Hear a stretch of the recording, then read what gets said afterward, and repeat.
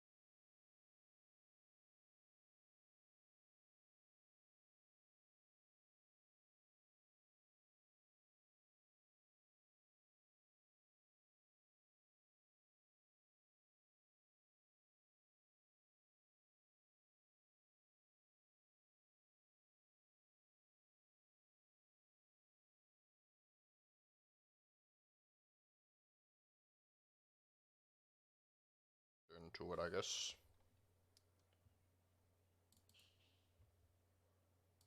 Good to go. Alright, so what do we have here?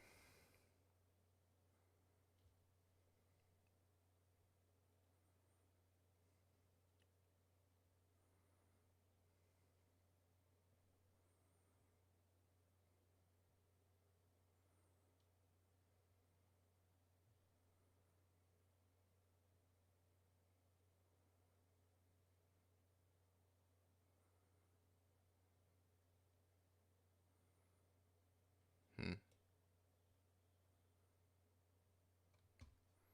forgot. What the heck?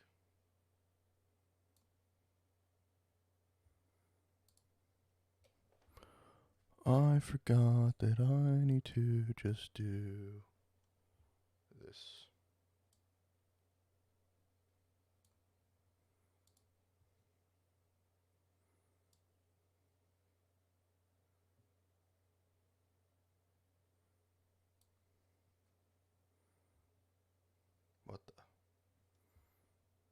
What the heck?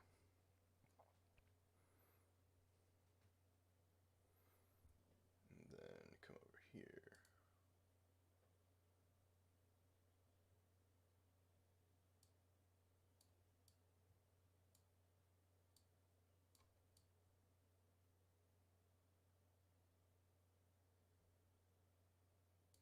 Boom.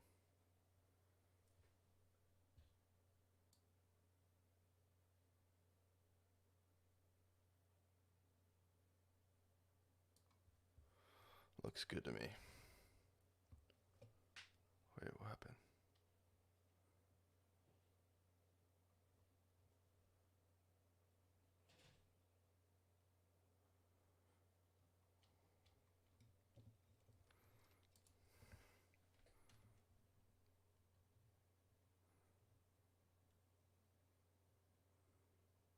I want to show you guys this.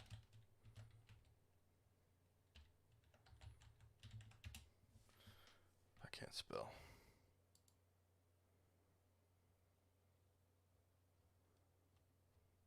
What? Oh. Spelled. Look at this. Look at this. Testing 1, 2, 3, 4. My gloves are gonna fart. Sorry about this, guys. Just so you guys know, I am also wearing gloves and a mask. I just want to show people your shoes. What's wrong with my shoes? So let me tell you why we're here and what we're doing today. We got approached by a company called Aventi. Aventi make an inexpensive tourbillon watch.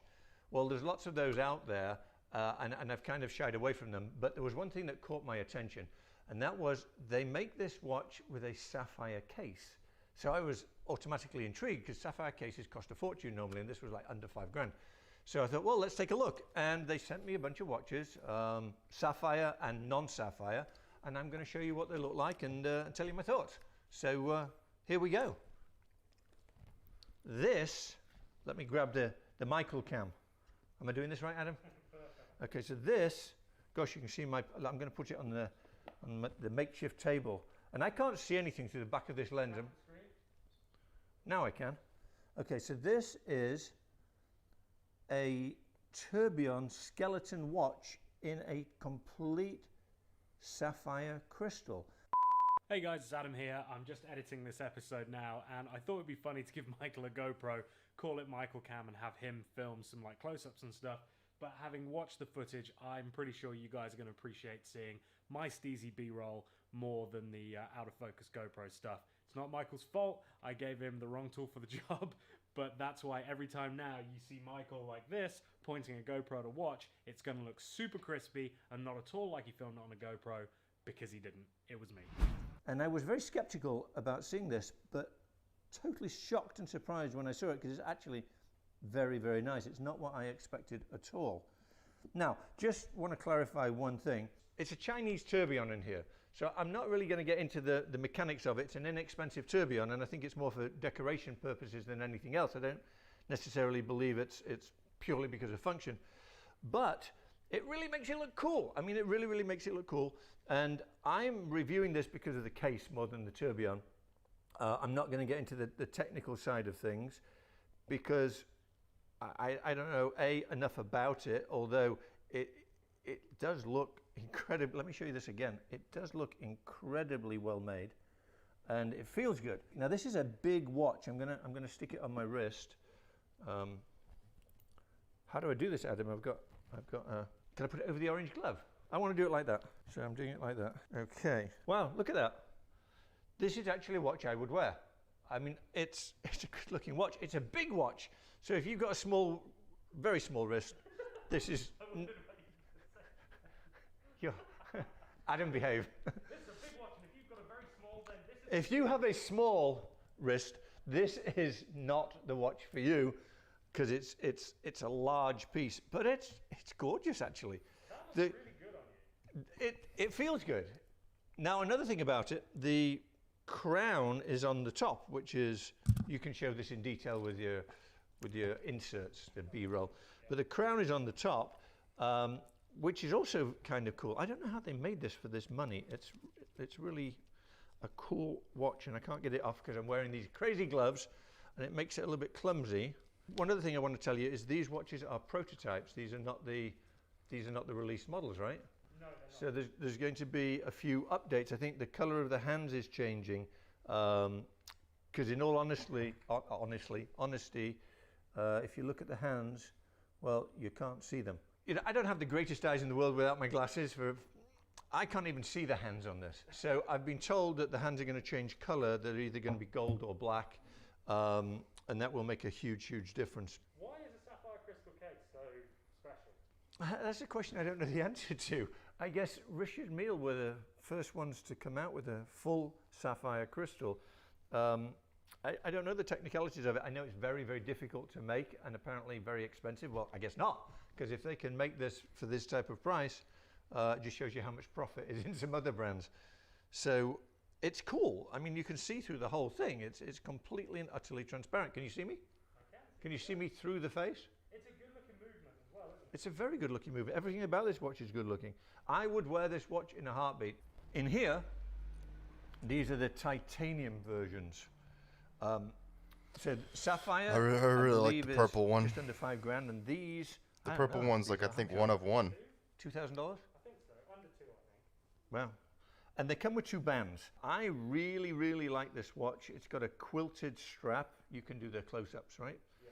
And it It's supposed also to be comes modeled with after a carbon fiber strap, supposed to be modeled which honestly I after don't like quite as supercars. much, but it's cool. That quilted one looks so good. Say, I would put the red buckle on the quilted strap. I think that would be the way to do it, but I'm sure easy to change. But look at that. And, you know, it's called a Venti, and I guess the reason it's called a Venti, Venti is an Italian word. You know what it stands for? Very fast. Is it fast? No. I think it's big. Very big. I have no idea what it stands for. Guys, look it up. I don't know what a Venti stands for. But a Venti from Aventador, perhaps? It looks like the back end of an Aventador. So this is very much supercar themed. I mean, I think the idea of it was, on top of that, the coating on top of the titanium is a, I can't pronounce it. What is it? Cerakote.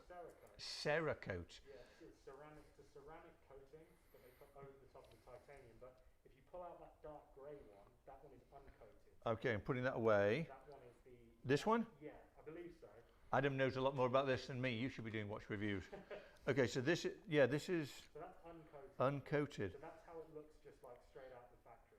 There's another cool feature about this. I'm not sure if you're aware of it, but round the edges, I'll show you on the red one because you can see it clearly. This white line is luminosa or something like that. Well, I don't know what it's called, but it's, Michael's professional watch review. I'm just giving you my opinion of it. I'm not qualified to do watch analysis. Okay, so it basically lights up in the dark. So I don't know if you're able to do this, Adam, but when you are editing this together, if you can shine a flashlight on this to charge it up a little bit, because all luminescent needs charge, and then shoot it, you'll be able to see that all of this stuff here lights up in the dark, which is pretty spectacular. I've seen it on a video, and it's pretty cool. Oh, that's So, super. yeah. So this one is the natural one. I believe so, yeah. I think this is natural as well, isn't it? It's No, just a one different. of them is silver, one of them is natural. So this has the Cerakote on it? I don't know, I can't see from here, but one of them, you have to look close. One of them is the standard titanium, the other one is is a silver or grey. Okay, so one of these has the coating, one doesn't, but either way they look great. And then there's this purple one, which is kind of sick. That's kind of a Michael watch, isn't that? Well, I told you the story behind that one, right? No. Didn't I? You might have done, but I might not have been paying attention. That one was specifically for you. What do you mean? Did I not tell you that? No. So when they very first reached out to me and kind of sent me through the stuff, they said, we've actually got one that we would like to gift to Michael. So this is for me? Yeah, that's for you. No kidding. Yeah. I nearly said no. But really? Yeah. Yeah, so that's Oh, what wow. I told you. I'm wearing purple today. There you go. So they said that was a one-off for you, but actually they liked it so much they're now going to start doing those. So I can keep it? That's good. Oh, wow. Thank you very much. I thought you knew that. I did not know that. There you go. Now I do. Very cool. I also want a sapphire one. Guys, if you're listening, I want a sapphire one. It's a high-end watch. It's a beautifully made watch. I'm actually kind of shocked. Very, very nicely done. Well, you'll see me wearing one because I really like it. And purple one's for me. That's cool. Do you need to spend 100 grand on a watch? Well, if you make $1 million a year, 100 grand will be 10% of your income. And gosh, when you put this on your wrist, it's going to feel really, really special. I mean, 10% of your income. Think about that for a second. Well, if you make $50,000, you're spending $5,000, which is the same 10%, and you're going to feel just as special wearing that on your wrist, because again, it's a huge investment. And guess what? It looks like 100 grand. So to me, unbelievably good value for money. Really is. And I would not say that if I did not believe it. I mean, Adam knows me, and for me to even look at a watch, I've turned so many watches away that people wanted me to review because I didn't think you guys should A, see it, and B, I wouldn't really be kind to it. If I was going to buy one of these and I only had, how much is this watch, Adam? I want to say they're a couple of grand. A couple of grand. So if I only had a couple of grand and I couldn't buy all the different colors, then I would go for a gray one or a silver one, only because it goes with anything. If you can afford to buy 2 or 3, it's brilliant, because you can have a red one, a purple one. I think I got that wrong. Purple, red, and I don't know what other colors they make, but that's what I would do. So I have a little bit of insider knowledge as well about the sapphire crystal. They told me that I'm not allowed to say exactly what. However, they are going to do different color sapphire crystals. Really? Uh-huh. So the only company I know that's doing that right now is Richard Mille. Uh-huh. They have a blue tint to the sapphire, and I think they have a red tint to the sapphire. And you say they're going to do that? I was told that I couldn't tell you what colors, even though I know, but You know and you can't tell me, or you can't tell everybody? I can't tell everybody. But you'll tell me after? We'll see. Okay. But yeah, they are coming out with different colors. Sure. Really? Blaze, you can send a cute link. Amazing. Well, I wish them all the luck in the world. I'll be a supporter. And hey guys, I hope you enjoyed this. Check them out on Indie who? I'll put the link in the description. Okay. So yeah, fun watch. Very, very inexpensive, and goes well with a supercar. I really like these watches. Anyway, most importantly, stay safe, stay distant. Don't let your friends around you. Adam's my best friend. He's a long way away and he's not allowed. Go away, go away, go away. Did you hear that, Peter Marco? I'm his best friend. Not you. Guys, we're in it to win it. Anything to say, Adam? No, you just said it. No? Hit the subscribe button. Oh, you want me to do Hit the bell. No, I did it. Hit the subscribe button, hit the bell. We're in it to win it. Go check these out. See ya. Oh, God. Dust. Promise.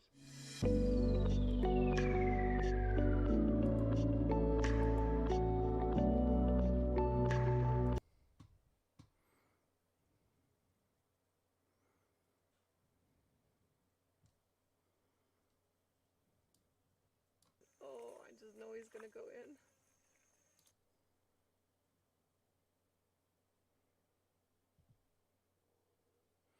Alright, we can show this. Oh, I knew he was gonna go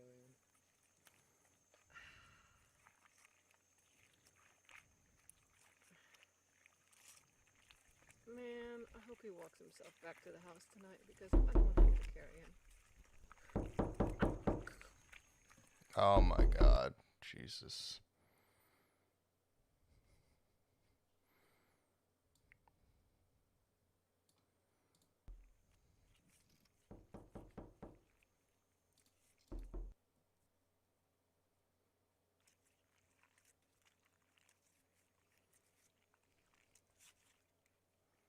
I think for a pangolin, life just doesn't get any better.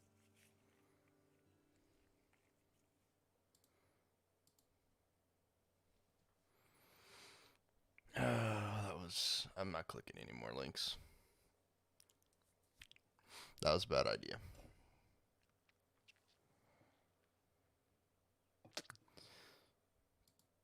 Bum, ba-dum, bum, bum.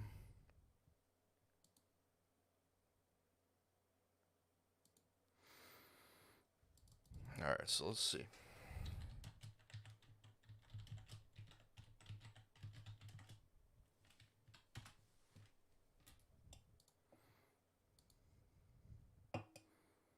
I'll watch this. Hello everyone. Today in this video, we are going to show you the top 10 most expensive production cars in the world.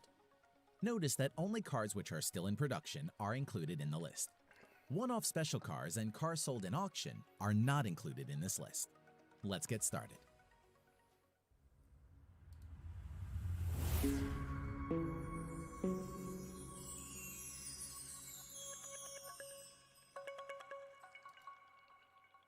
Number 10, SSC Tuatara.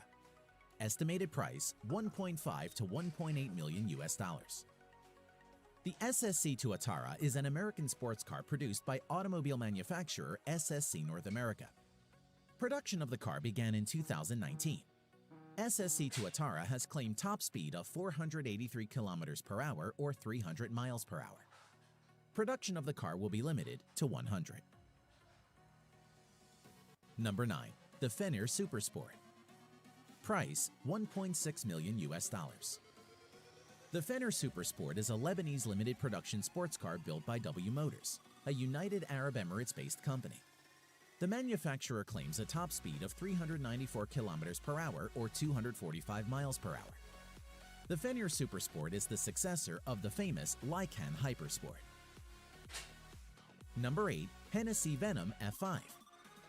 Price, 1.7 million US dollars. The Hennessy Venom F5 is an American high-performance sports car with a claimed top speed of 484 kilometers an hour, or 301 miles per hour. With the Venom F5, Hennessy intends to set a new benchmark in the world of high-performance cars.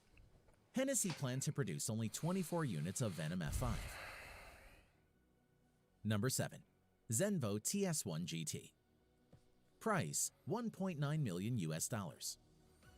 The Zenvo TS1 GT is a Danish limited production sports car manufactured by automobile manufacturer Zenvo. Production of TS1 GT began in the year 2016. Zenvo claims an electronically limited top speed of 375 kilometers per hour or 233 miles per hour. Number 6. Koenigsegg Regera. Price, 2.1 million US dollars. The Koenigsegg Regera is a limited production plug-in hybrid grand touring sports car manufactured by Swedish automotive manufacturer Koenigsegg. The Regera has a claimed electronically limited top speed of 410 kilometers per hour or 255 miles per hour. Koenigsegg only plans to produce 80 units of the car. Number 5. Koenigsegg Jesko. Price, 3 million US dollars. The Koenigsegg Jesko is a Swedish limited production mid-engine sports car produced by automobile manufacturer Koenigsegg. The name Jesko is a tribute to the company founder's father, Jesko von Koenigsegg. Production of the Jesko will be limited to 125 It's units. nuts. The car has a claimed top speed of 483 kilometers per hour or 300 miles per hour. Number 4. Aston Martin Valkyrie. Price, 3.2 million US dollars. The Aston Martin Valkyrie is a limited production hybrid sports car collaboratively built by British automobile manufacturer Aston Martin, Red Bull Racing, and several other manufacturers. Aston Martin Valkyrie is a track-oriented car entirely usable and enjoyable as a road car. The car's makers claim the title of fastest street legal car in the world. The car's production is limited to 150 units only. The Aston Martin Valkyrie claims a top speed of 402 km per hour or 250 miles per hour. Number 3, Bugatti Chiron Sport. Price $3.4 million US. The Bugatti Chiron Sport is a French mid-engine two-seater sports car developed by automobile manufacturer Bugatti Automobiles. The Chiron's top speed is electronically limited to 420 km per hour or 261 miles per hour for safety reasons, mainly arising from the tires. Number 2, Pagani Huayra Roadster BC. Price $3.5 million US. The Pagani Huayra Roadster BC is an Italian mid-engine sports car produced by sports car manufacturer Pagani. The Huayra has a top speed of about 383 km. These cars are going to look really cool on the new Gran Turismo.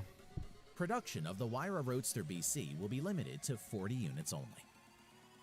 Number 1, Lamborghini Sian FKP37. Jesus. Price $3.6 million US. The Lamborghini Sian FKP37 is an Italian mid-engine hybrid. There's so much to look at on that car. Automobile manufacturer Lamborghini. Unveiled online on 3rd September Look at 2019, the lines on that. the Sian is the first hybrid production vehicle produced by Lamborghini. The car attains an electronically limited top speed of 350 km per hour or 217 miles per hour. Wow. Production of the Sian FKP37 will be limited to 63 units. Thanks for...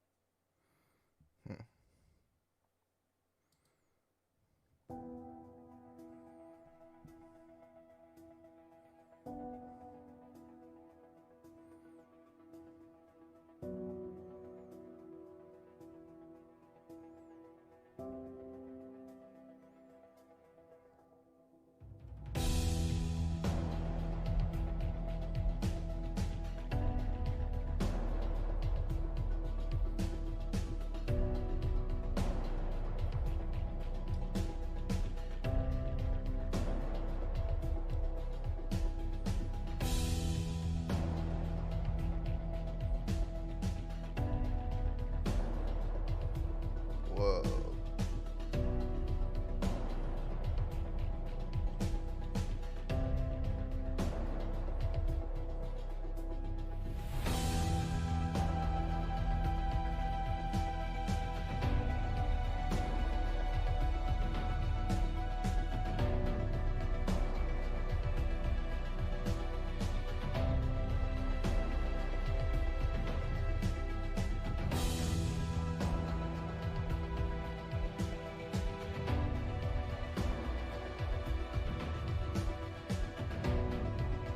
Whoa.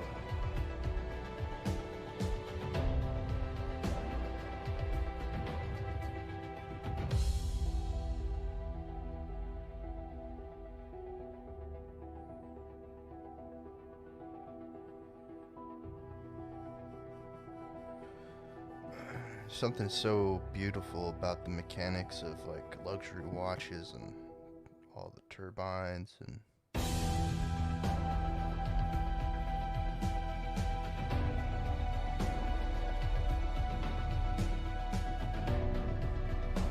oh wow.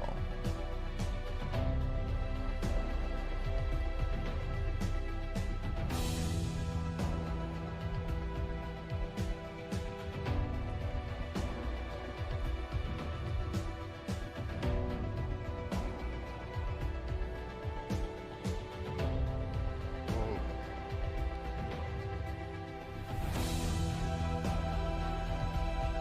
There's so much going on there, I didn't even get it. Oh, wow.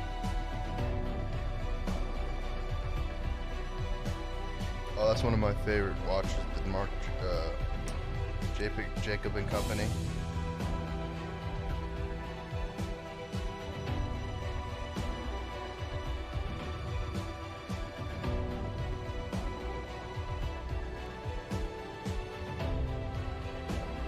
Oh, wow. What is that?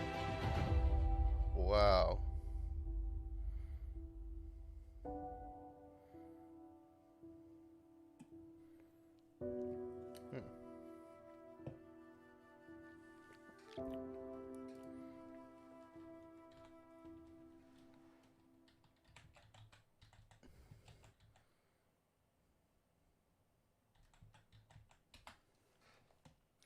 Wait, I gotta go back and see that again.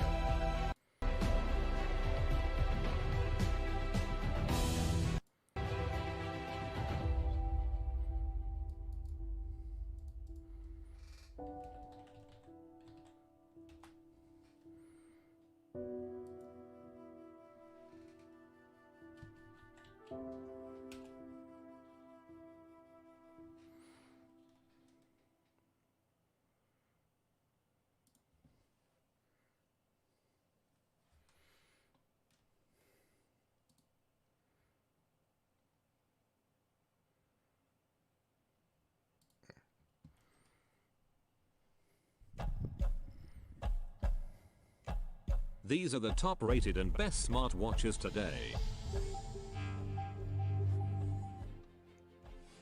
Huawei Watch 2 has continuous heart rate monitoring, integrated GPS and Android Pay, precise tracking of steps and distances, good battery life, and great fitness tracking features. The Huawei Watch 2 is a strong contender on the Android Wear 2.0, but it's hard to keep track of long-term fitness progress, and Wi-Fi can be improved.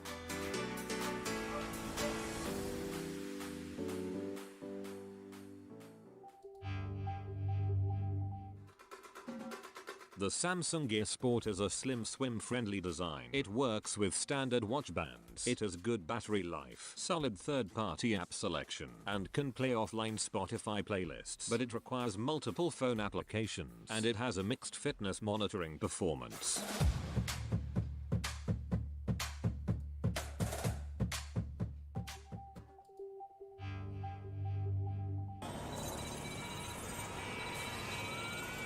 Samsung Galaxy Watch.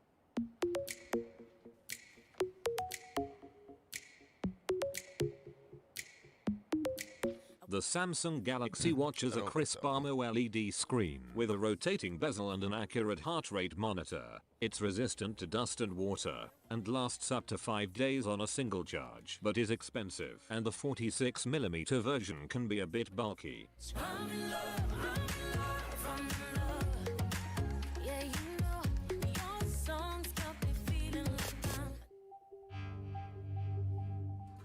Samsung Galaxy Watch Active, a watch with a light and elegant design, a smartwatch with many features for the price. The Galaxy Watch Active offers a wealth and fitness tracker features in a versatile and attractive design, but it's a bit thick. The bezel is fixed and has a shorter battery life than Galaxy Watch. This is the one.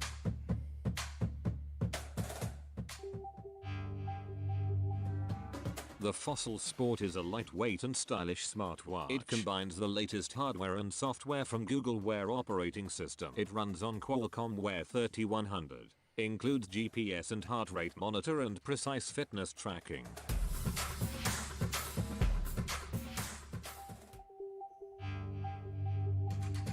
Fitbit Versalite, an affordable entry-level smartwatch that provides everything starters need to start monitoring their health and improving their fitness. It has many features for the price. It's an elegant and lightweight design with long battery life and easy to use, but there's no on-device music storage.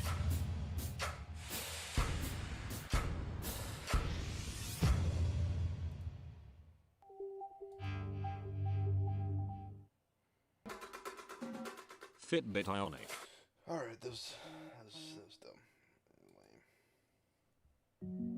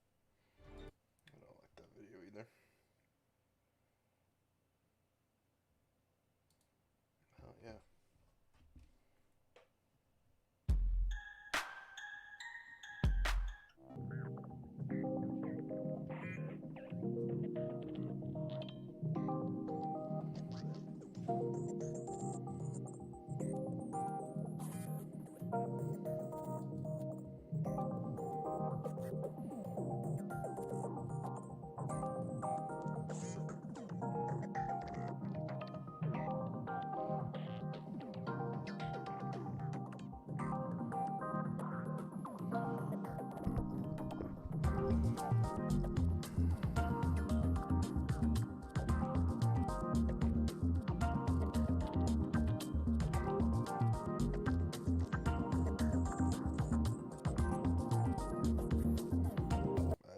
thought there was going to be some.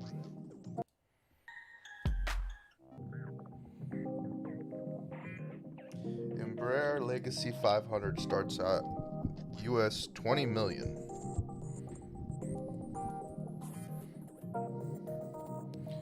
Showcasing nice leather seats, hardwood, lights running board up at the top,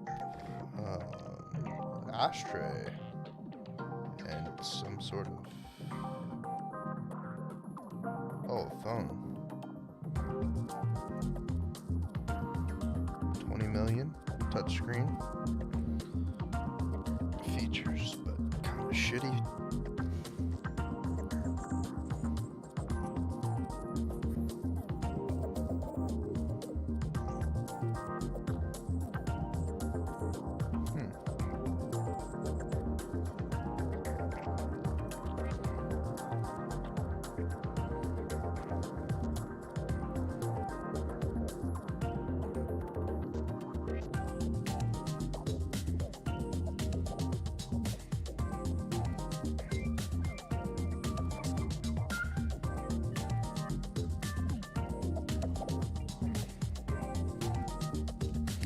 Cessna Citation Hemisphere, US 35 million.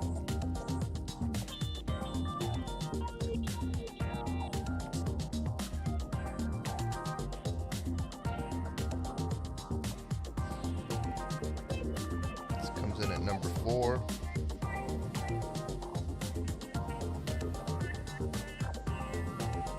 The Gulfstream G500, US 43.5 million.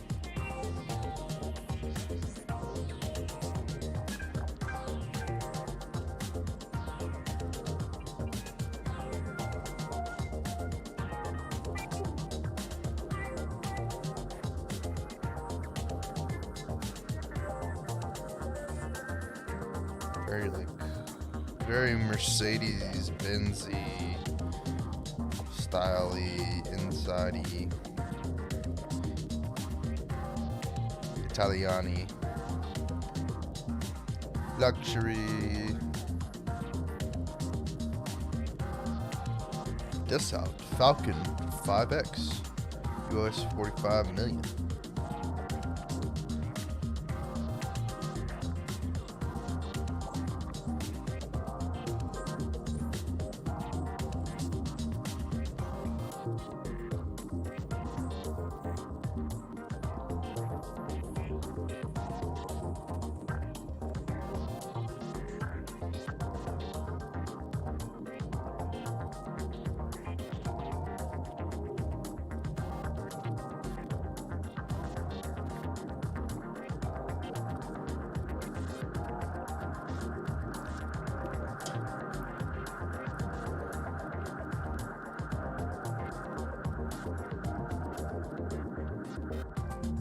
Bombardier Global 7000, 8000, US 73 million.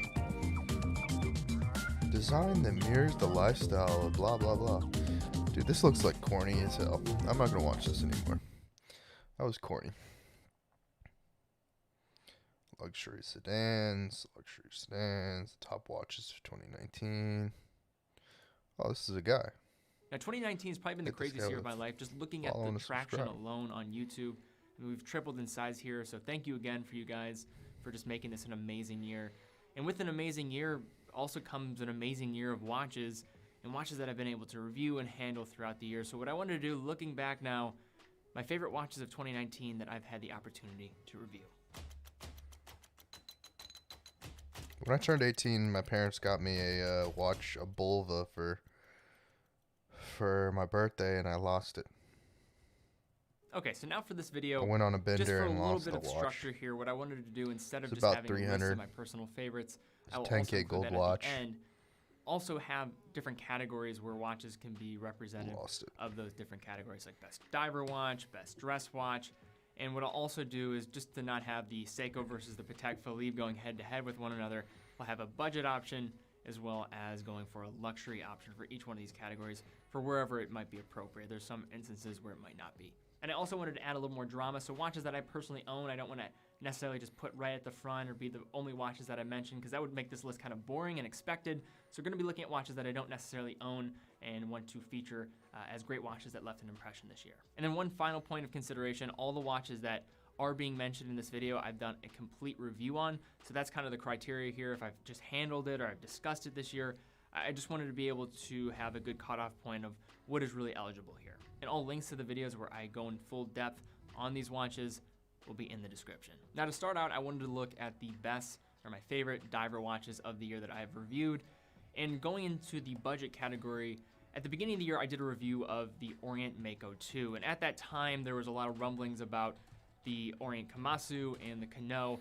And at that time, there wasn't really much clarification on what those watches were. Were they going to be the Mako 3 and the Ray 3, or were they the standalone pieces, which we then figured out that they were. But at that time, I kind of just made the claim that the Orient Mako 2 and you could say the Ray 2, I reviewed the Mako 2, was a very compelling offering with the rising prices in Seiko divers like the SKX, as well as the increased offering that we saw from Orient. I thought for around $100, and I think this still stays true today, this is a very compelling offer. You're looking at a 41.5mm case, 47mm lug to lug, so very wearable. I think it has a clean design. I think if they combine the indices of the Ray 2 with the hands of the Mako 2, that'd be, I think, the perfect $100 diver watch that you could really find. And I think everything that I said about it at the beginning of the year still remains, and maybe is even more true now, considering just a lot of the trends that we were seeing with the increased prices continuing going up for Seiko, and just the value of a lot of those watches and the affordable watches that commonly are mentioned in this kind of affordable price tier for divers have just continued to go up. I think it's just allowed the Mako 2 to continue to be a very viable option in the affordable range for around $100. So I think for best budget diver watch, that is a watch that I think still stays true. And that was one of the first reviews, maybe the first review that I did all year. Moving into the luxury category, I wanted to look at a watch that I think I've made some pretty bold claims about, just liking a lot, and one that I think is just very underappreciated as a result of the other watch that it's commonly paired with. It was brought into the world at the same time as the Tudor Black Bay, and the watch we're talking about is the Tudor Pelagos, a watch that I made the claim that it's my favorite offering from Tudor's current catalog. As to me, I love the titanium case. I love just how the watch just really embodies the brand ethos of creating tool-centric, military-issued dive watches. I mean, that's really part of what Tudor's heritage is, and I think it really does resemble it. It's not perfect, and I think part of why it's not perfect is, of course, the case sizing and just the limited options that are available, but it's a watch I'm strongly considering for my next purchase. I love the ETA version for just being a little bit thinner, but we'll see. I'm kind of just holding out for 2020 Baselworld just to see what will happen. I think if we see another case variant available, the Tudor Pelagos might be catapulted into a range or an area where it's strongly considered along with the Black Bay. But from Tudor's point of view, they've just put so much of the resources behind the Black Bay and offering so many different variants that I do think there's so much room to play with the Pelagos, and that's why I find it so compelling. That's why I'm so drawn to it. So our next category of watches here are pilot, aviation / travel watches, as I think that's a good category to summarize this. And for the budget tier, I wanted to look at Laco and Stova. I think Laco and Stova both represent kind of good history in this Flieger style watch. I've done an entire in-depth review of the just history behind Flieger watches, particularly Laco and Stova as being two primary pillars in that. So I can link to that video down below.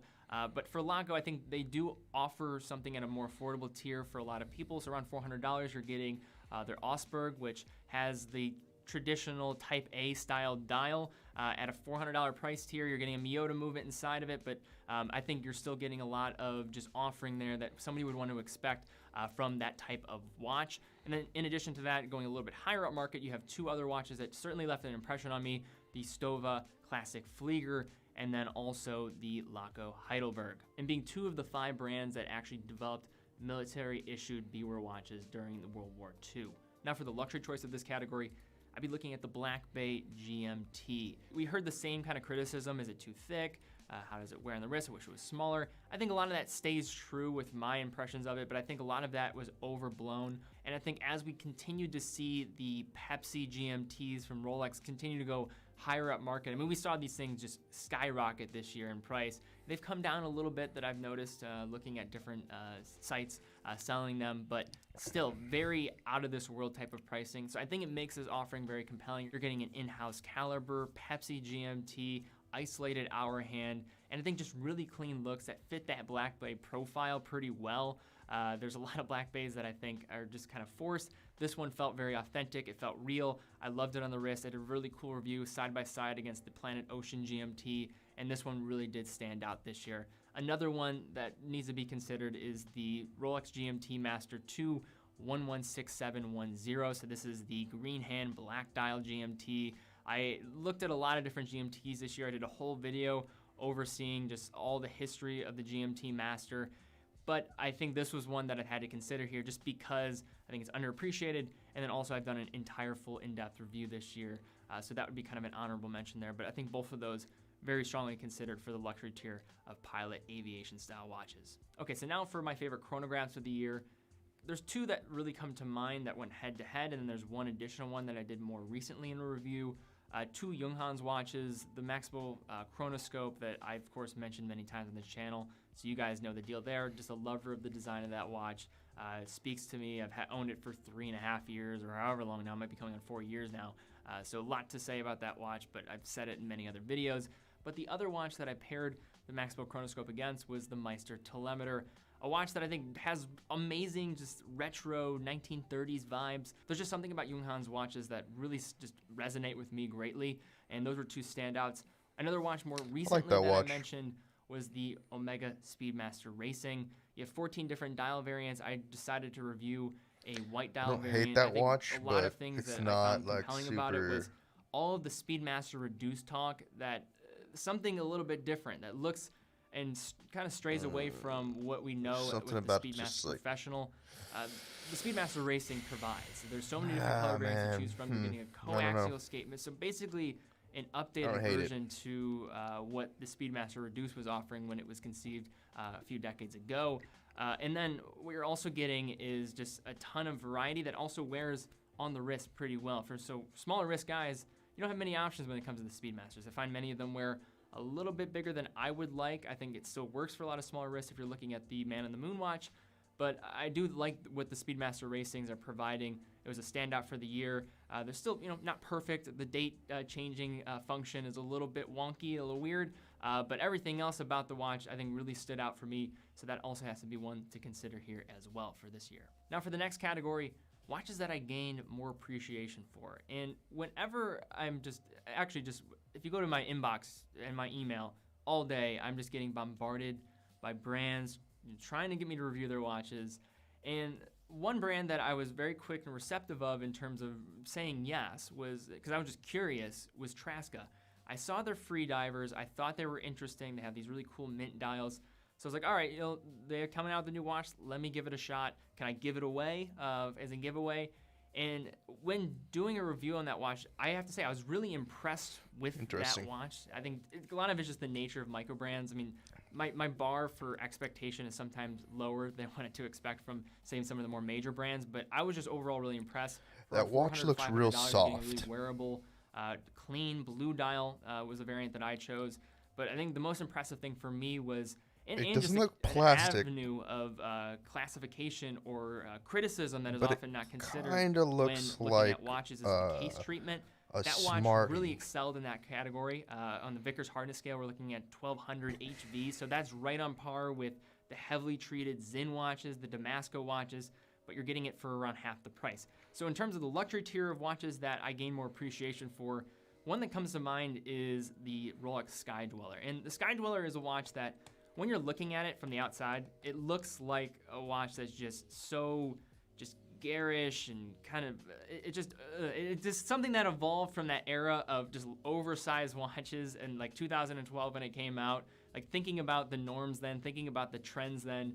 you just think of it as like a big watch that is just there for someone that wants to dirty, flex. homie. But when looking at the watch closer, and I think it's a watch that I think everybody should do their due diligence on before coming to a judgment on dirty, it. Homie. It's just a really actually interesting watch, and probably one of the more complicated watches next to the Yachtmaster 2 that Rolex makes, with perhaps one of the coolest uses of a bezel I have seen on a watch. So it's an annual calendar, and the bezel is directly able to engage the movement. So you're looking at a 9000 series movement within these watches. That it's pretty spectacular how you're able to just changing and twisting that bezel, engage the movement and adjust to different parts of the annual calendar display. And despite from its looks looking very just kind of ostentatious and just in your face, it's very much more than that. I would love to see just smaller variants. I don't know how that would necessarily work with the I ain't gonna let calendar the people ring twist on the me from inside, dirty, with homie. just the proportions of the dial, but a really interesting watch, and I think one that I definitely gained some more appreciation for after spending some considerable time with it. Now the next category is watches that either underwhelmed me or didn't really speak to me. And one that came to mind is a watch that I reviewed it pretty straight up. I liked the watch in terms of just its relative offering, what it was able to provide for the brand, paving the way for new in-house calibers, having an open case back for which this brand is ain't gonna let unique. the people twist me from And dirty, that's the Tudor homie. North Flag. There's really, in terms of anything critical that I could make other I than really just like that personal watch. observations and what I think of the watch, I can't really criticize it any more than the fact that I think it's not a very good looking watch, and it's not something that I would personally wear. Out of all the other Tudor watches that I have reviewed on the channel, I've reviewed pretty much most of the main offering of Tudor. This is the one that just kind of left me just feeling pretty flat. Again, not a bad watch, but just didn't do anything for me leaving away. I was not compelled for a second to make that watch my own, but I think for the right person, it's certainly a good option. It's a tool watch. That's what it is, and I think it does have roots within Tudor's brand, and again, paved the way for a lot of just new discoveries and new, probably this new perception that we have of Tudor probably would not be there if it wasn't for the North Flag and what it was able to bring forth for the brand. The other watch that I think it was more just underwhelming, and I think it's so much associated with the hype of the brand and so much associated with just the Calatrava line in general. But why I think the Calatrava 5119J underwhelmed me a bit was just the competition in the price tier. I reviewed a ton of different watches, handled a ton of different watches this year, and that entry-level, high horology, luxury dress watch tier, it's very competitive, and I think despite loving the design, loving just that hobnail bezel, it's classic, it's forever, there's something so timeless about it, but I couldn't help but think, is this really worth the money? The entire time I was reviewing it, you're getting a decades-old movement. I mean, in this $12,000 to $20,000 range, there's just a lot of competitive watches in that tier. I mean, you're looking at the Vacheron Patrimonies of the world. You're looking at the Longa Saxonias and so many of the different watches available within that range. And I think you can also just look at the JLCs of the world for half the price, or the Glasuto Originals for half the price, which, in my mind, kind of almost even beat out the Patek Philippe if you just take off the actual name on the dial. Provide a lot more in terms of their complexity, more updated spec, as well as giving you more value for money. So I think for me, it was a little bit underwhelming. I like the watch, but I think more of what that was just a thinking about the whole of the industry and what's available at that price tier. Okay, so for the next category, we're looking at favorite giveaway watch of the year. And I've given away dozens of watches this year. I gave away 3 watches last month, and one of the watches that were given away last month was the watch that I think left the greatest impression on me in terms of just the best giveaway watch, and that was the Zodiac Super Seawolf 53 Compression Blackout Edition that I just reviewed, so link down below.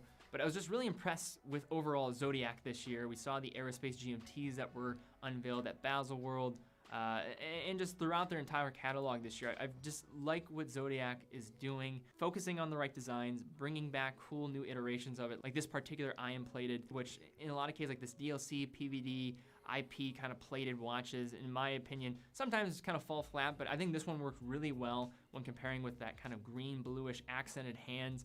It wasn't overdone, but it was just a nice pop of color on a really just black surface of course, the dial, but also the watch itself. And I think Zodiac as a whole, part of the reason why I think it left such an impression, I was excited to be able to review one of their watches. There's a lot of history in the Seawolf line, and I think it's probably one of the most underappreciated dive watches in its legacy ever, being introduced in 1953 right alongside the Blancpain 50 Fathoms, as well as the Rolex Submariner. Now for the next category, best dress watch. And looking at dress watches this year, I really just covered luxury dress watches. So looking at two of my favorites here, when I was originally coming into this year and when I was looking at a couple reviews, I mean, JLC is one of my favorite brands in general. I was a big fan of the Master Ultra Thin Moon, and handling it in person, none of those thoughts faded whatsoever. Doing a review of it after weeks of wear, nothing faded in my opinion of that watch. But one watch that I reviewed that elevated this year was a really fun watch.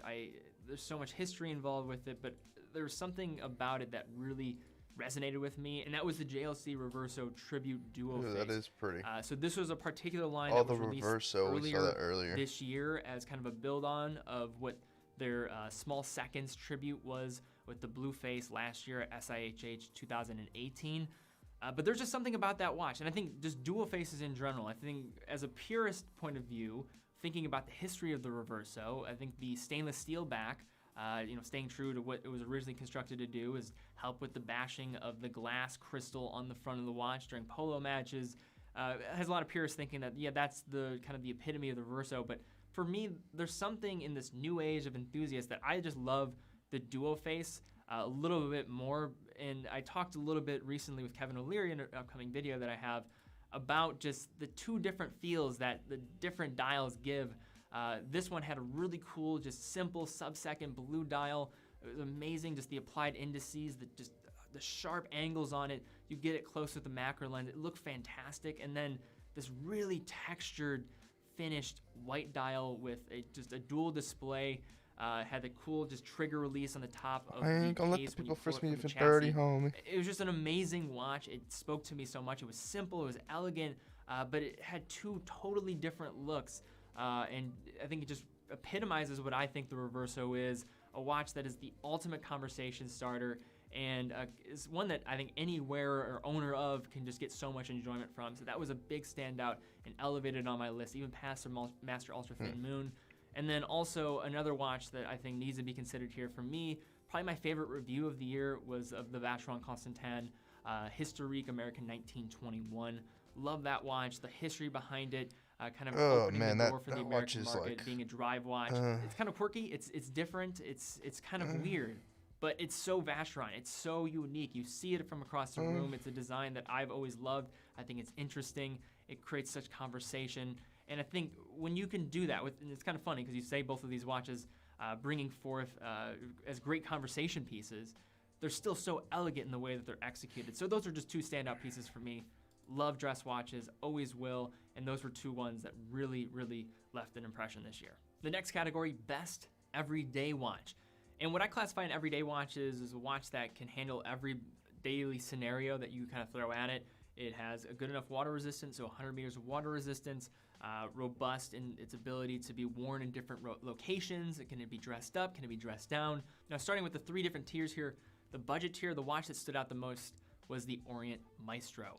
We hear about the Orient Bambino, we hear about the Orient Diver watches, but this was a watch that I think walked that fine line between the two. 100 meters of water resistance, you're getting an in-house caliber for around 150, 170 bucks, a few different dial options to choose from. And another thing that I found was really compelling with this, along with it being just an everyday piece, it looks clean, it's simple, but I think what I get asked all the time are what are some viable alternatives to the fashion watches of the world that always are bombarding our social media feeds, people that maybe aren't into watches. Just what's a good kind of first jumping off point for them to jump into this hobby and getting a mechanical watch? A lot of the Seiko 5s, and you can say Seiko 5 is a great alternative, but it doesn't provide the same level of like design and style that I think like a Daniel Wellington does. I think this watch, the Orient Maestro, does that. Plus you're getting an in-house caliber, 100 meters of water resistance again, and a really just viable price tier for a watch with a clean look. I think it was a watch that was a no-brainer for me. And I think for a lot of people, it might be a more viable option than the Orient Bambino. I think the Orient Bambino has a little bit more substance to it. It's got more personality. It's got more of an offering associated with it. But Orient Maestro, a great watch that I think should be considered more frequently in that affordable tier. Going to kind of the next, tier here at around $1,000 for an everyday watch, I think it's easy for me. The Zen 556. Love these watches. I did the Zen 556i and then the IB, so the IB with the blue dial and the traditional I with that black glossy dial. I'm pretty split on which one I liked a little bit more. After getting to wear them for around a month each, kind of going back and forth, I think the traditional glossy black dial with the Zen 556i was just my choice for being a compelling watch. You're getting top grade, chronometer grade movements. Zen, very meticulous with their testing, very wearable, case size as well, around 38 millimeters. Of course, a well across the wrist with its lug to lug around 45 millimeters. Also, you're getting some pretty incredible bracelets on them. They're versatile as hell, and I think, again, are just great options for $1,000 for an everyday watch for pretty much taking on every scenario. And then just to throw in one more just watch that I think can fit this mold, I put it up against the Rolex Datejust as a nice comparison video as two of my favorite watches, but I wanted to highlight it because it really was a standout winner for me. The Omega Globemaster.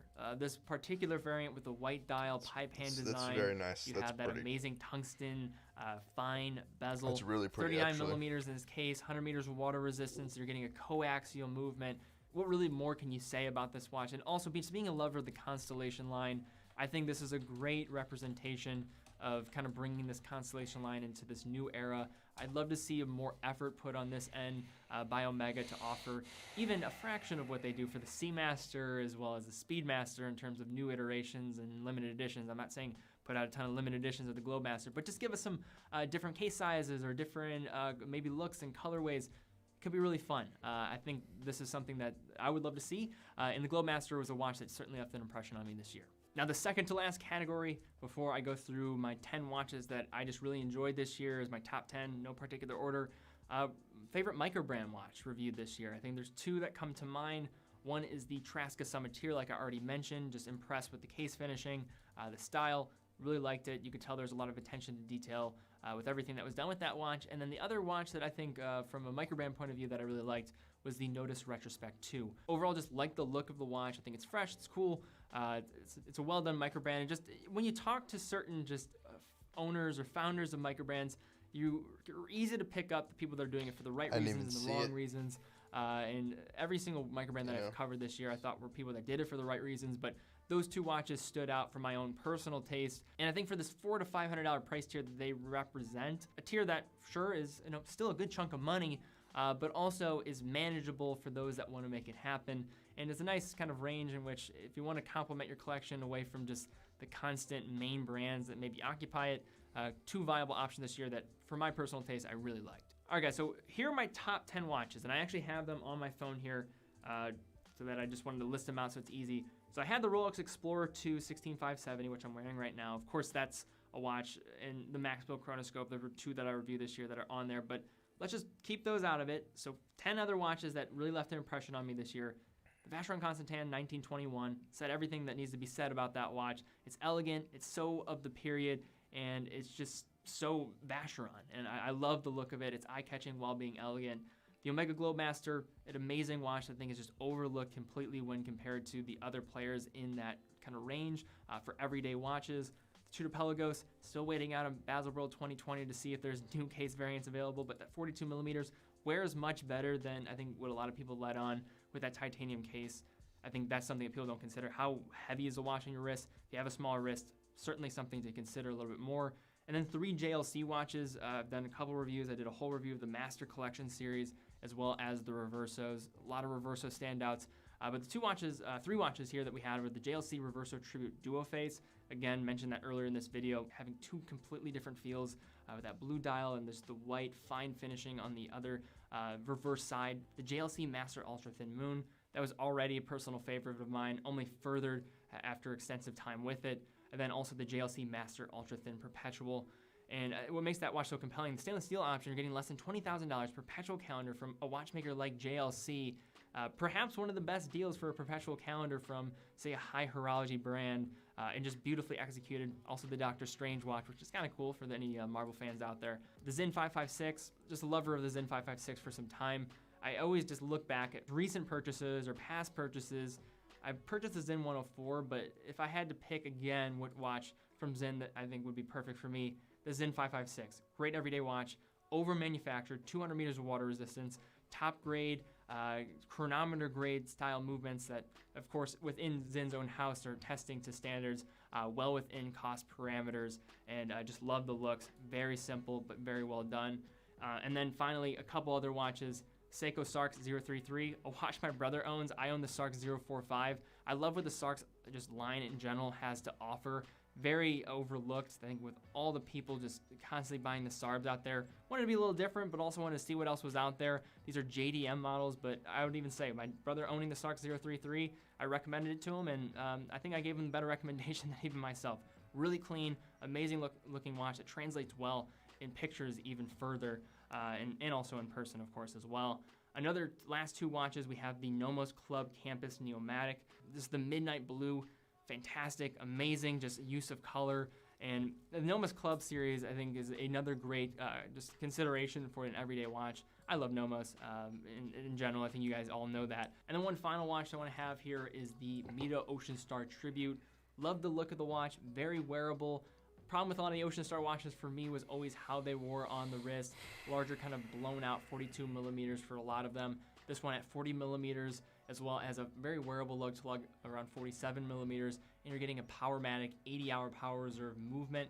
A lot to like about this watch, love the look, and it was a fun review to do. I went to Spain to review that watch during like a Red Bull cliff diving event, and ultimately one of my favorite watches that I reviewed this year. Well, all right, guys, those are my watches that left an impression on me this year, my favorite watches of 2019 that I reviewed. I'd love to see just in the comments below your top 5 watches that you either purchased this year, watches that maybe you went into a boutique and tried on, or just experienced some way this year in the comments. Love to see that. And also to anybody that just made this year possible, 2019 has been such an amazing year, and one that I'll remember forever. And for anybody that's been a viewer, a subscriber, or anybody that just crossed paths with me along the way, I just want to say thank you for making this possible. I get to do something that I love every single day, and you guys make that possible. So thanks again. I really do appreciate it. If you guys are new here and you like this video, be sure to give it a thumbs up, subscribe, hit the bell icon. Also, if you're in the market for a new watch strap, no better place than Bob's Watches and TeddyBaldassar.com. So head down in the links in the description. A great way to support the show as well. So guys, thank you again so much for watching. Be well, and I will see you all very soon.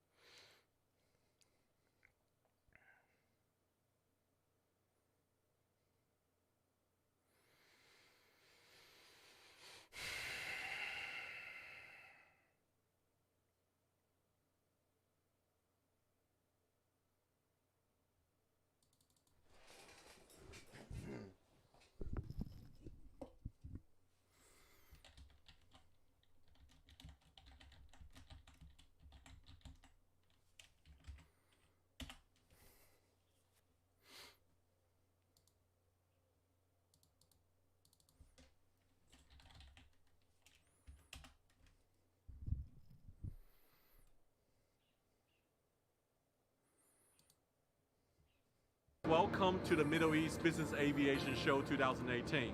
This is the biggest business jet display behind. Now I'm going to present you all of these beautiful luxury business jets and see which one you like, and perhaps you want to buy one.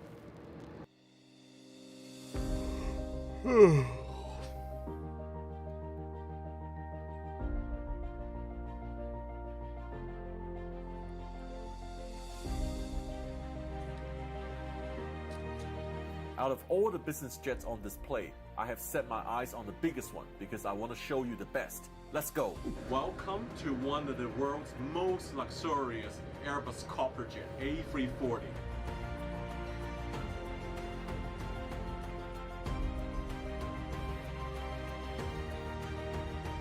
Follow me, I'm going to show you how crazy this plane is.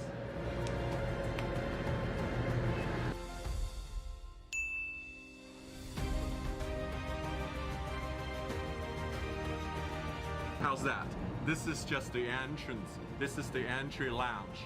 Look at how beautiful, beautiful the finishing, the decoration, the completion, the design.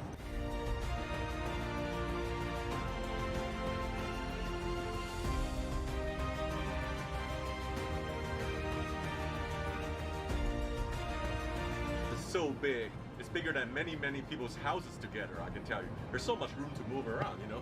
You got so much seat to choose with. Can bring so many people together to fly to enjoy this. This is incredible.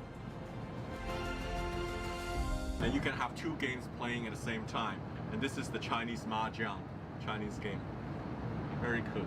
Well, you know, I can't play this game. I need 4 people to come and play the Chinese Mahjong because it's 4 dimension, 4 people to play together this game. Amazing. Or have a glass of whiskey at the same time and playing chess.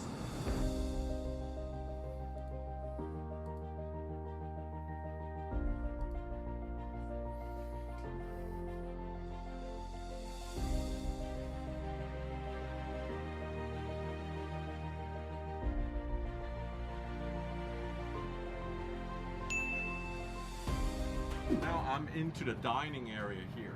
Look at this dining area. You know, this is a bigger dining area than many of the hotel restaurants I have seen. And then think about this is a flying restaurant. This is a very fine dining flying restaurant. About 12 people can dine together. Look at the beautiful dining ware here. Show you. Beautiful, beautiful dining ware. Beautiful dining ware coming from Versace. Oh, baby. Versace, Versace, Versace. Medusa head on me like I'm Illuminati. The sign is terrific. You know, you can even move. Like, you don't get this. I ain't gonna let the people frisk me from dirty, homie. And move around. This is what I like. Incredible stuff. I need to find 11 more diners to join us. Who want to join us now? This airplane is a private airplane, and this is displayed here from the owner of Citadel Completions. And this is a company who does completions of interior. And this A340-500 belongs to them, and they're based in Louisiana. I don't have to say anymore because, you know, seeing is believing.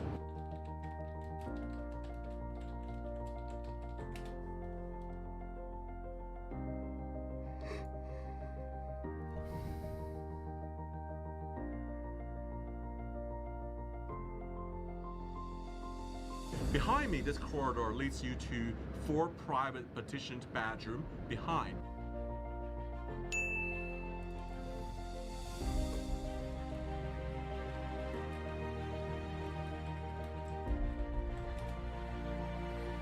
The plane was about to depart out of the show, and the bedroom was being prepared. I was only able to have a very quick look here, but I was really grateful of this rare opportunity of the company allowing me to make a video to share with you the crazy luxury interior in this privately owned plane, so we can have a glimpse of how the crazy rich travels.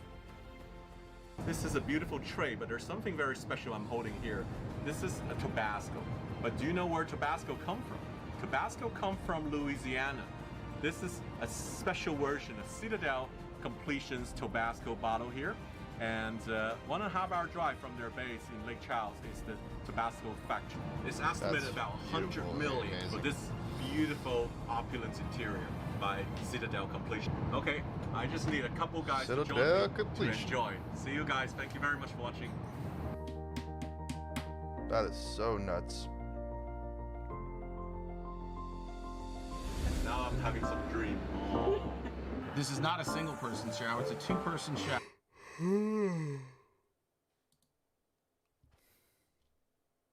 I'm already following this guy. Oh, that's because this is the same guy. I ain't gonna let the Good morning, guys, from Dubai Air Show. Today, I'm gonna show you something amazing. Oh, dude, the plane behind me, as you can see, is the world's only privately owned BBJ Dreamliner. It is a Boeing 787, a private Boeing 787 Dreamliner.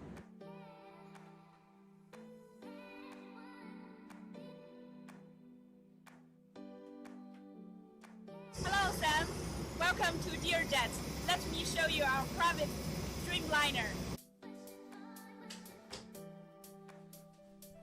If I need to hear some music, I gotta put it in my ears. I'll let the people frisk me from dirty, homie. Good morning. Morning. Welcome aboard Dearjet private Dreamliner. Wow, private Hi, Dreamliner. Mr. Sam.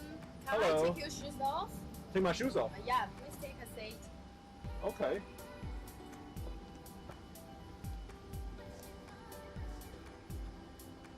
Oh, I'm changing into a slipper. Alrighty. Hi, Mr. you are the VIP guest today, so can I show you the inside of the Dreamliner? Let's go. Just follow me.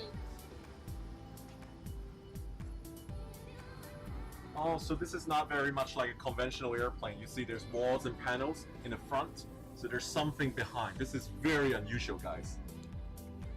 Oh my god. Oh my god, where I am in a hotel lobby? This is amazing. Can you tell me, am I on a plane? You are on the plane. I am on the plane. Okay, I'll follow you for the tour. Sorry, please. Because I'm a bit lost. I'm walking into a wall of panels, but showing you, oh my gosh, there's layers on this wall. Okay, further exploring. Good morning, girls. Good morning. Welcome aboard our private Dreamliner, Mr. Sam. Thank you very much. I'm very curious. Let's show you the way. Thank you. Wow, look at this. This is a flying palace, guys. Unbelievable. The only private Dreamliner in the world. Hello. Hello, Mr. Sam. Welcome to Dear Jets.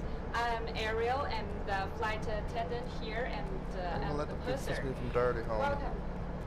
This is our main lounge here, and we can have up to 16 passengers here to dining or enjoying themselves here. I can fully enjoy myself here too. I'm gonna show you guys, look at the sofa here. It's actually like, oh my gosh, the sofa can open. It can be oh my god, I'm so surprised. When we put them together, they can be a very comfortable bed. I can see cuddle time for the TV. Okay, I'm gonna show you guys the TV right behind here.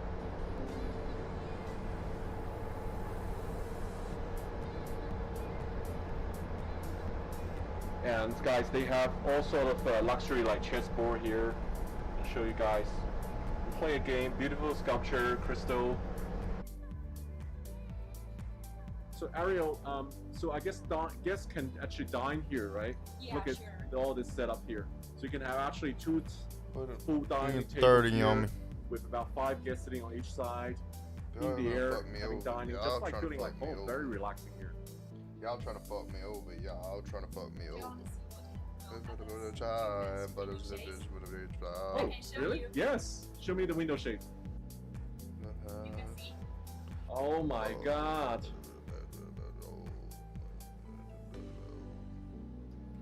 This is unbelievable.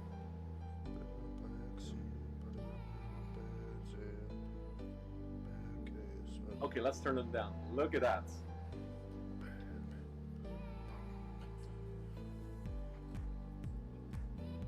Totally dark. I know. I love this plane. Okay, Mr. Sam, let me show you our private bedroom for our VIP guests, just like you. Oh, like me? No, Yeah, I'm an average this potato. way, please. All right, let's go.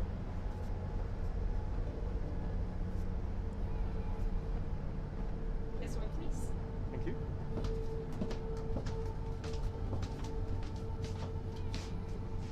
Oh, it's behind this door. Yeah, That's amazing.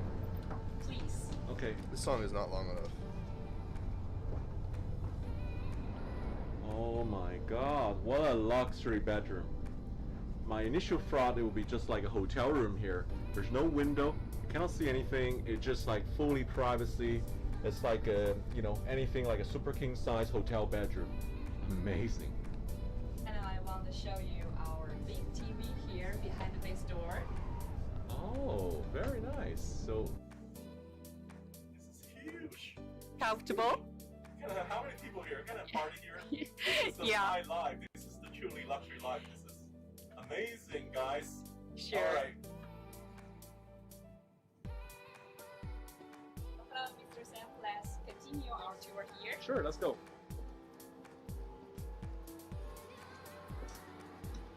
In this area, we also have 18 full flat seats here for our guests. Okay, great.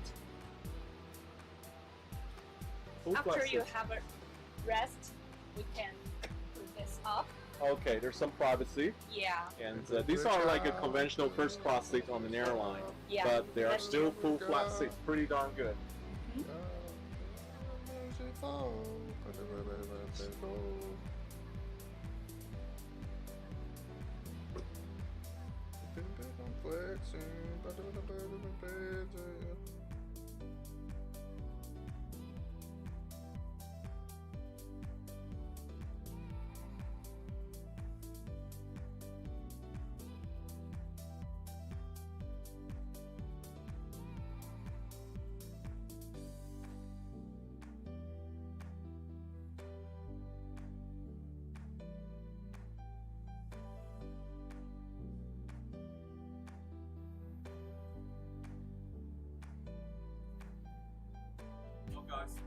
This is the high life on the private Dreamliner. The only one private Dreamliner in the sky belongs to Learjet. It's open for charter, and this is fantastic. Hi. Thank you for flying with us. It's a pleasure. Thank you. See you. Bye. Bye.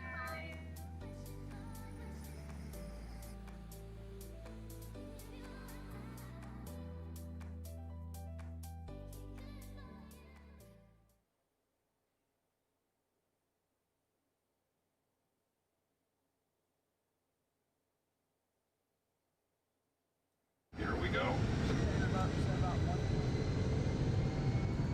I didn't even watch that video. It just wasn't even impressing.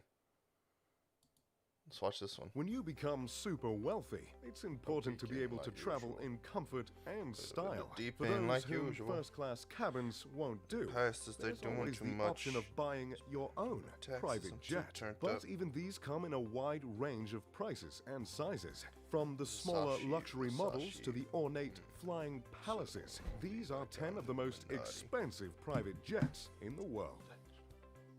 Number 10, the Gulfstream G500. $44 million. The Gulfstream G500 is the company's newest design, with the first only being delivered to a customer in September of 2018. The 91-foot, 2-inch long jet has a wingspan of 87 feet and an inch, a cruising speed of around 448 miles per hour, and in its delivery spec, there's room for 10 people to sleep. The interior is incredibly luxurious and includes 27-inch wide seats, ample headroom to walk around, height-adjustable conference tables, and plenty of storage room. With a price tag of $44 million, the cabin can be customized to your requirements, such as the choice of whether the galley is in the front or the back. And it comes with high-speed internet access that's said to be 30 times faster than other planes in its class. As with all private jets, the running cost can significantly increase the total overall price, but the G500 has been designed to be as economical as possible. The total annual budget, which includes flying for 400 hours, is approximately $2.4 million, which averages to the cost of $13.22 per mile. Number 9, the Embraer Lineage 1000E. Based on the Embraer Lineage 190 regional jetliner, the Brazilian company describes the 1000E as an ultra-large business jet with a spacious interior, big enough to easily accommodate 19 people. It's just shy of 119 feet long, with a wingspan of 94 feet and 3 inches, and has a range of 5,294 miles at a cruising speed of 543 miles per hour. The interior cabin is split into 5 sections, which includes a walk-in cargo area to the rear, a master bedroom, a bathroom with a walk-in shower, an entertainment lounge, and a dining area. And if you happen to have change from the $53 million asking price, well, there's plenty of further optional extras that can be fitted. Embraer's design chief, Jay Beaver, has overseen lavish redesigns of interiors that are built to customers' requirements, including the Kyoto airship along with skylights, and the Hollywood airship, which imbues the style and luxury of 1930s Tinseltown. Number 8, the Gulfstream G650ER, $71.5 million. The $71.5 million G650ER is Gulfstream's flagship product, and as you would expect for the model held in such high regard by the company, it's one of the best you can buy that's specifically designed as a private jet. It's an extended range version of the G650 and can travel a distance of 8,600 miles at a cruising speed of 560 miles per hour. It's 99 feet 9 inches long and 99 feet 7 inches wide, and has a 2,138 cubic foot cabin that can be configured for between 11 to 18 passengers. The interior is decorated with rich leather, fine wood veneers, and handcrafted stonework. It includes, as standard, audio and high-definition TV equipment, a convection oven, a series of 26-inch widescreen televisions, and it comes fully equipped with dinnerware and cutlery, so you'll be ready to entertain.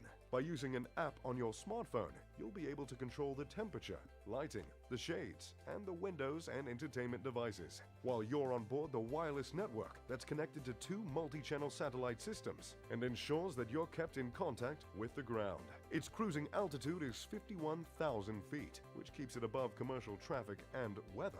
But the cabin is pressurized to around 4,000 feet, so you'll hardly feel like you've flown it all. Number 7. The Bombardier Global 7500. $73 million. The Bombardier Global 7500 is, according to the company, the world's largest and longest-range business jet, with a range of 8,800 miles. This gives the ability to make a non-stop flight between New York and Australia in ultimate comfort, with 4 customizable living spaces, as well as an additional crew resting area. Bombardier offers a range of options when it comes to the setup of the interior, with choices Oh shit, of a dude, master suite or tripping. private jets. Should have The watched running this. cost can significantly Better run it back. newest design, with the first only being delivered to a customer in September of 2018. The 91-foot, 2-inch long jet has a wingspan of 87 feet and an inch, What was a this one cruising again? speed of around 448 miles per hour. Gulfstream and in its delivery G500, spec, there's room for 10 44 people million. to sleep. The interior is incredibly luxurious and includes I'm over here looking at 27-inch wide seats, desk ample chairs. headroom to walk around, height adjustable and plenty of storage room. With a price tag of $44 million, Sorry. the cabin can be customized to your requirements, such as the choice of whether the galley is in the front or the back. And it comes with high-speed internet access that's said to be 30 times faster than other planes in its class. As with all private jets, the running cost can significantly increase the total overall price, but the G500 has been designed to be as economical as possible. The total annual budget, which includes flying for 400 hours, is approximately $2.4 million, which averages to the cost of $13.22 per mile. Number 9. The Embraer Lineage 1000E.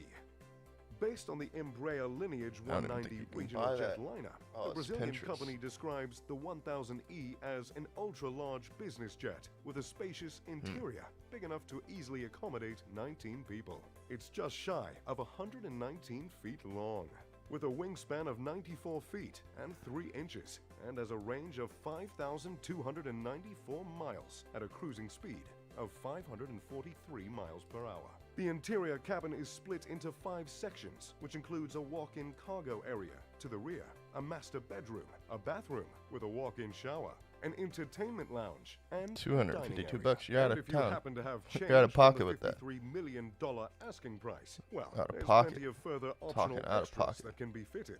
Embraer's design chief, Jay Beaver, has overseen lavish redesigns of interiors that are built to customers' requirements, including the Kyoto Out of airship, pocket. along with skylights, and the Hollywood airship, which imbues the 273 style out and of luxury pocket. of That's 1930s nuts. Tinseltown. Number 8. The Gulfstream G650ER. $71.5 million. The $71.5 million G650ER is Gulfstream's flagship product. good price And as there. you would expect for the model held in such high regard by the company, it's one of the best you can buy that's specifically designed as a private jet. Wait, it's what? an extended range version of the Where'd G650 my chair go? and can travel a distance of 8,600 miles Oh, I think at I a fucked it cruising up. speed of 560 miles per hour. It's 99 feet 9 inches long and 99 feet 7 inches wide, and has a 2,138 cubic foot cabin that can Where be did it configured for go? between 11 to 18 passengers. The interior is decorated with rich leather, fine wood veneers, and handcrafted stonework. here. It includes, as standard, audio and I high-definition ain't gonna TV let the equipment, people a frisk convection me if oven, I'm a dirty, series of homie. 26-inch widescreen televisions, and it comes fully equipped with dinnerware and cutlery, so you'll be ready to entertain. By using an app on your smartphone, you'll be able to control the temperature, lighting, the shades, and the windows and entertainment devices. Oh, while man, I you're totally on missed board it the again. wireless network that's connected to 2 Dude, I multi-channel keep on satellite bugging. systems and ensures that you're kept in contact with the ground. Its cruising altitude is 51,000 feet, G650? which keeps it above commercial traffic and weather. But the cabin is pressurized to around 4,000 feet, so you'll hardly feel like it's so you've flown hard to at just all. relax. Number 7. The Bombardier Global 7500. $73 million. The Bombardier Global 7500 is, according to the company, the world's largest and longest-range business jet, with a range of 8,800 miles. This gives the ability to make a non-stop flight between New York and Australia in ultimate comfort, with 4 customizable living spaces, as well as an additional crew resting area. Bombardier offers a range of options when it comes to the setup of the interior, with choices of a master suite with a walk-in shower, a club suite with 4 ergonomic seats, large TV and windows, a conference suite with room for 6 to sit and eat, an entertainment suite, and even a private 3-person suite. Without buying a larger plane and refitting it for your needs, this is as luxurious a private jet as is possible to buy. Number 6. The Boeing 757, $100 million. In 2011, Donald Trump bought a Boeing 757 from Microsoft co-founder Paul Allen and gave it exactly the type of makeover you'd expect from Mr. Trump. Far beyond simply having his name painted on the outside, the interior is what's made this a $100 million purchase. It's powered by a pair of Rolls-Royce RB211 turbofan engines and can fly for 16 hours at more than 500 miles an hour. The refurbishment of the plane that, in a commercial setup, can carry up to 200 people now has room for just 43. Some of the features include a bedroom, a dining room, a private guest room, an entertainment room, and this jet even has a 24-karat gold bath. Yes, you heard that correct. Every seat has a personal TV screen as well, with access to an entertainment system that offers a library of more than 1,000 movies and 2,500 audio CDs. There's also gold everywhere, including on the seatbelts, and the family logo is stamped on virtually every object in the cabin. Number 5. The Airbus ACJ319neo, $101.5 million. The Airbus ACJ319neo is a new model of jet that completed test flights in early 2019, and the first is currently scheduled for delivery in 2020. Airbus has taken the popular A320neo and added new engines and extra fuel tanks to extend its range, and have partnered with Fokker Technique to customize the VIP cabin. I never even think about when Trump's talking about Boeing, he's talking about private jets and not commercial airlines, man. The state-of-the-art cabin is built with all the latest technologies, such as low-altitude cabin pressure, entertainment facilities, private cabins, a conference room, and permanent connection to the internet through satellites. In trials, it recently completed a 16-hour flight at around 500 miles an hour, with a configuration that could seat 162 people. The first of these $101.5 million jets to be produced is for K5 Aviation in Germany. But with 14 on order, it's quite possible there will be one on the way to a billionaire near you. Number 4. The Boeing 787-8 BBJ, $324.6 million. The Boeing Dreamliner first went into commercial use in 2011, and it was inevitable that they would release a business version of the jet, something they did by 2014. The first one was built in collaboration with Kestrel and Greenpoint Technologies, who spent 2.5 years designing and this video is ridiculous. I gotta who's making this? Mr. Luxury? Hit this with the boom. $787.8 million. And the upgrades cost a further $100 million. But as you'll see, it was all worth it, as they have converted the plane into a 2,400-foot luxury flying home. The master suite, accessible from the entrance, is completely separate from the rest of the cabin and is designed to be an oasis of silence. It has a California king-size bed, a huge bathroom with marble sinks, a double-size walk-in shower, and even heated marble floors. Those with a lot of luggage are catered for, as the master suite also comes equipped with its own dressing room, a walk-in closet, a refrigerator, and a safe. Beyond the private quarters, the jet has an open main lounge designed to feel as spacious as possible, and includes 2 daybeds in front of a 55-inch flat-screen display, along with other seats that have their own monitors. To the rear of this cabin is a VIP lounge, and then behind it is the guest cabin, with 18 first-class reclining seats and a row of premium economy seats for the staff. The jet has a range of 11,500 miles, so you can reach virtually anywhere on Earth. Number 3. The Boeing 747-8 VIP. Over $367 million. The 747 is probably the most famous commercial airliner in the world. But for those able to afford it, Boeing also offers a private version of the jet. Costing $367 million for the base model, one recent and confidential client is said to have spent another $100 million to upgrade the interior. Powered by 4 General Electric Gen X engines, it can fly 9,200 miles non-stop at 645 miles an hour, and can be customized into virtually any configuration a client would want. The recent craft, designed by Greenpoint Technologies, made use of the 4,786 square foot interior to include a stateroom, 3 large lounges, an office, and a huge dining room with a table that seats 14 people. This is also the model that's been announced to be the replacement for Air Force One, and at an estimated $660 million, will likely become the most expensive private aircraft ever to be constructed. The 747? Jesus Christ. Christ. Nuclear war and terrorist attacks, with the ability to deploy flares, jam radars, and refuel in mid-air. On board, they'll be able to seat about 100 people and all the equipment needed to run the entire country. Number 2, the Airbus A340-300. $350 to $500 million. What's thought to be the second most expensive private jet in the world is owned by one of Russia's wealthiest billionaires, Alisher Usmanov. Based on an Airbus A340-300, which has a purchase price of $238 million, an extensive refit means this particular jet will have cost in excess of $350 million, although no one knows quite for sure. Is this shipped and sold from Amazon? Feet long and with 4 engines, it's the biggest private jet in Russia and has a range of 10,300 miles, with a cruising speed of 540 miles per hour. The high costs and high fuel consumption mean that this model isn't often used by civilian air fleets, but when you're one of the richest people in the world, it's unlikely to matter. Very little is known about the interior of Usmanov's jet, though as no images have ever been released. What is known is that it's registered in the Isle of Man with the registration M-IABU, which means I'm Alisher Borkanovich Usmanov, and it's named Borkan after his father. Number 1, the Airbus A380. Over $600 million. Oh my God, also what? Known as the Flying Palace, the most expensive private jet was conceived and ordered by Saudi Arabian Prince Al-Walid bin Talal in 2013.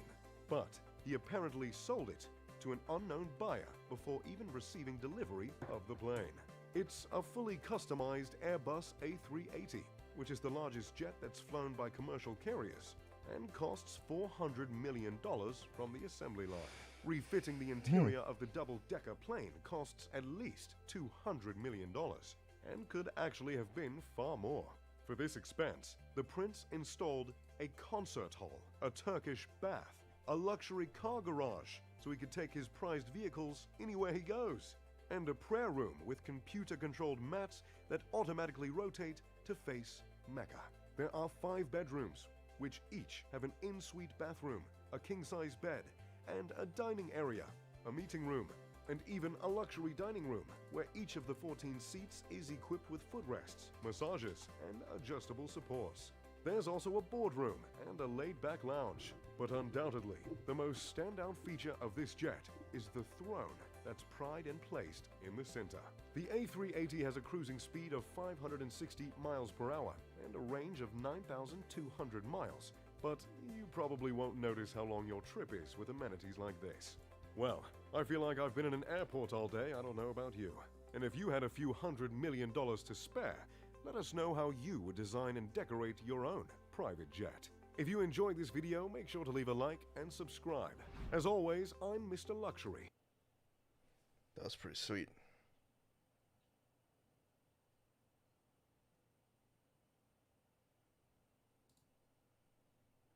I haven't seen his. Morning. How are you? I'm good. I'm good. You know where we are? Well, look at this. I see Clay Lacey Aviation. What does that mean? It means it's a big day. It's a huge day. I'm shaking. That's how huge a day it is. Tell everyone. I am going to get to see my new jet today for the very first time. You're going to see it with me for the very first time. It is ridiculously exciting, and I don't know what to do with myself. so here we go. This is crazy. How long in the making?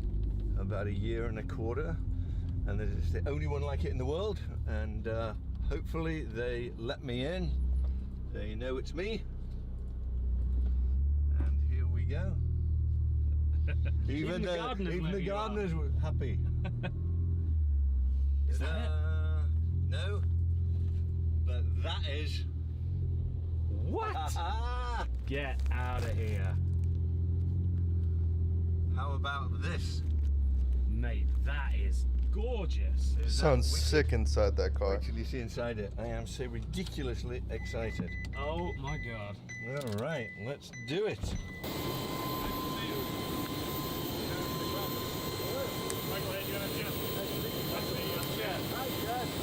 This is it. What are you doing? We're Freighter 600. Yeah. Oh my god. I'm going in. All yours.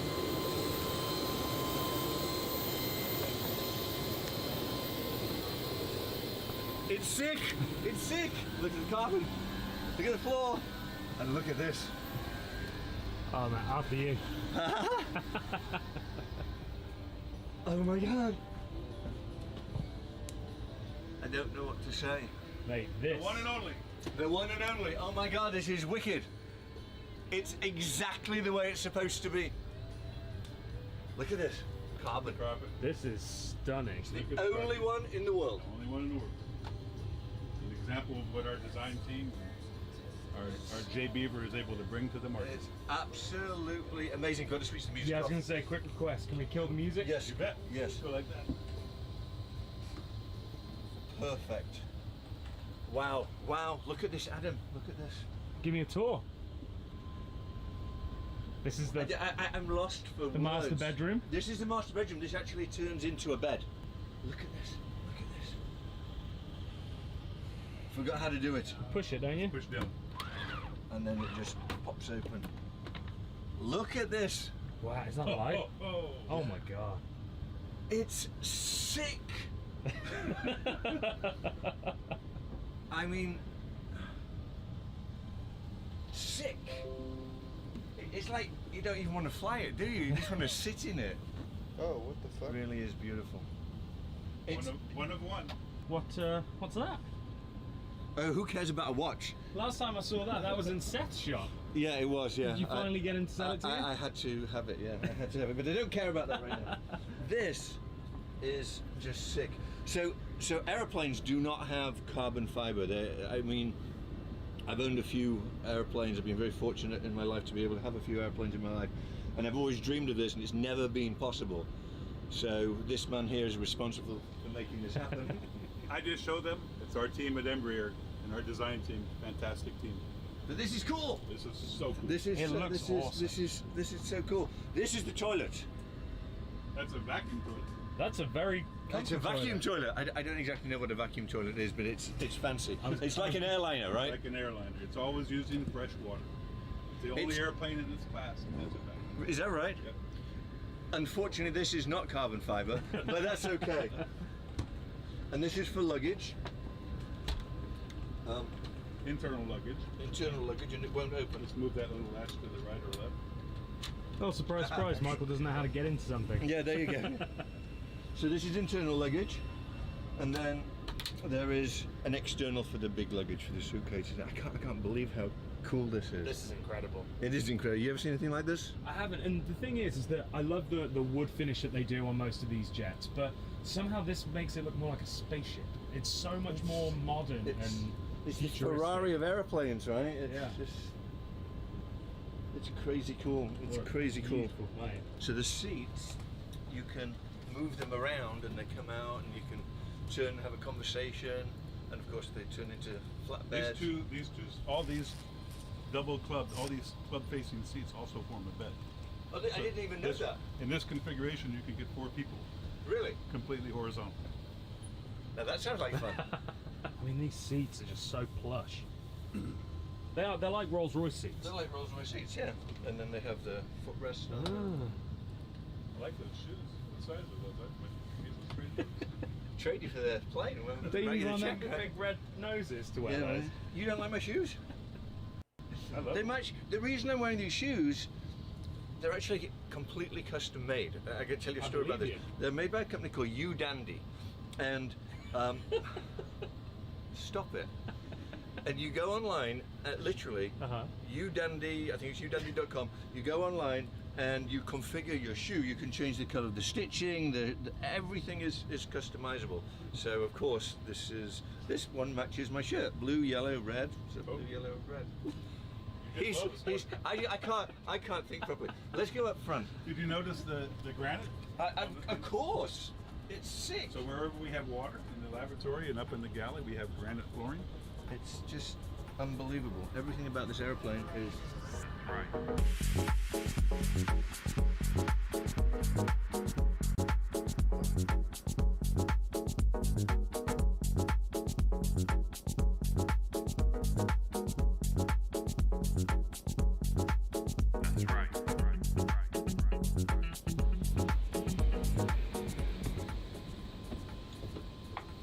So this is how you passengers go nights. Something like that. Check that out. So now you have a bed. So take that. So you do that times 3, plus the sofa. 4 people. You have full beds. Have a leg. Have a lie. And it's comfortable. Wow. You put a little foam if you need it. You know, a little foam Mattress piece of topper? foam, or a couple of blankets. You don't need it. I mean, it's a perfect bed. It's. And those seats can hold my weight. Well, how heavy are Seat you? back. I'm pretty heavy. No, you're not. You're sitting on a seat back, which is amazing. That is amazing. When you think about the amount The structural integrity of it, yeah. Crazy. And this is how you control the entertainment. I can't put the music on, although it's got a 6 sound system because of copyrights and all those other things that you're not allowed to show. And this is a map. There's one on either end, and it does other things. And DVDs, movies, movie map, air show. All the goodies. Let's go up front. This is the driver. And before you hit me for that, I know he's a pilot. So this is cool. So both sides, both ends do that, and here, press that. Bye-bye. Here I am. Isn't that cool? That's awesome. Yeah. And then in the galley here, these are always... I'll show you what it does. Yeah, help me. You do this. Down to the table. Oh, I didn't even know it did that.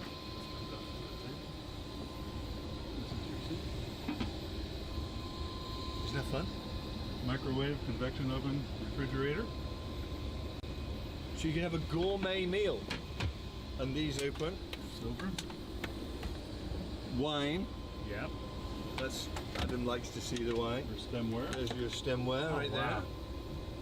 That's amazing. Your Nespresso machine. You get it to come out.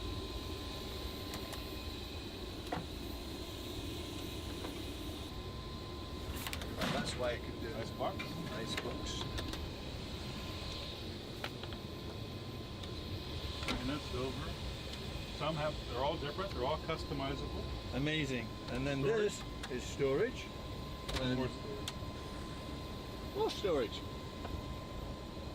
Incredible. And this is a curtain that goes over the door when the door closes from the inside. We call that a thermoacoustic curtain. So you don't hear any noise or anything. If the door's open for a long time, we can control the environment inside the airplane, either warm or cold. I'm going to hobble in here. It's a tight fit. Actually, it's very easy because normally you have a yoke, but I'll still... I'm in. It's cozy, huh? It's cozy. Please let the driver in. Okay, hold on, let me back up here. There's a much more elegant way of doing Just it like he that. did. Yeah. So I want to explain to everybody what this aeroplane does and why it is the only airplane like it in its class. There's nothing like this. And if I sound ridiculously excited, you have no idea what this means to me, getting this aeroplane. So would you be so kind as to explain to everybody what some of the amazing things are that it has? Well, the first is it's a full fly-by-wire in all 3 axes. So you get your explain what fly-by-wire is, because they won't know. Sure. Instead of just moving a flight control, I'm talking to a computer with your yoke. On cables and pulleys and everything else. You're talking to a computer. So you're telling the computer, I want to do 20 degrees left bank and 15 degrees nose up, whatever it is you want. But the computer talks to the flight control 72 times every second and asks, he wants this, are you giving him this? And it talks back to the flight control. So in a normal airplane, like one of these or any of the other airplanes you see out here, when you go through turbulence or you're getting bounced around in your flight path, the computer's adjusting for that. So whenever you move the stick and you point it, in a normal airplane, you would be disturbed from that flight path and you'd have to readjust. This one just does it. It's kind of point and shoot. It's pretty cool, right? That's, awesome. that's pretty cool. So it will compensate for any of the adjustments in the aeroplane? Pretty much. Not every single one, but yeah, a lot less than you would have to do in a conventional airplane. The other thing that's really cool about that is it will watch out for you. So as long as you don't over-G it or over-speed it, you can do anything you want. Explain what over-G is and over speed. Okay, so so here's your speedometer, for lack of better words, your airspeed indicator, and your speed tape on the left. This is your altitude. So when you get too slow in an airplane, or you get to pulling too much back and loading up the airplane through G and through centrifugal force, it will lock you out and not let you overstress the airplane. It will give you a safety margin and just release some of the back pressure for you.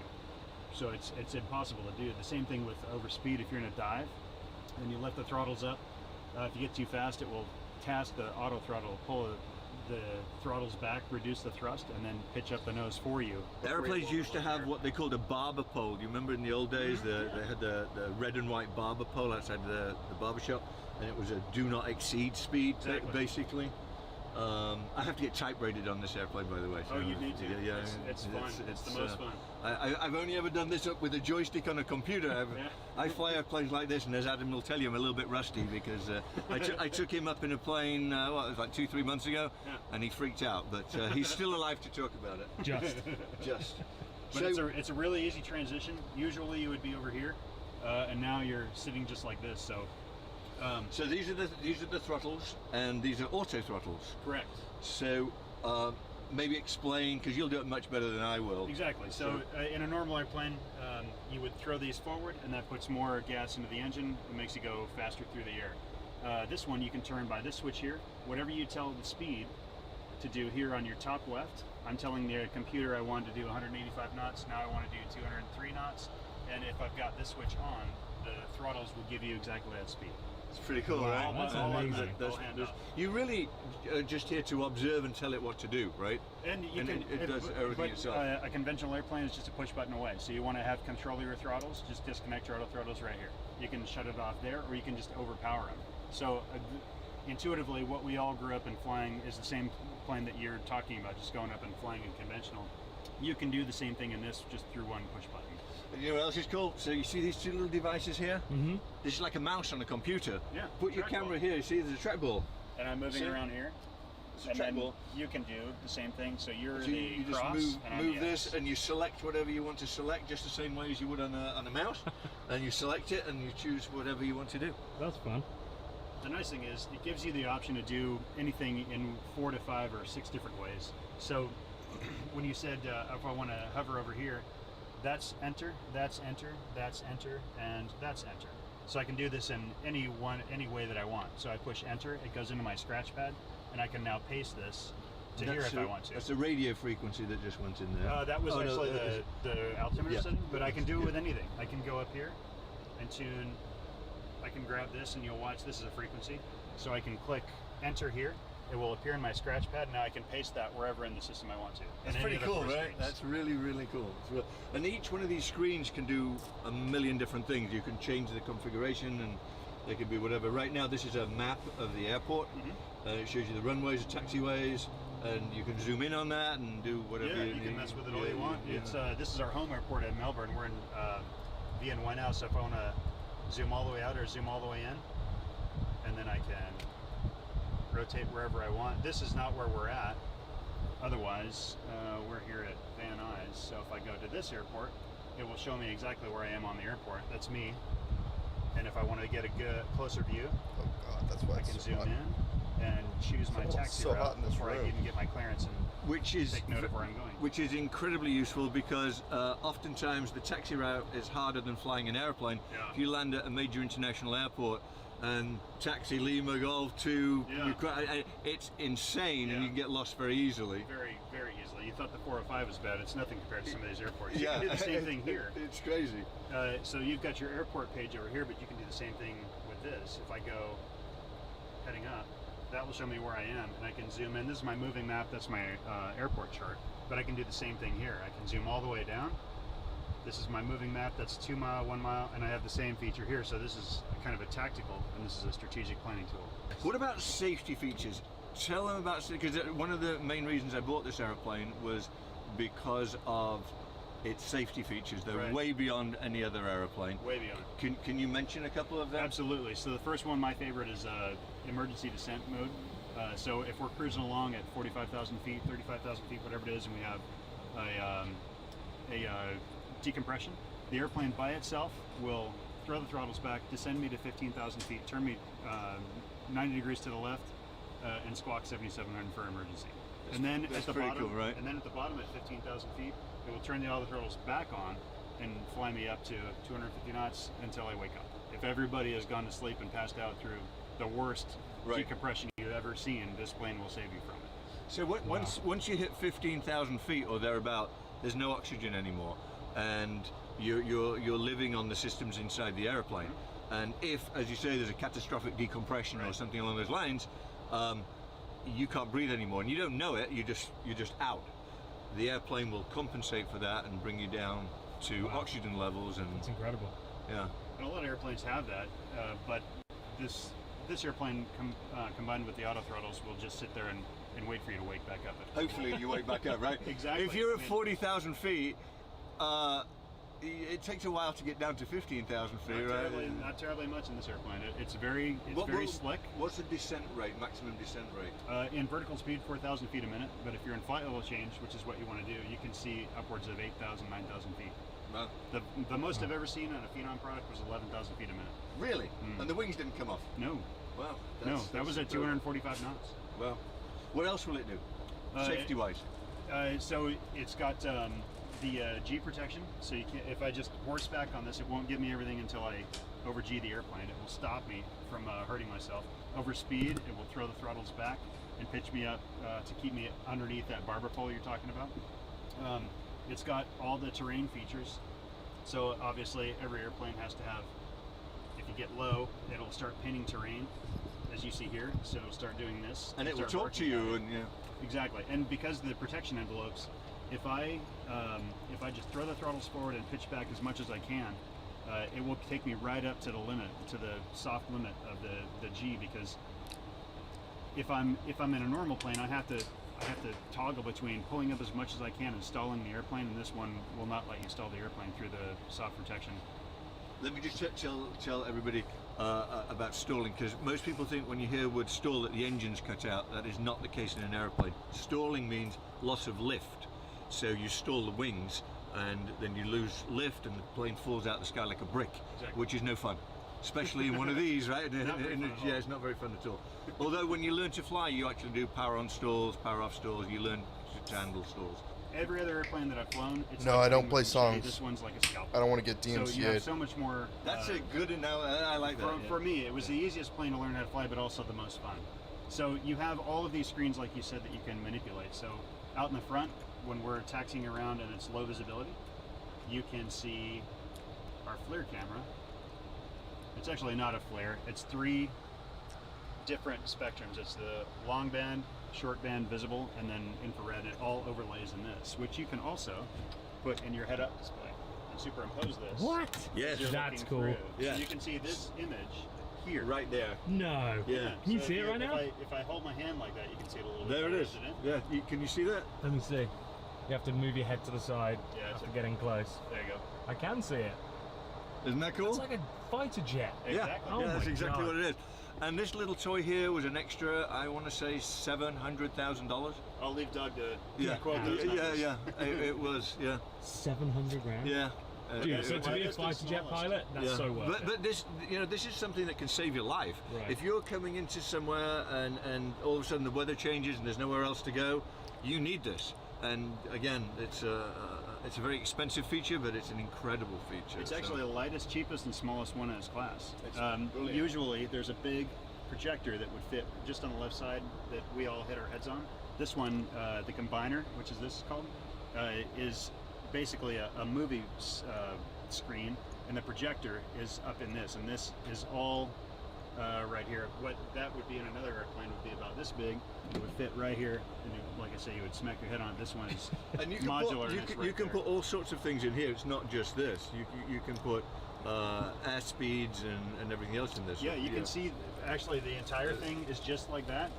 It's outlined in monochrome green. It's not in color. Ha ha ha ha ha ha ha. Not yet. Soon we'll get that. And you can take it off by this EVS button. If you push that button on the left side, that will take all of the background off, and you'll just be left with raw data HUD. And it's exactly, there it is, it's exactly as you see it here. The only difference is... Can you see that, Adam? Let me see. Scoot your head over to the side. Yep, there it is. The only difference is that image disappears, and the vertical speed appears down here. Otherwise, it's exactly the same. And then TCAS is another feature. All airplanes have it. Some have more sophisticated traffic collision avoidance system. That tells you where other airplanes are in the sky, and the transponders talk to each other. So if two planes are coming towards each other, it'll actually turn away from it. One will go up, one will go down, one will go left, one will go right. Exactly. Or something like that, right? Exactly. And it will tell you here, it'll give you a little box that's red, stay out of the red, and then it'll say pitch up, monitor vertical speed, or descend, whatever the resolution in the computer Happy Hanukkah tells you to fix that collision hazard. This is what you need to do, and it will paint that for you. And it talks to you just like the 405, traffic, right? Happy Hanukkah. Happy Hanukkah. Very cool. Merry Christmas. Well, excellent. This is so exciting. Where's its little hat? Kwanzaa. Oh yeah, here. The HUD cover. HUD hat. HUD hat. Should we take a look around the outside? Let's take a look around the outside. Don't film me getting out of here because I'll probably fall over.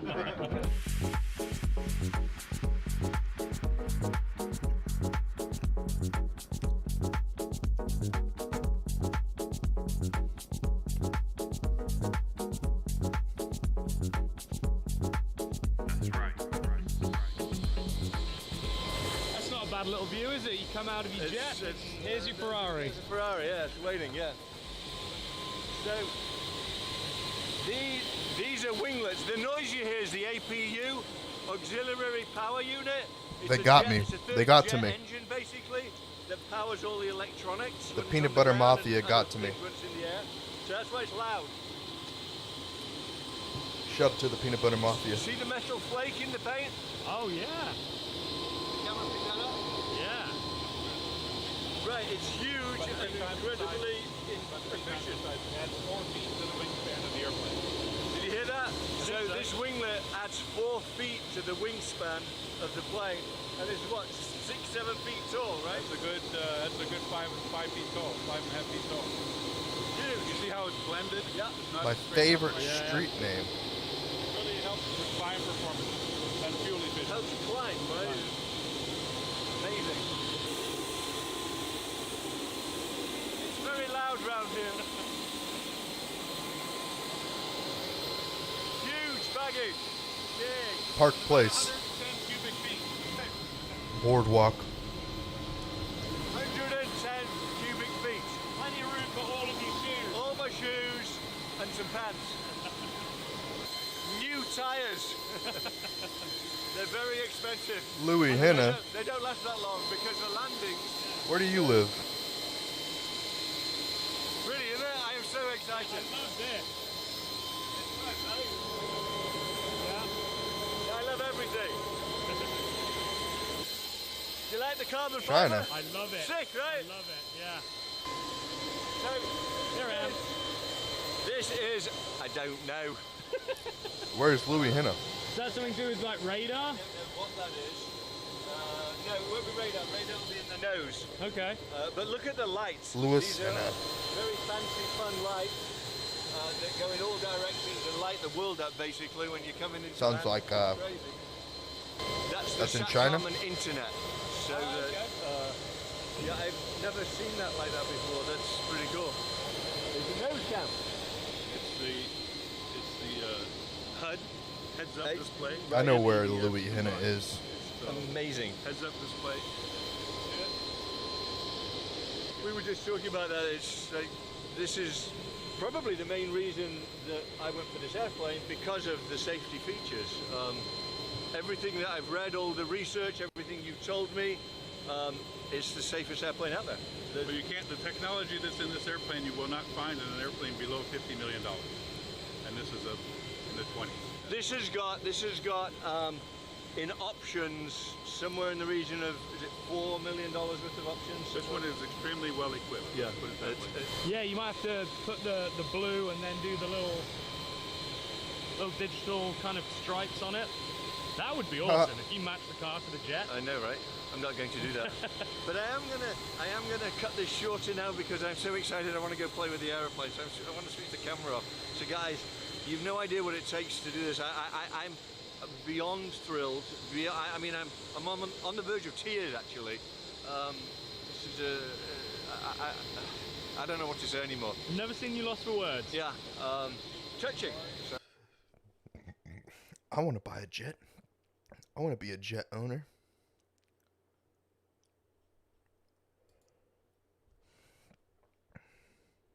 Most expensive private jets in the world. Welcome back to Billionaire Believers, a place to inspire you to follow your luxurious dreams. So this looks queen, In today's not Billionaire video, we'll be Believers. taking a look at the 5 most luxurious private jets in the world. Before we carry on, drop a like and subscribe for more luxury content. Number 5. Content. Boeing Business Jet B737. If Gulfstream is the private jet version of a Rolex or a Mercedes, the Boeing Business What's Jet my favorite might number? just be a Patek Philippe or a Maybach. A one-way between New York and Los Angeles costs around $777. $100,000. There are 16 club seats, 3 cabins, each with their own lighting controls, a private bedroom, 3 bathrooms, and aisles large enough to have a dance party.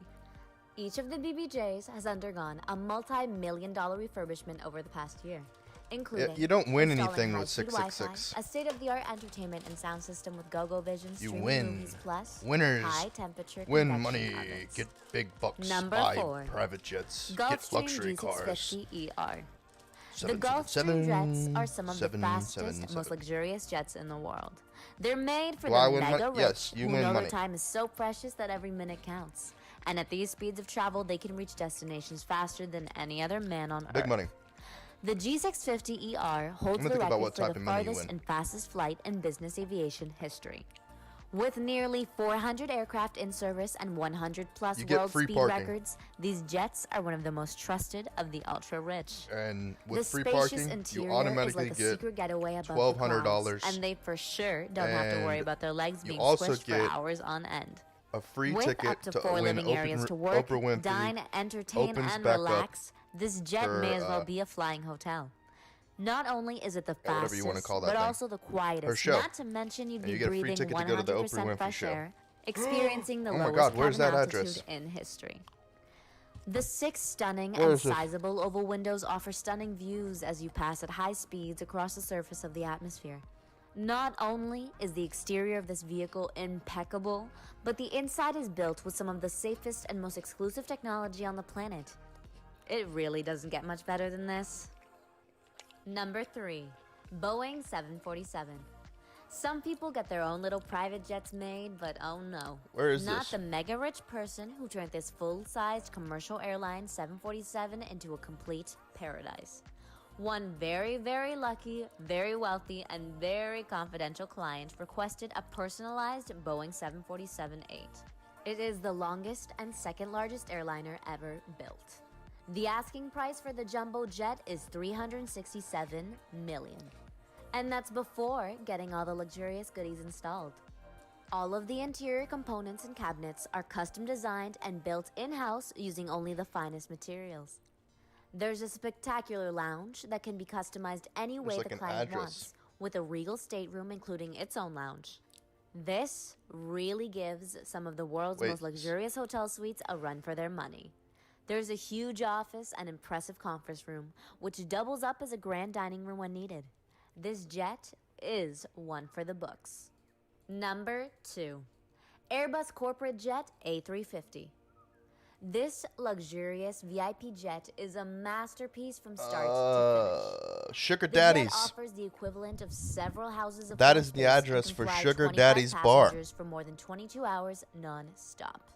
The very front of the A350 is designated as a family flex area, starting with a bedroom, bathroom, lounge, and office, and can be closed off with huge sliding I doors, didn't even know this transforming place the space existed. into a private master suite.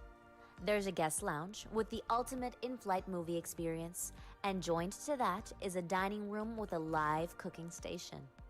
There's a wellness Here's a zone review equipped for with a Sugar Daddy's bar. relaxing I steam wish I bath, could leave 1 massage star. tables, Devin workout is and yoga extremely area, rude, and so steam shower beware. suite. She looks very Now dirty, that's as a in no thought. showers, and her While breath we're smelled working from our 9 to 5 behind the everyday bar. jobs, She has a someone's flying horrible above us flower in a tattoo palace on her with the shoulder, royalty, and that is the best way I could relaxing in a describe her. steam room. I actually know this person, Number 1. so The Boeing I don't think I'm 787 gonna go any Dreamliner. further. The only one in the world, we've officially reached the epitome of luxury jets.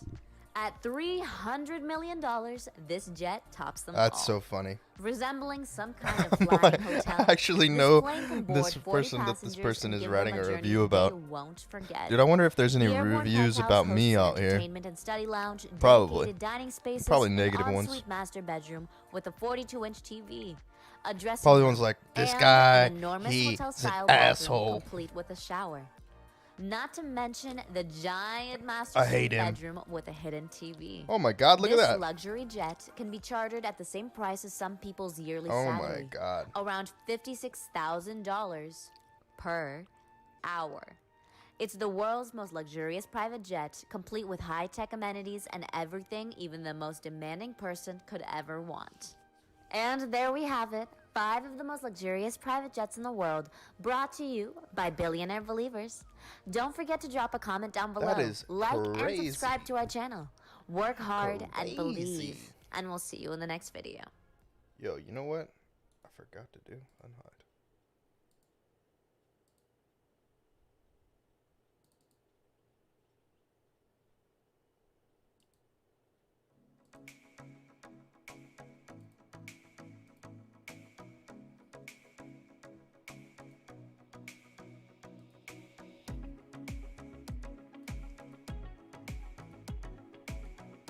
Hey, can someone test I'm in the biggest Middle East business test aviation a show. follow Now or a there's subscriber so on many YouTube? top-of-the-line, brand Go to new business jet YouTube, behind Trent me. Knox, I'm gonna take find you my for a tour. See my what- channel, and try and subscribe to it. Most expensive private jets.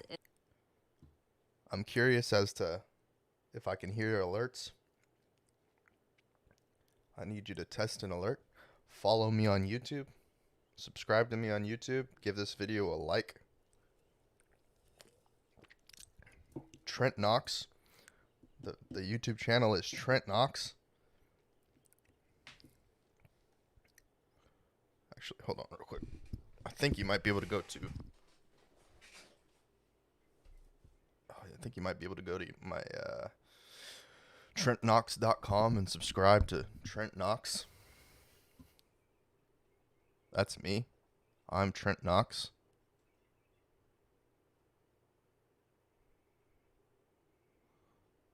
I think I'm kind of, I don't know. I think I'm kind of over the whole private jet thing, but maybe not. Let's see. Inside the world's only private Boeing. We already saw that. $100 million Boeing business jet. Most expensive and luxurious private plane jet of football players.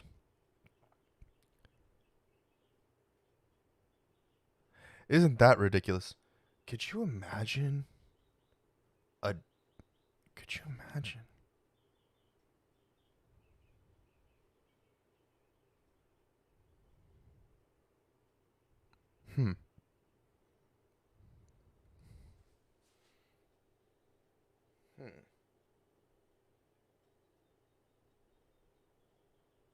Oh, dude, I like this. I like this guy. Guy's good. I like Mo Vlogs. Wait, I'm not subscribed to Mo Vlogs.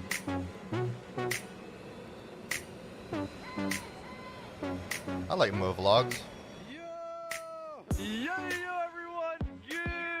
He's always making videos about supercars and stuff like that.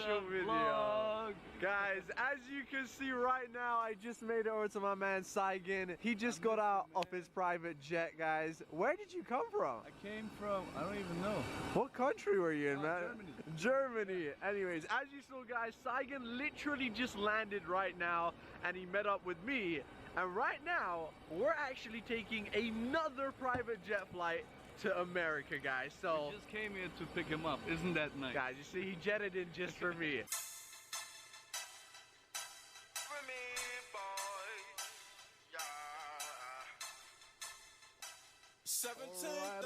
Alright, so check it out, boys. Right now we've quickly come over to this like lounge area they have, guys, with a bunch of drinks and food, and Saigon's offering me some very nice burgers, guys. So yeah, look at this. Guys, check it out. yeah. Ooh, ooh. Wait a second. He was trying to convince me to eat this stuff, and I realized this stuff is poisonous, bro. It actually looks real, but it's made out of sponge, guys. So That yeah, is look at disgusting. that. What the hell is this thing, man? You're from London, right? A little bit? A little bit, a little bit. I need a good bar by London. What the hell is that question? Anyways, guys, once the jet gets here, A we're gonna real go to barber America, in but for now- London. London, hit him up. Saigon's been living in a cave since the last time I saw him. What's happening? Guys, look, he's been camouflaged in a cave. When I say this trip is gonna be lit, I mean it, guys. So trust me, we're meeting some big people. I'm over gonna there. let the people first meet The from dirty Kardashians. on me. Again, over promise and under deliver. Guys, I'm kidding, guys. We're gonna meet some cool people. Just don't expect too high. I'm organizing the people, okay? So we're gonna meet my cousin, my nephew. I think you should meet the real people from the States. Alright, so we're going to the hood. We're going to Compton, son. We're going to Compton. Real recognizes real out there. Hey, The yo. really cool thing about this place we are, Bob guys, saving, you can actually serenading see them all the jets hoes. behind us. Damn, guys. And even cooler, that's our jet. Yes, you heard me, guys. That's the jet we're going to America with. So, get ready for the gas bill, bro. Get ready for the gas. Guys, anyways, guys, they actually have a We had to really cool turn it decoration back over to here. ripping. This is actually a blade About from a spawning right Boeing, back what, to common. 777 or something? For a small price tag of 10,000 pounds, you can have the blade of a Boeing 777. Do you want to buy it, bro? No. No? Anyways, guys, look at this view right now. I'm excited to get on the jet, guys. On the social network, we got no chill. I'll do your Instagram thumbnail, wait. When life hits you hard, you need to hit harder. Yo, guys, you already know we're going to America. You know we had to bring the cash. Oh, ballin'. Just lunch money out here. Look at him throwing them cash around. Serenading them hoes. Juliet for no Romeo with no dough. So the thing is, before we head out of here, I quickly came into the parking, guys, because they actually have like a ton of crazy cars over here. The first one, Rap saved, bam, serenading them look hoes. at this. So this is a matte black Porsche Panamera, but look Oh, at the dude's plate got a number on Porsche. this. Basic. I don't actually know which one that is. Oh yeah. Guys, that is such a cool plate number and such a cool car. It's just amazing. They have a beautiful Rolls Royce that you saw. Wow, wow, wow, wow. And a ton of like just amazing cars. Look, we got a Tesla X over here, or Tesla Model X. Then there's a Bentley Bentayga over there. Oh, look at this. The double Bentley Duo over here. And look at these plate numbers. 49J. Like, that's expensive if you guys don't know. Anyways, boys, time to take you upstairs. Let's go check out what they have. Okay, so right now I'm just exploring what they have up here, guys, but they have a really cool meeting room. Check this out. The executive boardroom, guys. I'm not sure if I'm allowed in here, but YOLO. Yo. Holy moly, guys. Look at that view though. Guys, you can actually see the jet from up here. Abort mission, abort mission, abort. Anyways, I think I've showed you enough of the private jet lounge, guys. So for now, we're gonna go downstairs before we get into any trouble. America, here we come. Here we come.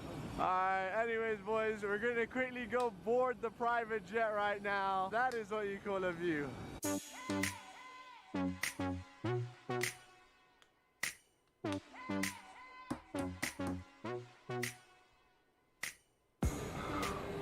Welcome. Check this out. This is actually a nicer jet than the last one. You always have to upgrade, right? You always upgrade in life, guy. So since we're here, I know there's one thing all of you want to know is how do you get to a position like this? So we're going to give you some advice. I have the perfect answer to this. Check my YouTube channel. The link is here. Oh, I don't even know how to do that, bro. Okay, so the thing is, that is actually the toilet back there, guys. So, since we're here, let me take you to a tour of the toilet. You ready? Let's go, guys. Welcome to my toilet. Whenever you come in, you can't actually find the toilet. They're always hidden. So, check this out. Oh, that's not your average toilet, is See, it? boys, they hide it under this cushion, so it gives it a more. You get a like, lap nice dance, you look get a to blowy. it. You know what's better than having $1 million? And you're out of there. Having $1 billion. So we're officially saying goodbye to London. I had an amazing 4 hours here, so Saigon had a good 10 minutes. He had a good 10 minutes over here in London, so.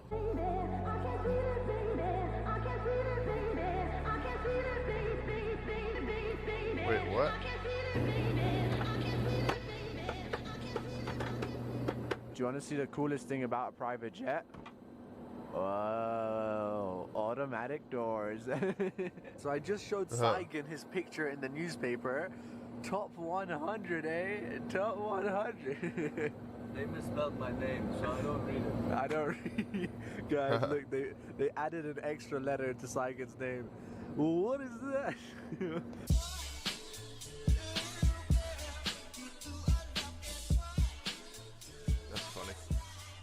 Hey guys! Man, stop laughing, man. It's been 3 hours on the flight. I took Saigon's spot around now. Man, I went to the toilet for 1 second. Man. Since we're in the private jet, I want to do a challenge. You ready for this? Yeah. I want to do push-ups in the private jet. As many as you can do. 1v1 me, bro. The push-up challenge in the jet.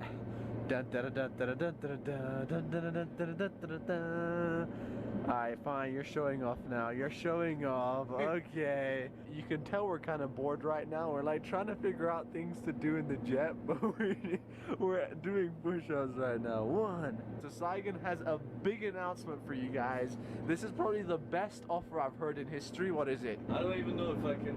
Shall I? Yeah, I think you can do it. You can do it. It's a big deal. Only this week, and only for you guys. If you subscribe to my channel, it's free. It's free. This week, it's free. It's free. What does this mean? Emergency egress. Translate what this means in the comment section. Emergency egress. By the way, guys, I never showed you. We have a special guest on today's flight, Kira. Hello. Guys, as you can see, Kira's here. She's basically making sure we stay on our diet right now. Yeah. Best passengers I've ever had in my life. You already know, man. You already know. Basically, we were talking to her about social media and Instagram, and she was like, yo, I don't even put my real name on Instagram. And I was like, I like that. I like that. What does egress mean? Egress, yeah. It's a very special word that only VIP travelers know about. It's a secret club. It's a secret club. At the end of the flight, you'll qualify and then I'll tell you. Does it actually mean something though, or is Absolutely, yeah. It's not just written on a beautiful Global Express for no reason. I thought it was just a misspell for exit or something.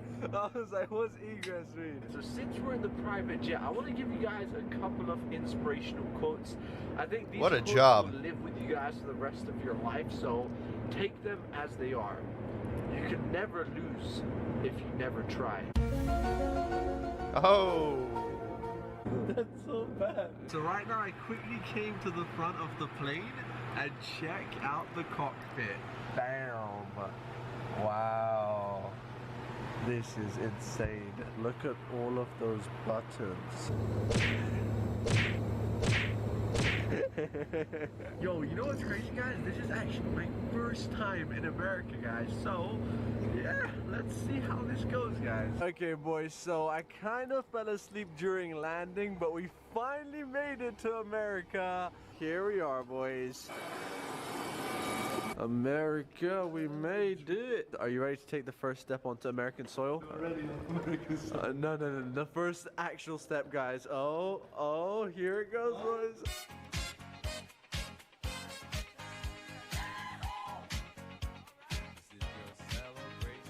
Alright, boys, so after an extremely long day, I finally made it over to the hotel room. Alright, guys, today was a long day. Saigon's going to bed. We've got a floating TV in my room, which is insane. Guys, look at this thing. This is insane. Anyways, peace out, my man. Tomorrow, 6 a.m. Alright, 6 a.m. tomorrow. I got you. Anyways, boys, as I mentioned, I'm literally about to pass out right now. As you guys have been seeing, I haven't slept for the past like 24 hours or whatever it's been. So I'm gonna go catch some sleep right now, but we are finally in America right now. I can't wait to show you guys the city. Like, it looks beautiful. That was interesting. Vlogs. What is this?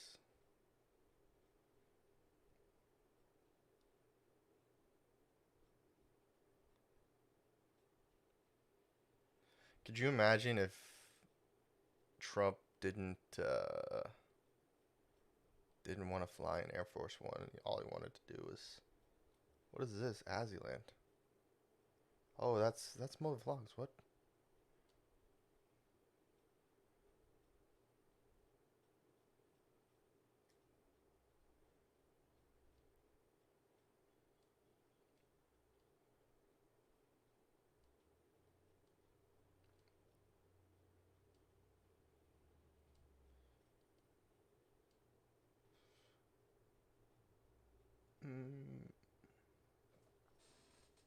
Oh yeah.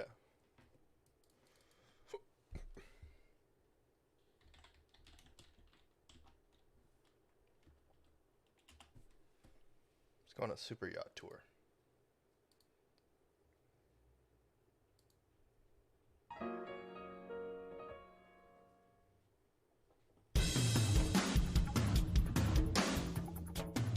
Designed by the famed French designer Philippe Starck, the yacht called A has quickly become the most loved and loathed boat in the sea. At 394 feet, with a cost of more than $300 million, the ship is owned by Andrei Melnichenko, the 38-year-old Russian billionaire. Its radical exterior, which looks more like a military ship or submarine, is the subject of hot debate in yachting circles, but the interior has never before been viewed by the public. Until now. Mr. Starck loves mirrors for what he calls their mathematical beauty. He's filled the yacht with mirrors, baccarat glass, crystal, and other gleaming surfaces.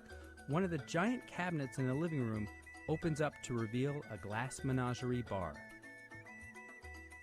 The ship's main stairwell is lined with scalloped silver leaf and has a hand-carved banister that cost more than $60,000. Security for the master bedroom is tight. The door is opened only by a fingerprint pad that's accessible to 4 or 5 people. Like many of the electronics aboard, this 60-inch TV in the master suite is hidden in the ceiling and retracts via remote control. Many of the fixtures on the boat were custom-made and patented.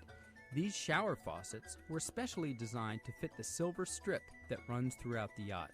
Their cost? More than $40,000 each. The walls of A are covered in everything from mirrors to animal skins.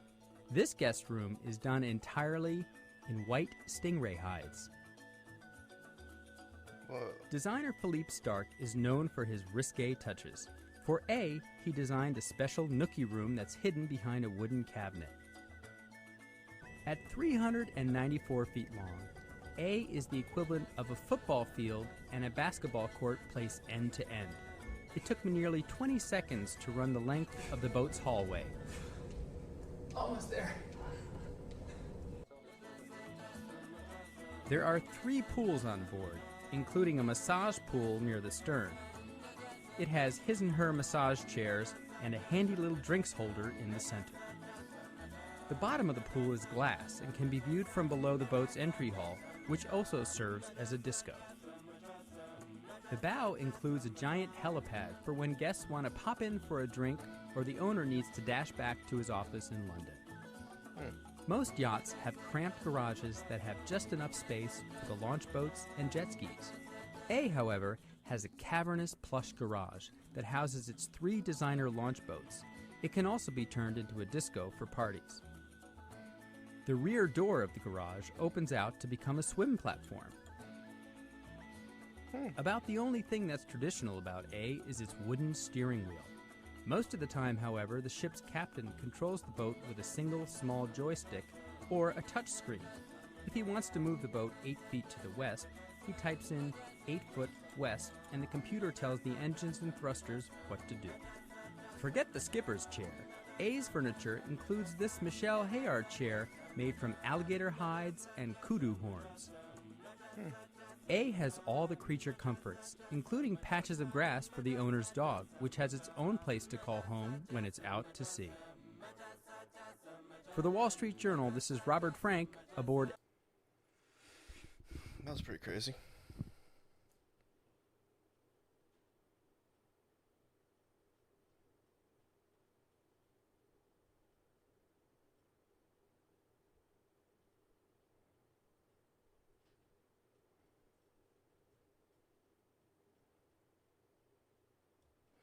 I think we should probably go back to relevancy.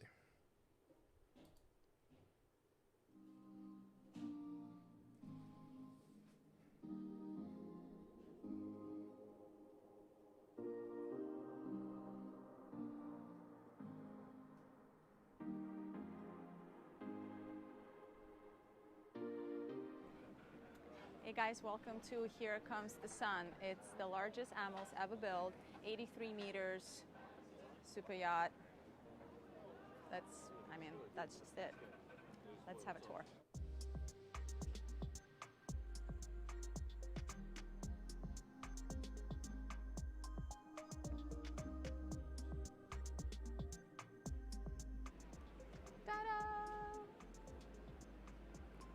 I mean, this is always very impressive.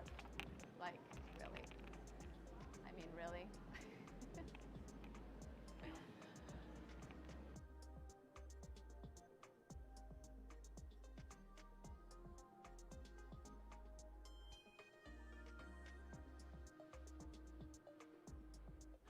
All right, I have Denisa showing us around. Please introduce yourself. Hi, I'm Denisa and I do marketing at Amos.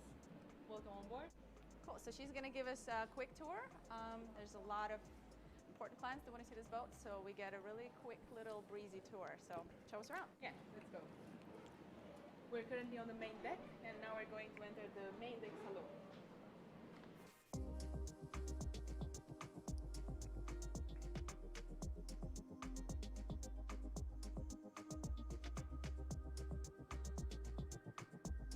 It's always amazing when you're seeing these boats from outside.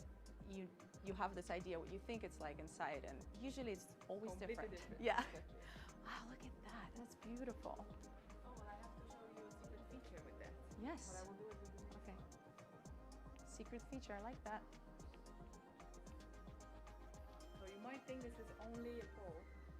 Oh, I see a button. I see a button. Oh, how awesome. Of course, why should we just have simple columns? That's beautiful. Oh, gorgeous. So all of them? Yes. Oh, nice. That's awesome. Storage. That's really awesome. Beautiful windows. Yeah, anything. It's a very beach house design. Everything is very natural materials. There's nothing glossy. That's how the owner wants yes, it. And that's why it's a very homey feeling. Yeah, it's got that beach feel for sure. Yeah, with all the like the warm wood and kind of a and very nice washed. Yes, definitely. Oh, a replica. Gorgeous. Oh, a helipad. Yeah. So this, what year is this yacht? 2017. 2017. So almost 3 years old. Wow. But very well maintained. Oh my God, it's almost 2020. Yeah. Gorgeous. Wow, okay. We're now going to go to the guest accommodation. Guest accommodation.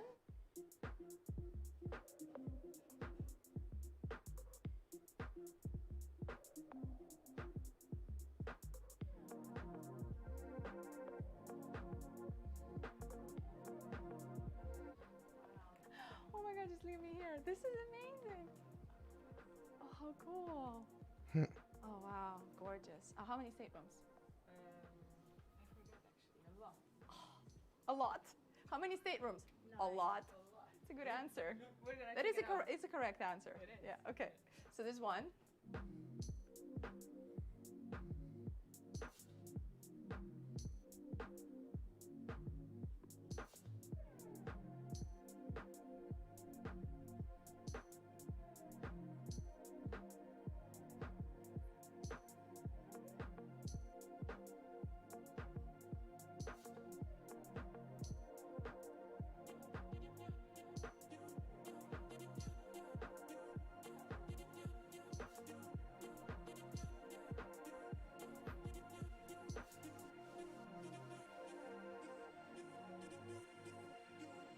Yeah, so for 1.35 Exactly. with some digits, you guys can have this for a week to charter. You know, 12 people. 12 people. Yeah, it's a good deal. You want to take a look? Okay. Oh, these doors. Wow.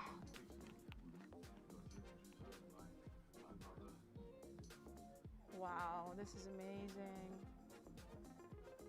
It's actually, it's so nice and warm, and it feels like a home. Yes. It really does. It feels really homey and just beautiful.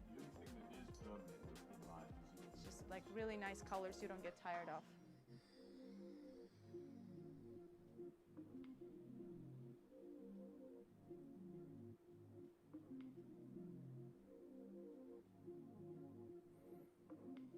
This is the stateroom that I was telling you about.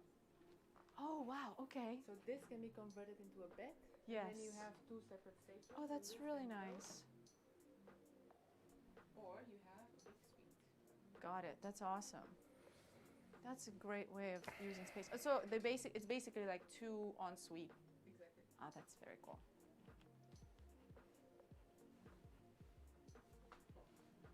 It's just gorgeous finishes. Wow. Look at that. The windows, it's just gorgeous. So anything you can tell us about the designer of the boat or? Yeah. The designer is Andrew Winch. Mm-hmm. They have a studio in London. Okay. And we've actually been working with them for a lot of Amos yachts. So they do a lot They're of quite your guys' popular. yachts. They also do exterior design, but Mhm. we've only done interiors with them. Very cool. And this is one of their biggest projects. That's amazing. So wait, I lost track of how many staterooms. I think it was 1, 2, 3, I told you, it's a 4. lot. No, 1, 2, 3, 4, 5. I think we're at 5 now.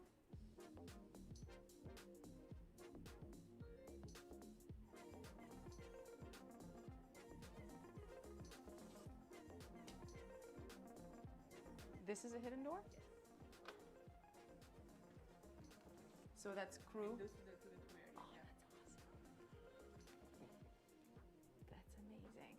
Oh, how gorgeous. So they're all very different. All the cabins have, yeah, there's similar finishes, but very different like layouts. That's amazing. Awesome. Okay. Oh, I see the master.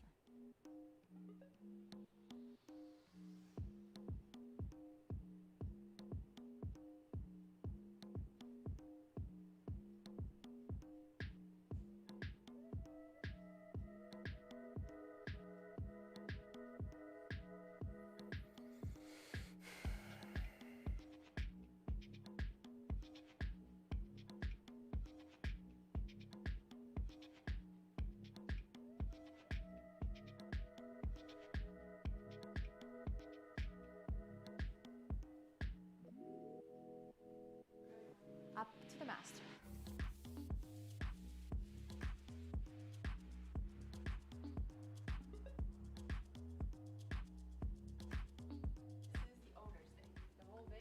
The whole deck is the owner's deck? Wow.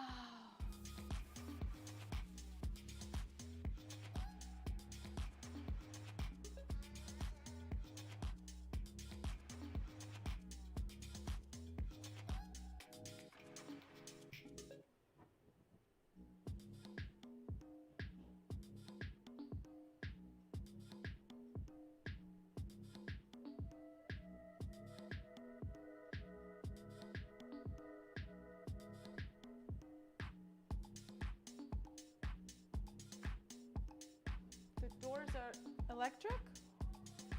Yeah, right?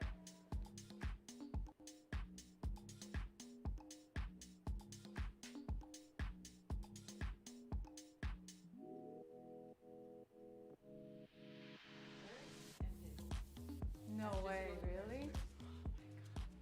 Hers first? Wait, right or left? Left.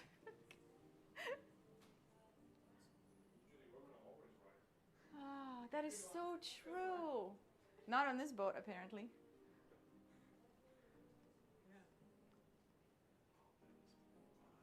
Are you kidding me? Oh.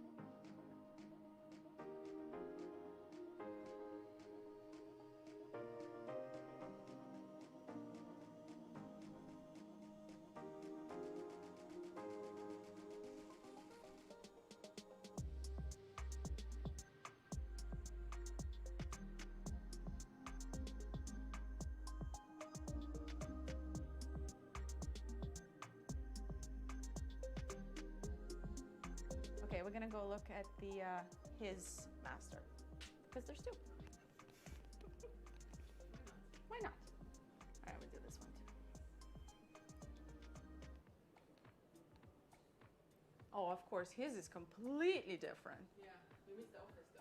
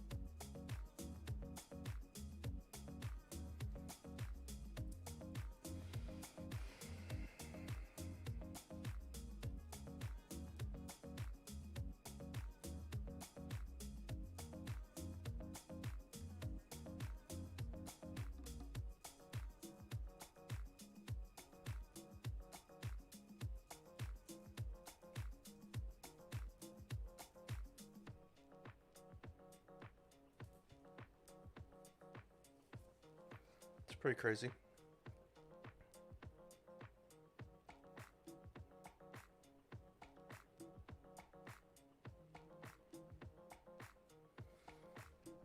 I'm kind of, I don't know, it's not like that exciting.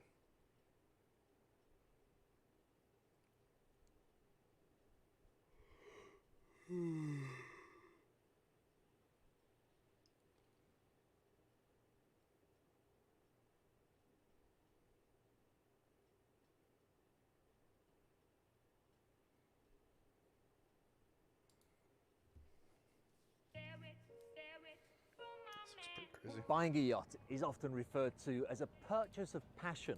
You know, you really do have to fall in love with a yacht in order to buy it. And different yachts have different features that are easy to fall in love with.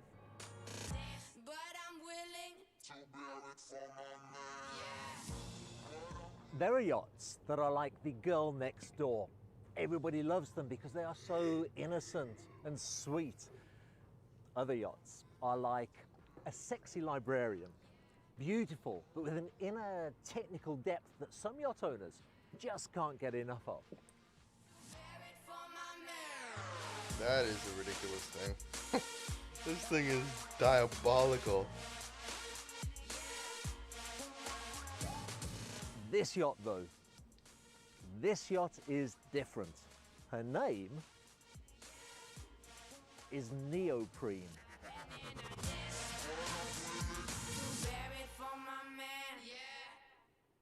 Oh, I thought it was much bigger.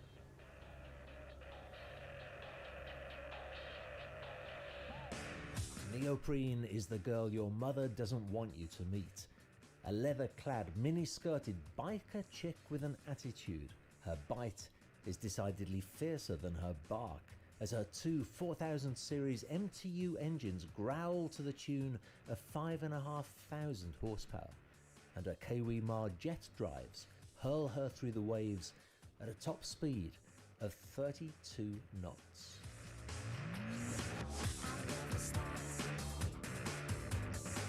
I thought this was going to be a lot larger.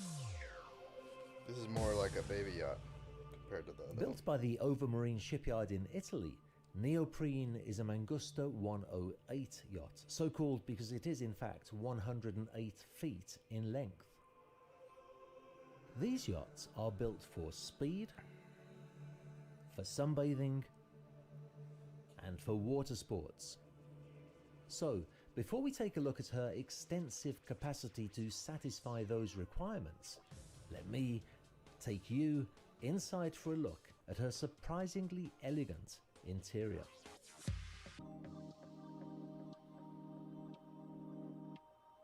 Through the aft deck sliding doors, visitors to this yacht are greeted by a surprisingly fresh and airy interior. A blend of lightly coloured Alcantara and limed oak cabinetry merges in a harmonic testament to Italian minimalist design. This is a lounge area that is spacious enough to relax in with friends and family in air-conditioned comfort as you enjoy some wonderful sea views through spacious and subtly shaped side windows. It is here too that the yacht's helm station is located, neatly concealed by a 55-inch television set and stylish Bang & Olufsen speakers. The equipment that you can see here on the dashboard was completely upgraded and updated in 2017. Below deck, another lounge area is situated. It's a spacious place to be, and although this is clearly a yacht that invites you to spend time outdoors, I can imagine that this is a welcome spot to unwind in the air conditioning if you want to chill out and watch a film. Off of this lounge is a guest stateroom with an ensuite bathroom. But just take a look at this wonderful full beam master stateroom. Light and airy, with plenty of windows to gift the owner with wonderful views of the surrounding seascape when he awakes in the morning. Actually, all of the interior of this yacht is a surprising contrast to her sultry black exterior, and two well-proportioned guest cabins sit forward of the master stateroom to offer enticing accommodations for friends and for family of the owner. I don't know why, but Let's I was talk not for a moment about those three characteristics. It's not impressive. Though, that make if you're spending this much money, it's gotta be with the more sunbathing impressive. spaces. It's just not. Certainly the It's not most there. private area for sunbathing. I mean, it's on the good, yacht but is it's the not like, foredeck, whoa. where these spacious and comfortable sunbeds are situated, outdated. allowing you to soak up the seems- sun's rays, or to seems enjoy a little shade if the sun corny. becomes too It seems harsh. old. It doesn't seem. It doesn't seem like young. It doesn't many, have spirit. The aft deck It will doesn't be have the it. social centre of this yacht, though.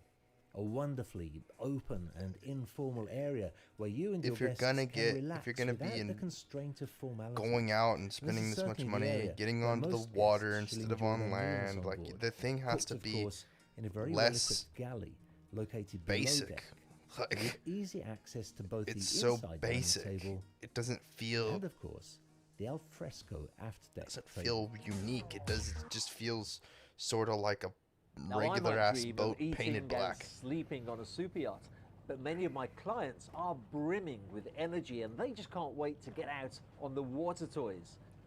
So water toy storage is an important consideration for a yacht like this, and here, neoprene absolutely excels. The entire transom of neoprene is the stuff that water sports enthusiasts dream of. It opens up to become an inviting water-level beach club that is brimming with water toys, including 5 sea bobs, 2 rigid kayaks, an inflatable kayak, 2 paddleboards, a lazy boy pontoon, and these cavernous side lockers that were actually built to accommodate jet skis, although the current owner uses them for more storage.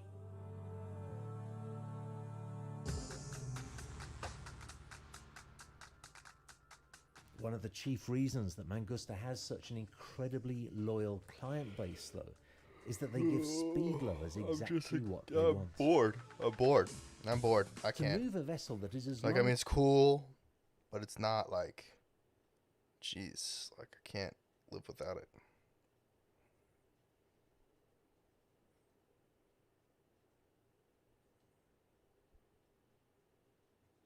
Oh, this dude seems like he's gonna be pretty. Today, we are going to be talking about the top 10 longest yachts in the world. To give you an idea of what that even means, we're around some of the largest yachts in the world right now, and these guys didn't even make the top 10. It's hard to believe when you're standing next to them.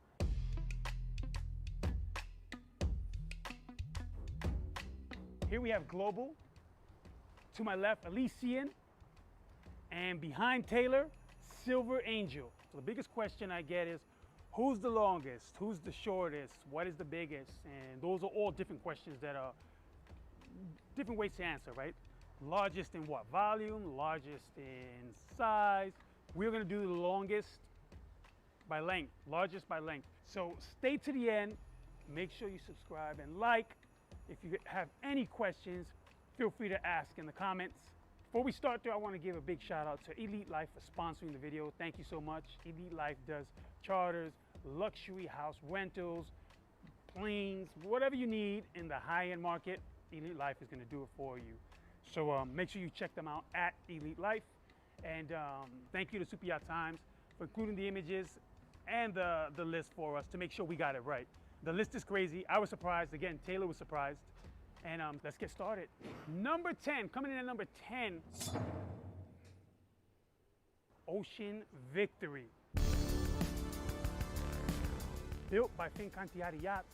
Exterior design was by Espen Orno, with interior design by Alberto Pinto and Laura Cesa.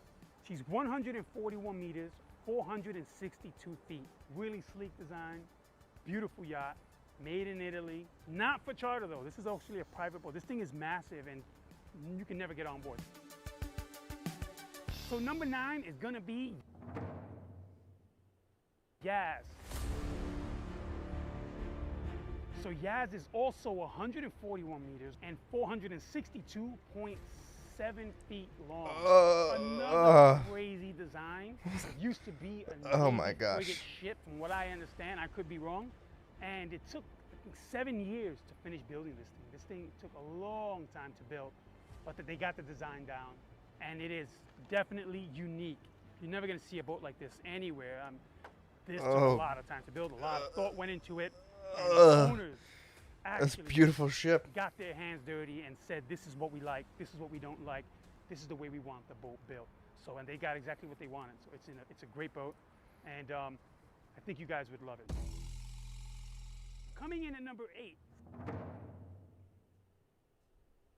sailing yacht or sailing assisted yacht A.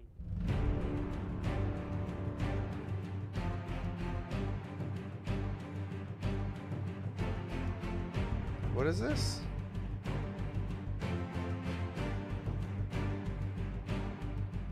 Wait, what? Sailing Yacht A.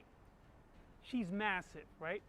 Real What controversial. the heck? Everybody talks about her. Some people love her, some people hate her.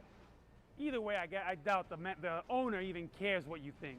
So 142.8 meters, Oh.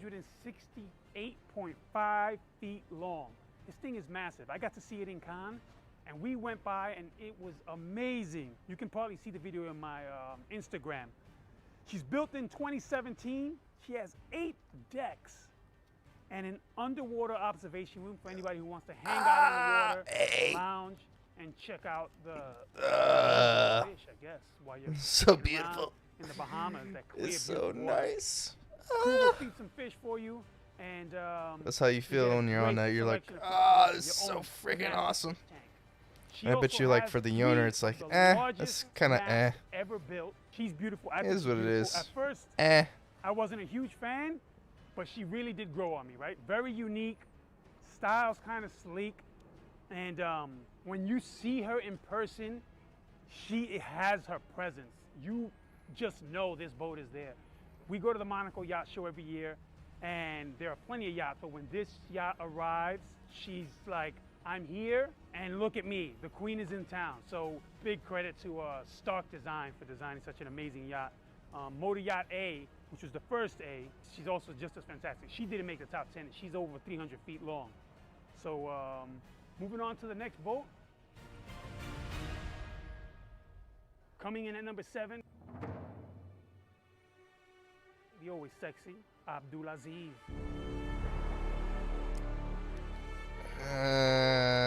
Problem with number 8 is that there are like 7 yachts that hold this position at 147 meters, 479 feet long. There are so many now, we had to just leave it at Prince Abdulaziz. They've been the oldest to hold that title. We're gonna give it to him for now. She's in a really long boat, classic, built a while ago, expedition style boat. Whenever I come to Miami and I see these, I'm like, geez, these are huge. But then you go to Europe, Mediterranean, and you see Eclipse, you see Prince Aziz, then you see some really big yachts, which makes me wonder, when these guys buy these yachts and see those yachts, maybe that's what causes them to upgrade, right? Nobody wants to be the smallest guy on the block. Number 6, Topaz, or what was formerly Topaz and now is A+. Built by Lursen, again, exterior by Tim Haywood. She is a massive yacht, 147.25 meters and 483.1 feet. Leonardo DiCaprio was actually filmed on board one year, and the media went crazy. They were calling it Leonardo DiCaprio's boat. Everybody was saying, this is Leonardo DiCaprio's boat. It's not Leonardo DiCaprio's boat. So, sorry, Leo, I know you love it. You can definitely afford to chill on it, but it's not his boat. Whose boat it is, that's yet to be seen. I don't know exactly, but it did come in at number 6. Number 5, Al Said.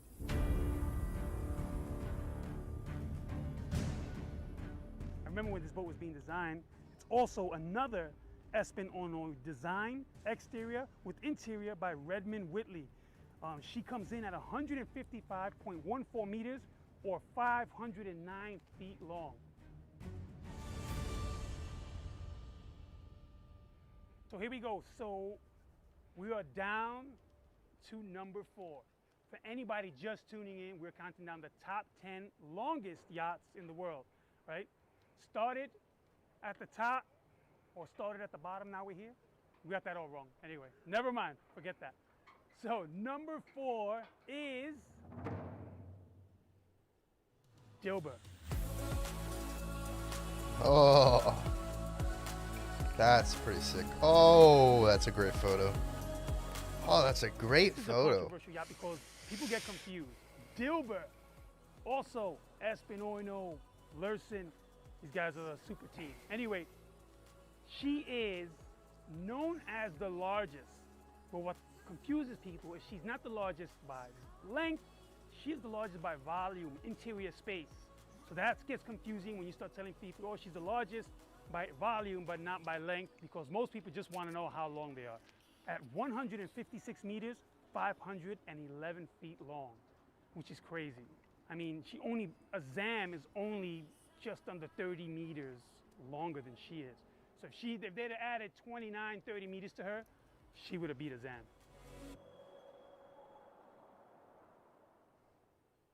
Number 3, Dubai. Oh, yeah, forget about it. Coming in Sick. at 162 meters. Stupid. Dumb. 531.6 feet long. Dubai. Oh, my and goodness. It is based where? Where else? Dubai. I've actually been in Dubai and had the pleasure of getting up close with her. Again, nothing like getting up close with these really big yachts. You look behind me, Fountainhead, right, is, I think it's 280, not to be, I don't know the exact number, 280 feet. Think of 2 Fountainheads back to back, just about 2 Fountainheads. That's crazy. I hope we get a chance to actually get on board. Now that, you want to talk about exclusive, that is super exclusive. I have seen some interior shots. It's got this amazing ballroom. It's got this amazing glass spiral staircase. I've only seen it in photos, never seen it in person, the interior. But I would actually love to see that in person and give you guys a tour. That would be just insane. Number 2, coming in at number 2, which was once the largest privately owned yacht in the world, is been bumped to number 2 at 162.5 meters and 533 feet long, Eclipse.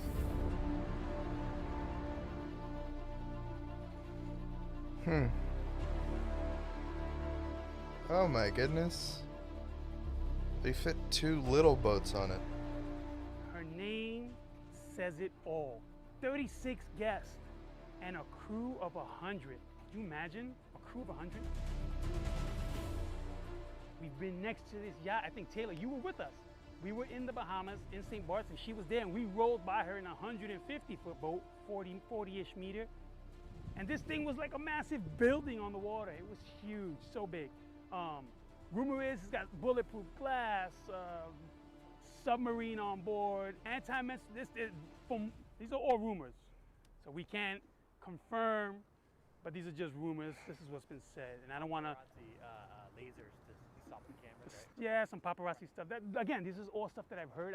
I can't confirm. I don't want to be giving you guys some disinformation. Which, by the way, we're going to be making a video to kill some of the disinformation that's out there. I heard that there's $1 billion yacht out there made of gold. It's baloney. But we're going to get into that in another video. Anyway, number 2 is Eclipse.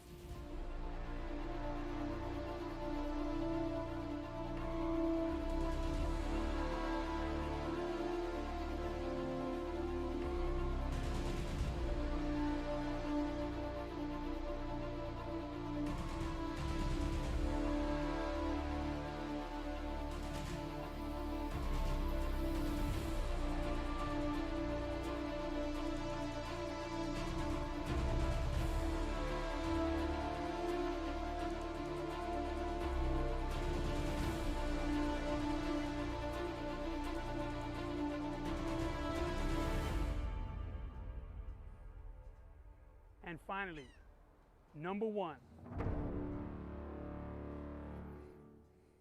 The moment we've all been waiting for, number 1. But stay tuned, I got a little surprise after this. Number 1, at 180 meters, 590 feet long, the one and only Azam.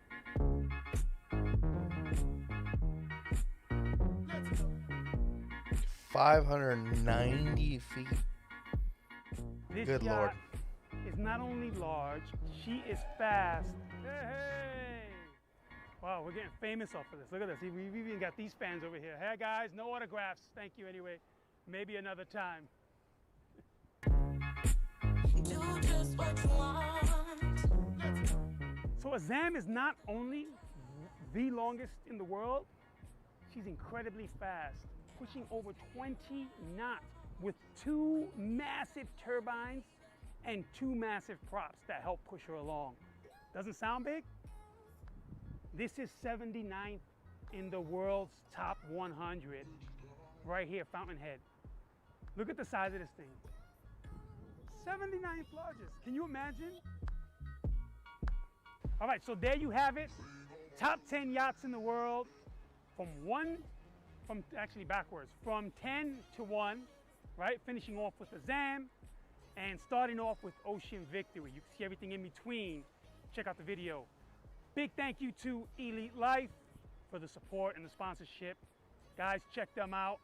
Thank you again to Super Yacht Times for the images, helping us bring you the top 10 in the world. And finally, I did have a little surprise, and I just remember what it was. A Zam in 2021 will be overtaken by another yacht, Rev Ocean. Now it's a bit tricky because people are saying she's explorer yacht, she's not really a yacht. So when she launches or when she's delivered, I guess that's finally going to make the final decision what she really is. So I'm looking forward to seeing what 2020's top 10 is going to be. Till then, subscribe, like, comment below. Anything I might have screwed up, listen, I do it. That was pretty good. I like that. That was really good, actually.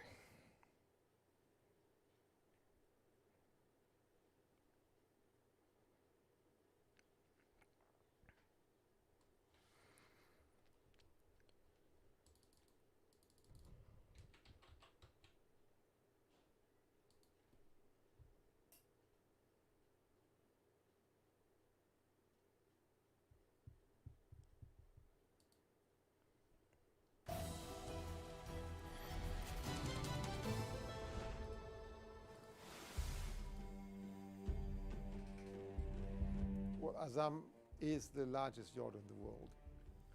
And there is, in terms of size, there is 2 main features. One, of course, is what is 180 meters. So we try to visualize certain features of the yacht, such as there are 2,200 square meters of teak deck, which is equal to half a football pitch. There are 95 kilometers of aluminum and steel profiles that are needed to stiffen the hull and superstructure.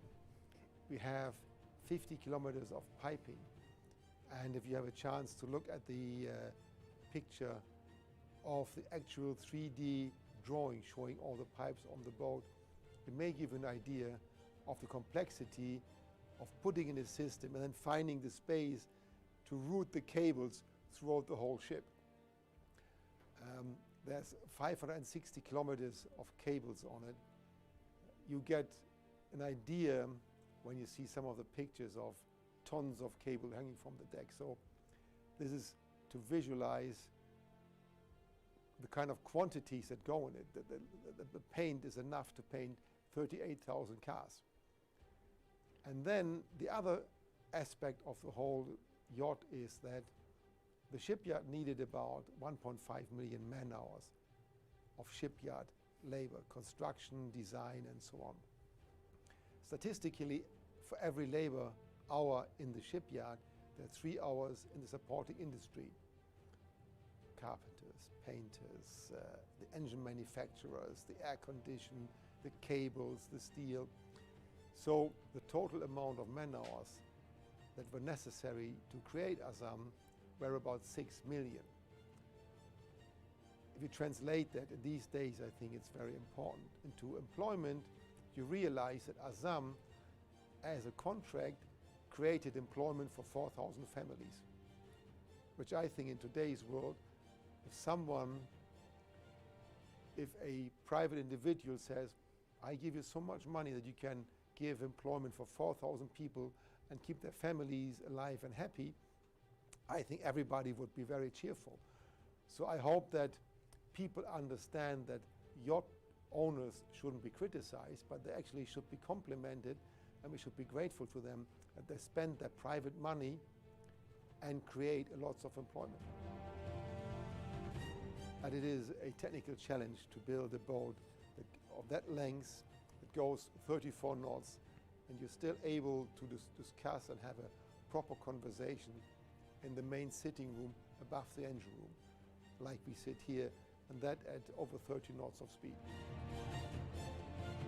There is a lot of material that came from Italy, and as you said, the main feature, the design, which is very special, that's done by a very good and competent Italian designer, Mario Pedol.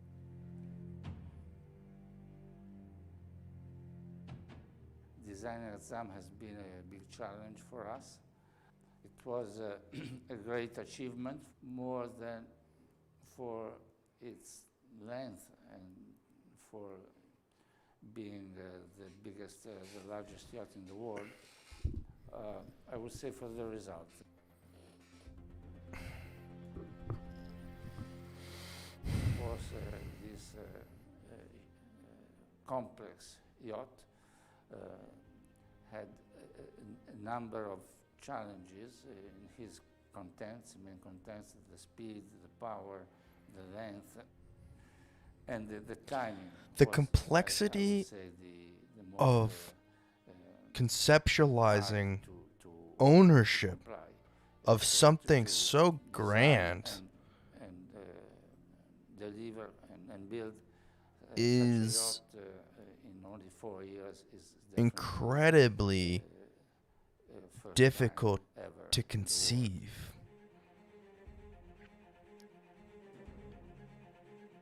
The amount we had of a lot of appreciation and compliments, money even before that you need disclosure is to immense. the public.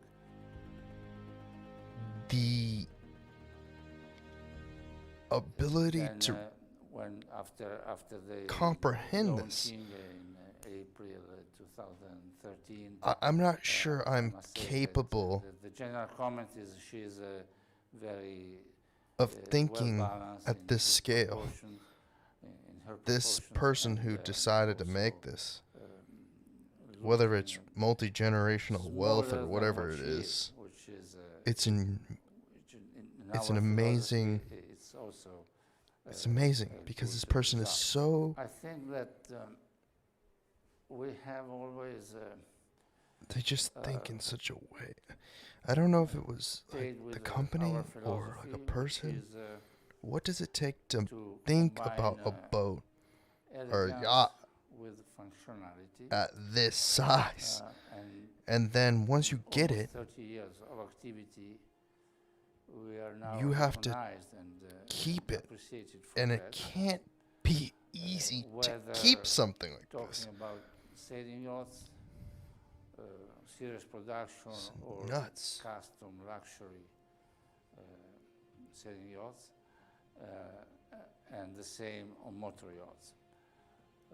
So I think it's a kind of sensibility that is part of our DNA, which has been, which is recognizable and has been appreciated by the market and by the clientele.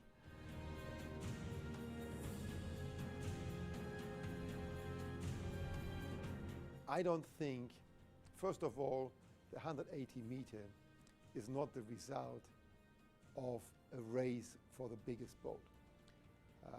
You look at Azam, you'll see she has a very long foreship. That's about 60 meters.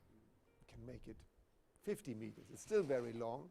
The boat is only 170, but the length of the boat was purely design driven.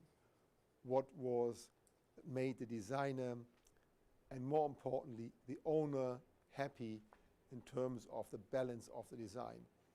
So this owner doesn't need to join in the race for the biggest boat. They don't talk about the owner.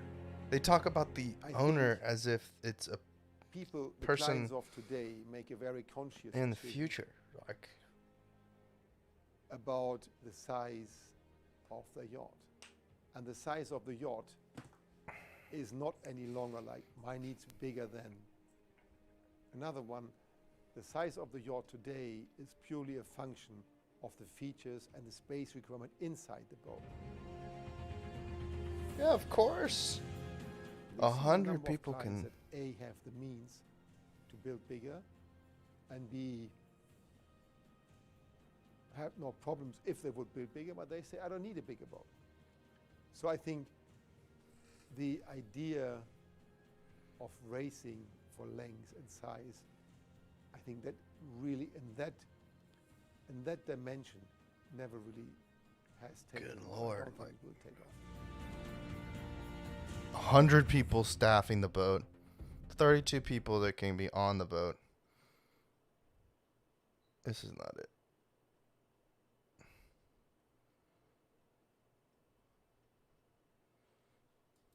Let me see. This is not it.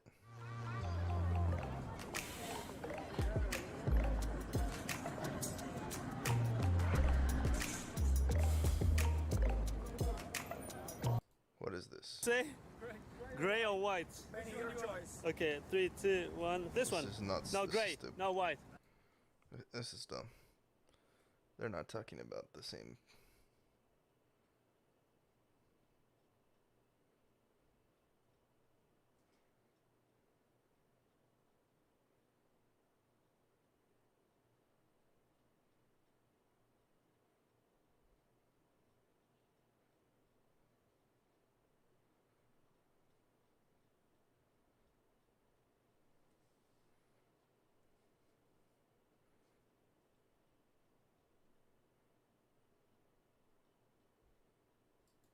So this guy says If it's you're $1 in the billion. market for a super yacht, you can buy this one for $1 billion.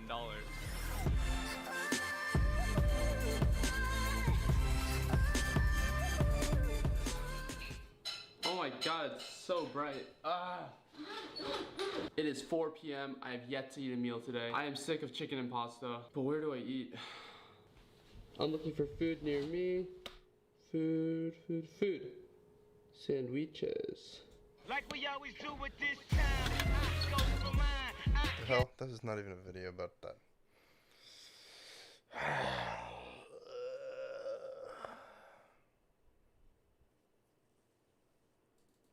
Let's look at Eclipse.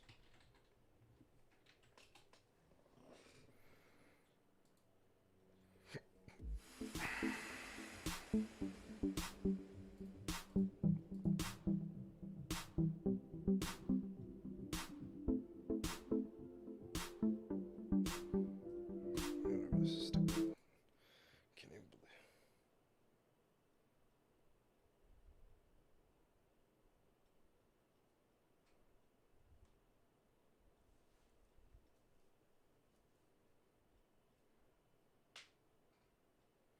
Dude, everybody, nobody.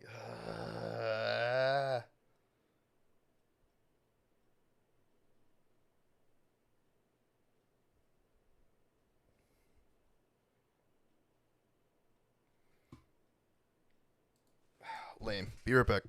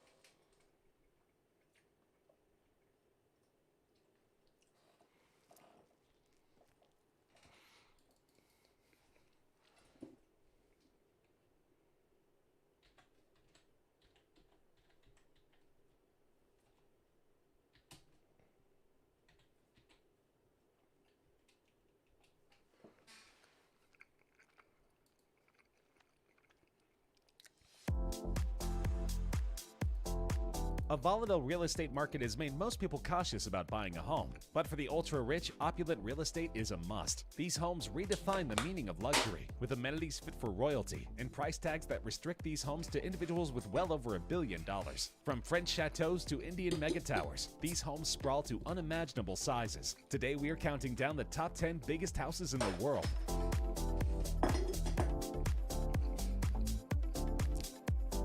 Mukesh Ambani is one of the wealthiest people in the world and holds the title of India's richest man with a net worth of more than $40 billion. Hence, it doesn't come as a surprise that his residence in Mumbai is a mansion worth a whopping $2 billion. Named Antilia, the Ambani residence is the most sought-after house in the coastal city of Mumbai and is the world's most expensive house according to some reports. The Antilia is so huge and grand that it's visible throughout Mumbai. The gargantuan skyscraper is also a major attraction for its odd and uneven shape. The building reaches 550 feet with over 400,000 square feet of interior space against the Mumbai skyline. Boasting several rooftops and helipads, the structure was designed by American-based architects on 48,000 square feet of land in downtown South Mumbai. The building's construction took 4 years to complete. There are 3 helipads on the roof, an entire floor dedicated to servicing Ambani's many cars, a health floor with a jacuzzi, indoor pool, and ice room for the family to experience snow indoors. Antilia consists of 27 floors, out of which 6 are reserved for parking that can accommodate up to 168 cars. Among many other indulgences, the house has 4 dedicated rooms for hanging gardens, where residents can go to relax. It is certainly an impressive property. The Biltmore Estate is an enormous private home and tourist attraction in Asheville, North Carolina. The main residence is a chateau-esque style mansion built by George Washington Vanderbilt II between 1889 and 1895 and is the largest privately owned house in the United States at 178,926 square feet of floor space and 135,280 square feet of living area. Still owned by George Vanderbilt's descendants, it remains one of the most prominent examples of the Gilded Age architecture. George Washington Vanderbilt II was an heir to the Vanderbilt fortune, which was amassed through steamboats, railroads, and various business enterprises. Construction of the house began in 1889 and continued well into 1896. In order to facilitate such a large project, a woodworking factory and brick kiln, which produced 32,000 bricks a day, were built on site, and a 3-mile railroad spur was constructed to bring materials to the building site. Construction on the main house required the labor of well over 1,000 workers and 60 stonemasons. Vanderbilt went on extensive buying trips overseas as construction on the house was in progress. He returned to North Carolina with thousands of furnishings for his newly built home, including tapestries, hundreds of carpets, prints, linens, and decorative objects, all dating between the 15th century and the late 19th century. Among the few American-made items were the more practical oak drop-front desk, rocking chairs, a walnut grand piano, bronze candlesticks, and a wicker wastebasket. Today, the estate is one of Asheville's biggest tourist attractions, and the estate is valued at about $300 million.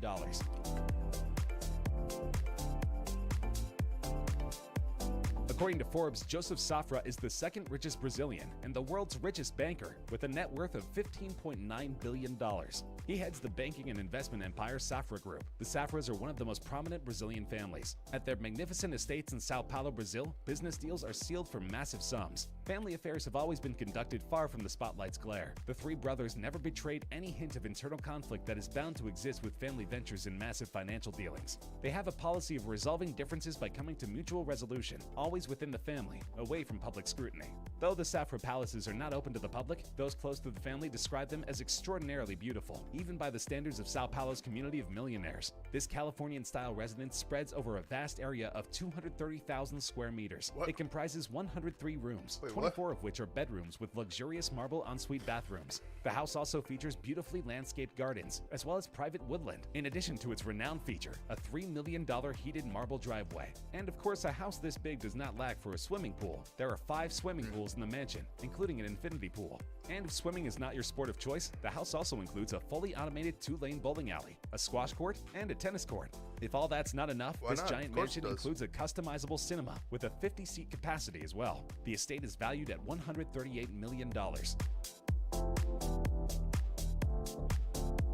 Wittenhurst, London's largest private house, was built between 1913 and 1920 on an 11-acre plot in Highgate, a wealthy hilltop neighborhood north of the city center. First owned by Arthur Crossfield, an English soap magnate, the mansion was designed in the Queen Anne style and contained 25 bedrooms, a 70-foot-long ballroom, and a glass rotunda. The views from its gardens over Hampstead Heath and across the capital were among the loveliest in London. For decades, parties at Wittenhurst attracted potentates and royals, including in 1951 Elizabeth, the future queen. Wittenhurst was bought by the family of the Russian billionaire Andrei Guryev through an offshore company called Saffron Holdings, located in the tax haven of the British Virgin Islands for £50 million in 2008. It has 65 rooms spread across 3 floors, including 25 bedrooms. One of the largest is the ballroom, measuring 70 feet long with a height of 20 feet. It has oak flooring and the timber wall panels are in walnut, with carved cornices embellished with gold leaf.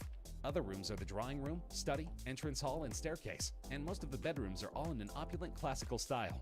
Other richly decorated rooms include the dining room, Chinese room, billiard room, and the gallery hallway. Access to the property is via a 3-fingered gatehouse. When remodeling is complete, it will spread over 90,000 square feet, second in size only to Buckingham Palace. David Siegel made his money in timeshares, but ironically, when it came time for his own place, he decided to build the property. In fact, he's still building 10 years later and is not quite finished. By some estimates, his Versailles will be the single largest residence in the country at around 90,000 square feet. The name is an apt choice, as it's modeled on the famous French palace, and it's indeed palatial. The waterfront estate on a 10-acre Lake Butler peninsula with almost a mile and a half of shoreline is scheduled to have all the usual bells and whistles. 2 theaters, 10 kitchens, a 20-car garage, 2 elevators, 3 pools, and a bowling alley, indoor roller rink, and arcade, just one of each. The doors and windows were constructed using some of the last remaining Brazilian mahogany at a cost of $4 million. Exterior walls are precast concrete with Pavonazzo marble veneer. The entryway will feature a 30-foot stained glass domed oculus, and the residence will have 10 staff quarters, each with a jacuzzi and a kitchen. The 13-bedroom home is expected to sell for more than $100 million when construction is finally complete. The project will be the 4th most expensive home in the United States. The world's next largest home is Villa Leopolda, located on the French Riviera of France. It has a total of 8 hectares in land, what is equivalent to 8 football fields. The house was built for the Belgian King Leopold II, who paid 1 franc for the land in 1902.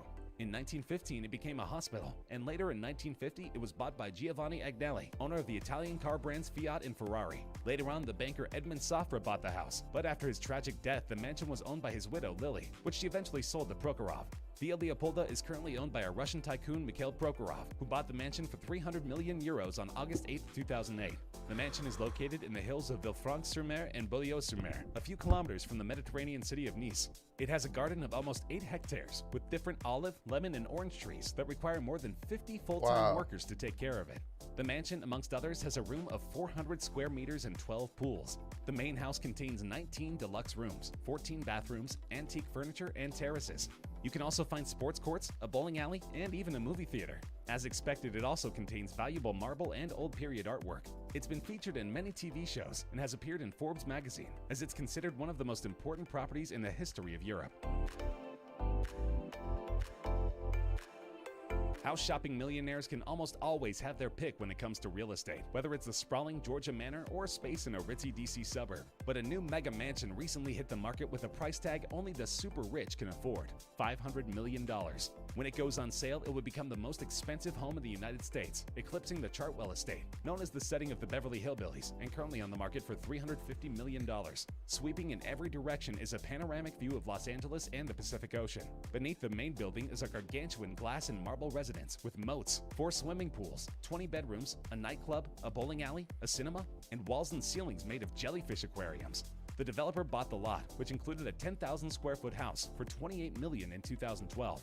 6 years and lots of bulldozers later, a 105,000 square foot behemoth fills the site. LA has since tightened building regulations, so another home on this scale is unlikely. This was a huge gamble for the developer, and 7 years later he still hasn't found a buyer. However, the one is certain to be someone's dream home someday. At 1 billion Chinese yuan, or $149 million, this mansion is the most expensive home ever sold in mainland China.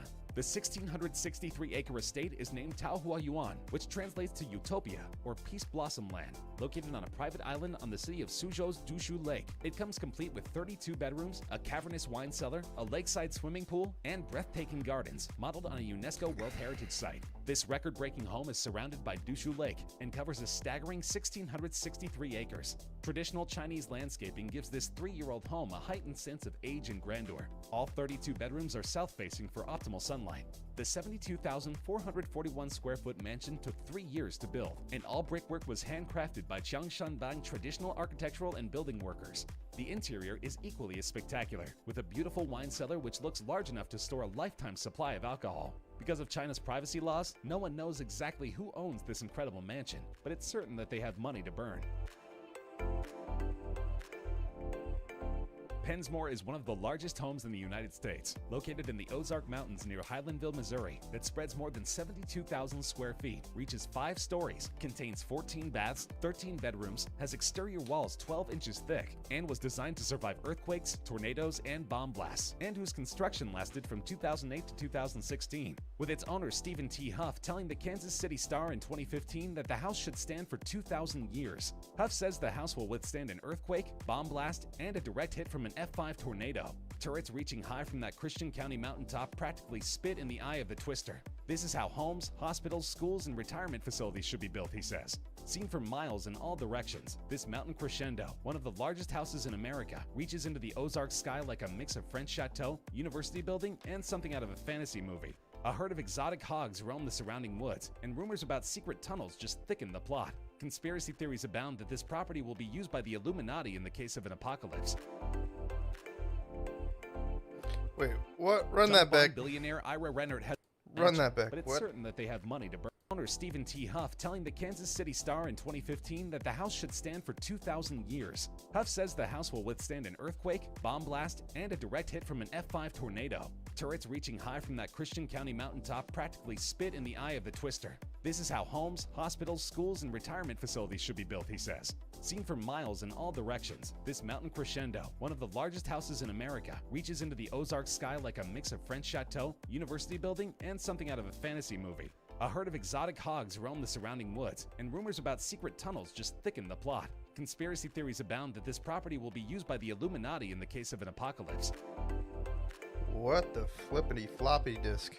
Junk bond billionaire Ira Rennert has a massive house in the Hamptons. It's also pretty controversial. The business mogul, who Forbes says is worth $5.9 billion, was recently in court defending the funding of his Sagaponyak estate. Representatives of a now-defunct mining business he used to own claimed he looted the company to build it, and in late February he was ordered to pay back at least $118 million in damages. But the mansion, constructed for about $110 million but now valued at closer to $400 million, has been the center of a number of controversies since Rennert built it in the 1990s. The estate actually includes 4 different houses for a total of 110,000 square feet. The main house alone has 29 bedrooms, 39 bathrooms, a basketball court, movie theater, and bowling alley. In addition to 3 swimming pools and miles of private shoreline, there's a hot tub valued at more than $150,000. The property taxes alone are $650,000 every year, more than enough to buy an incredible home somewhere else. Oh my god.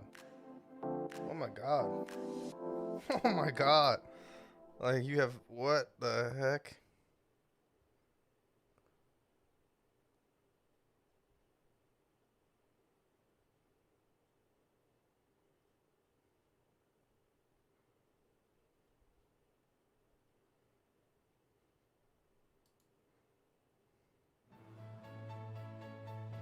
You know, incredible doesn't really say much. At least it doesn't mean much to me. The word incredible. Incredible. You want to talk about incredible? I'll talk about incredible. Oh wait, fuck! I just fucked up the shit. My bad. It's something we've all I knew I was thought gonna about do at that. some point. If we had unlimited money, what sort of house would we build for ourselves, and where would we build it? For some people, that dream came true, and they ended up constructing huge houses that are Oh, Lord. opulent and ornate beyond our wildest dreams. Owned by some of the wealthiest folks on the planet, here are some of the biggest houses in the United States. Charme d'Or Estate, the biggest house in Texas. A 48,000 square foot mega mansion in Denton County, Texas, the lavish French chateau-style palace was one of the more unusual architectural works in America, featured in countless news articles and magazines, set on 40 acres of land. Charme d'Or was built in 2002 at a cost of $52 million. According to the listing, the 17th century French architecture shines from the moment guests come up the driveway, which is surrounded by manicured lawns and gardens. The entrance to the 4-story abode is just as grand, with a marble foyer, double height ceilings, and a staircase with an iron and copper railing leading to a ballroom. With its ample size, the ballroom is perfect for inviting a few guests, or a few hundred, over for an impromptu concert on its grand piano. Entertaining is made easier with a catering kitchen with commercial-grade appliances. The estate has been rebranded as the Olana and is now a wedding venue.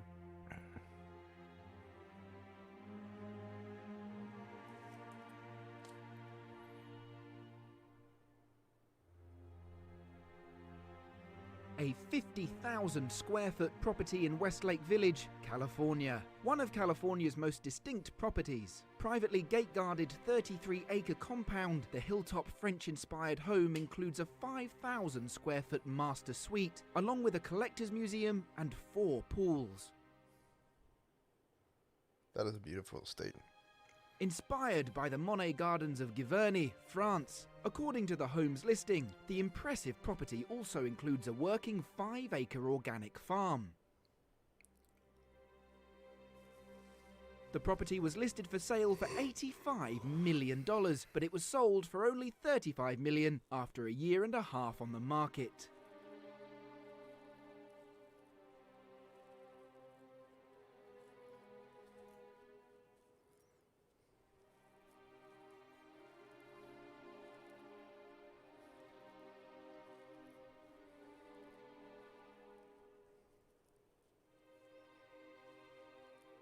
The biggest house in Alabama might also be the most luxurious.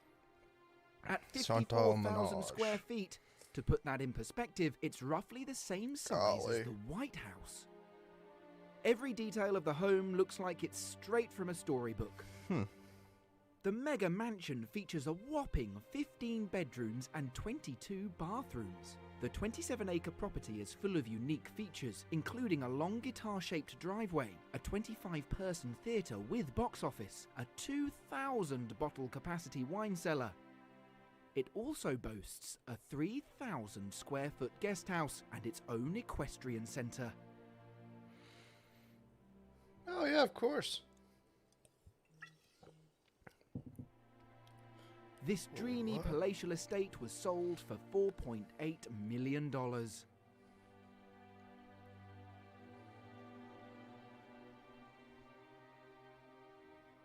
If you want to taste the glamour of the roaring 20s, or just want to see what life is like for a Russian billionaire, this $100 million property on New York's Long Island has got you covered. Built in 1928, the gigantic home is a turreted stone mansion, evoking much of the glamour and glitz of the Roaring Twenties. This 8-acre Long Island mega mansion has all of the modern luxuries you would hope to get in a home of that price, under 60,000 square feet of living space. Multiple themed gardens are strewn through the property. A Japanese, English, and rose garden are all included. The estate was previously owned by Tamir Sapir, a Russian emigre who made his fortune in New York real estate. He died in 2014.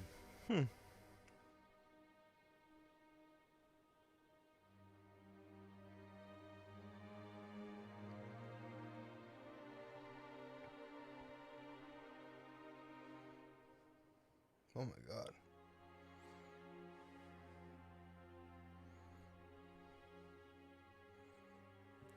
I'm sure there are people who have been to these places. Where's this mansion in Texas thing? Alana.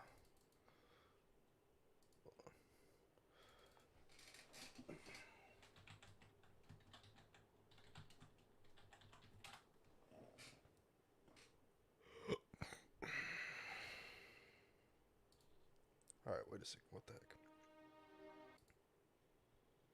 Thought about at some point.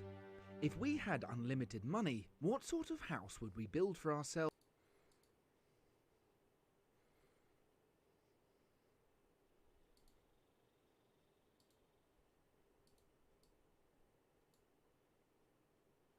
Champ Dior Estate.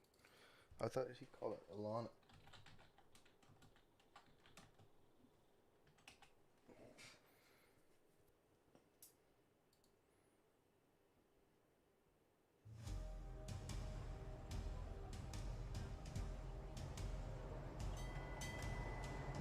The Dallas-Fort Worth region has become This is incredibly... stupid. I don't want to watch this video. Video's stupid.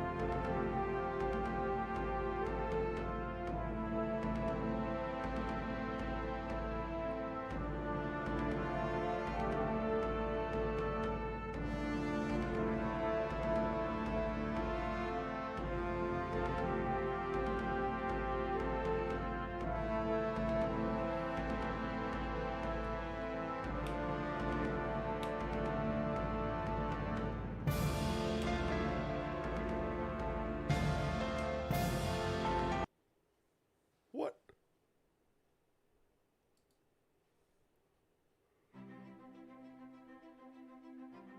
Oh, it's the same people. They're gonna talk about it.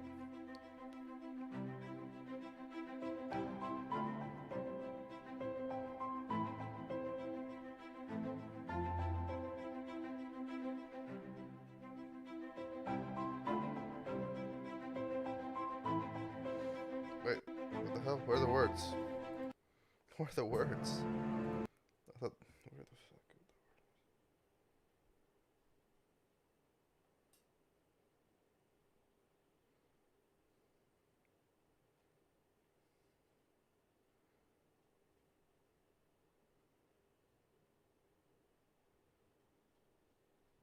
Where's the freaking human being that's walking into this place and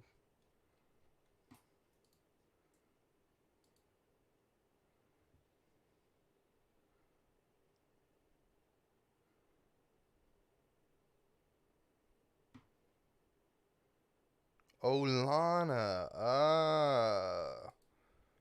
Olana.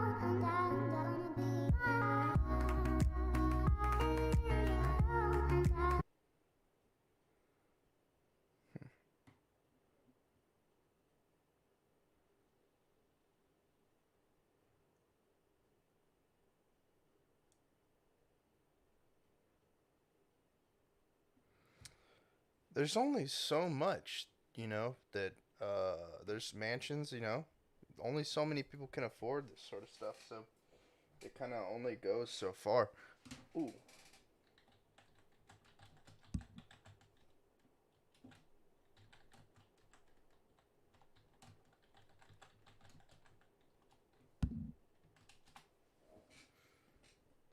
Here we go.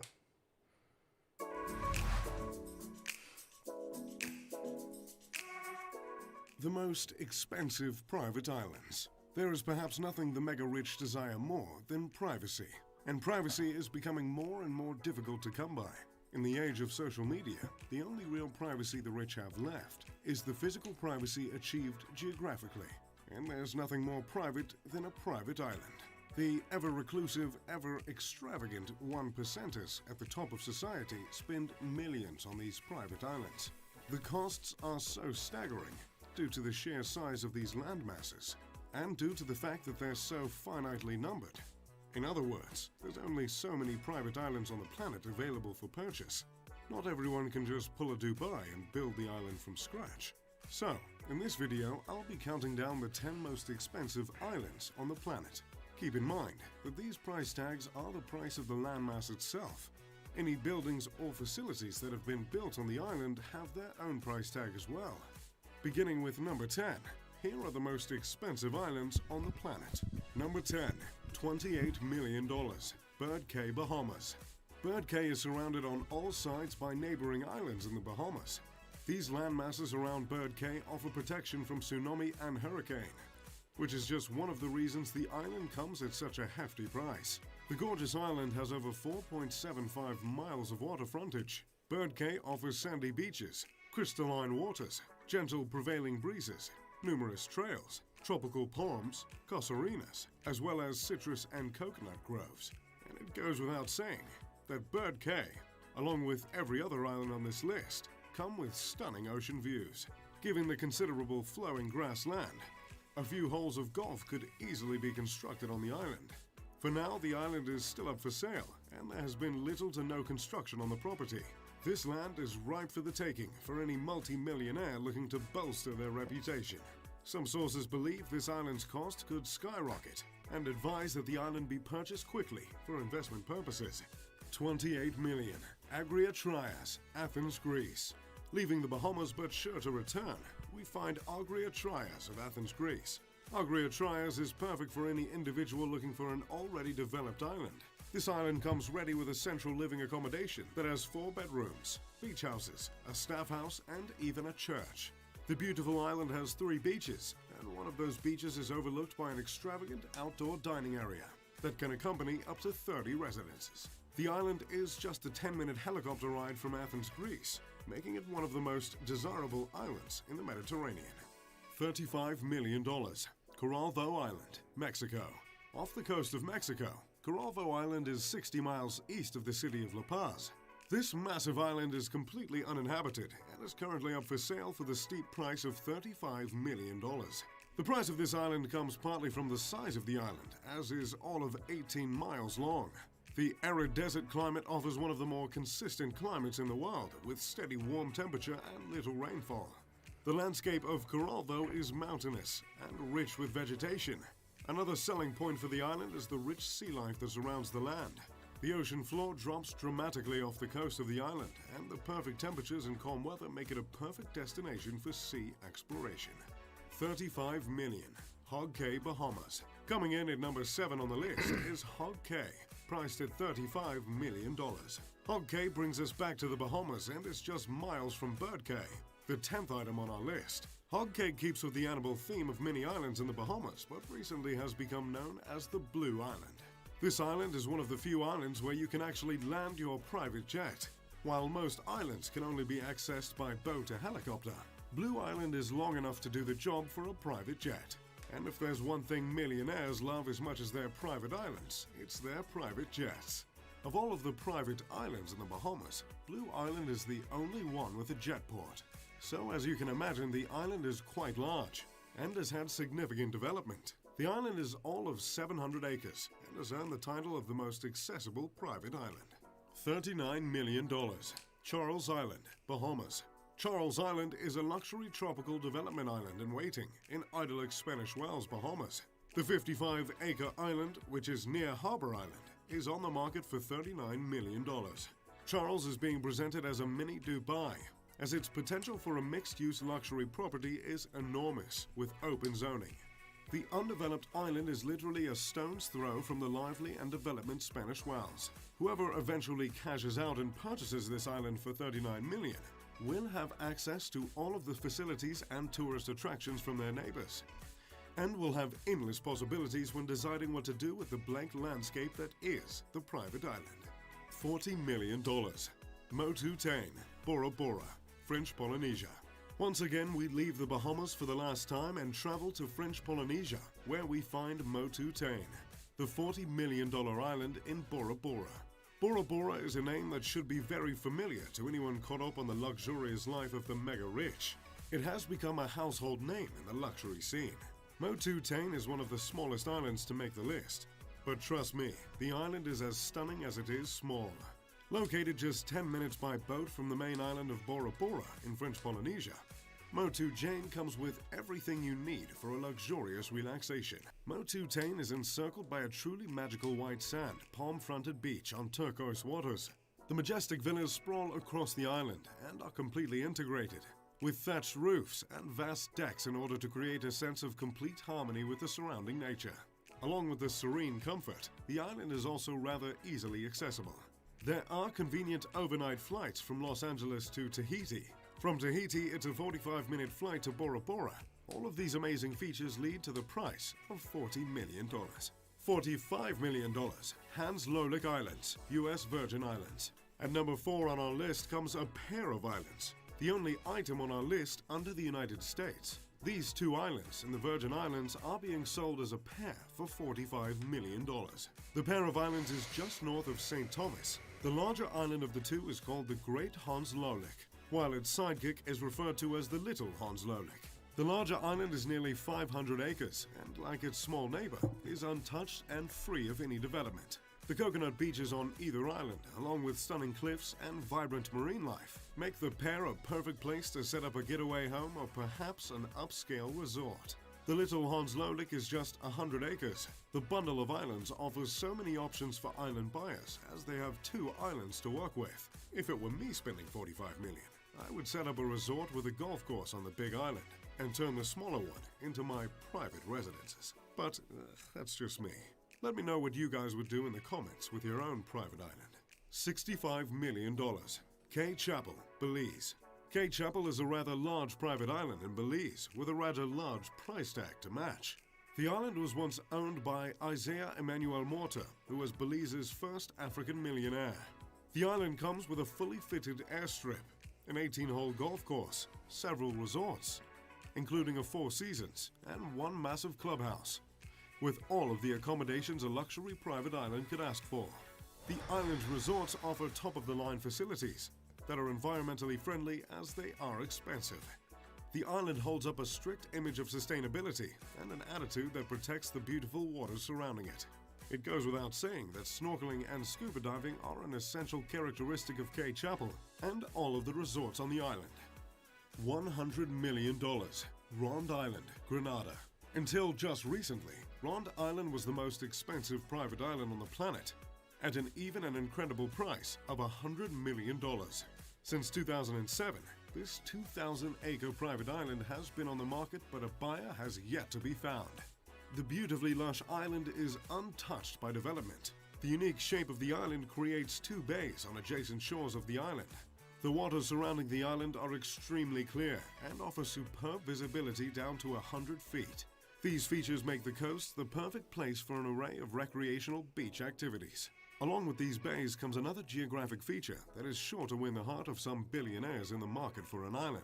Rond Island has a cave system wide enough to swim through. All of these amazing natural amenities make Ronde Island the second most expensive island on the planet. 240 million euros, $310 million. Lisbon Island, Portugal. Some estimates for this massive island just outside of Lisbon, Portugal, claim the island will sell for around $350 million. But to avoid the risk of getting too far ahead of ourselves, let's just leave the estimate closer to the listing price of $310 million. This island is virtually on the doorstep of Lisbon itself and is a massive 3,000 acres. There has been talk of turning the island into a luxury golf course, complete with residential units, as the island is a prime spot for potential development and is unusual in the fact that it remains undeveloped, whilst being so close to a heavily populated area such as Lisbon.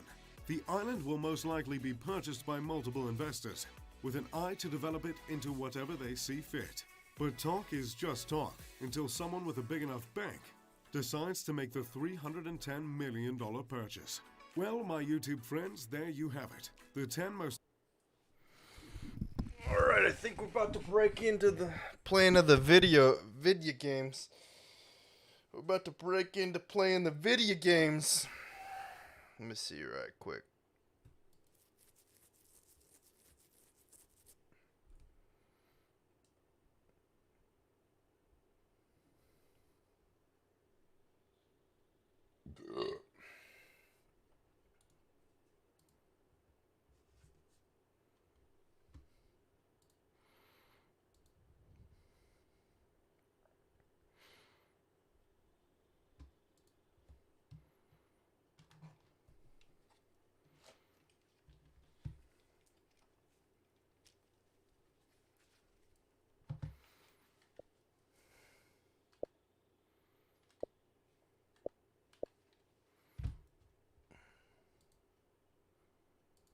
Wait, where's the other?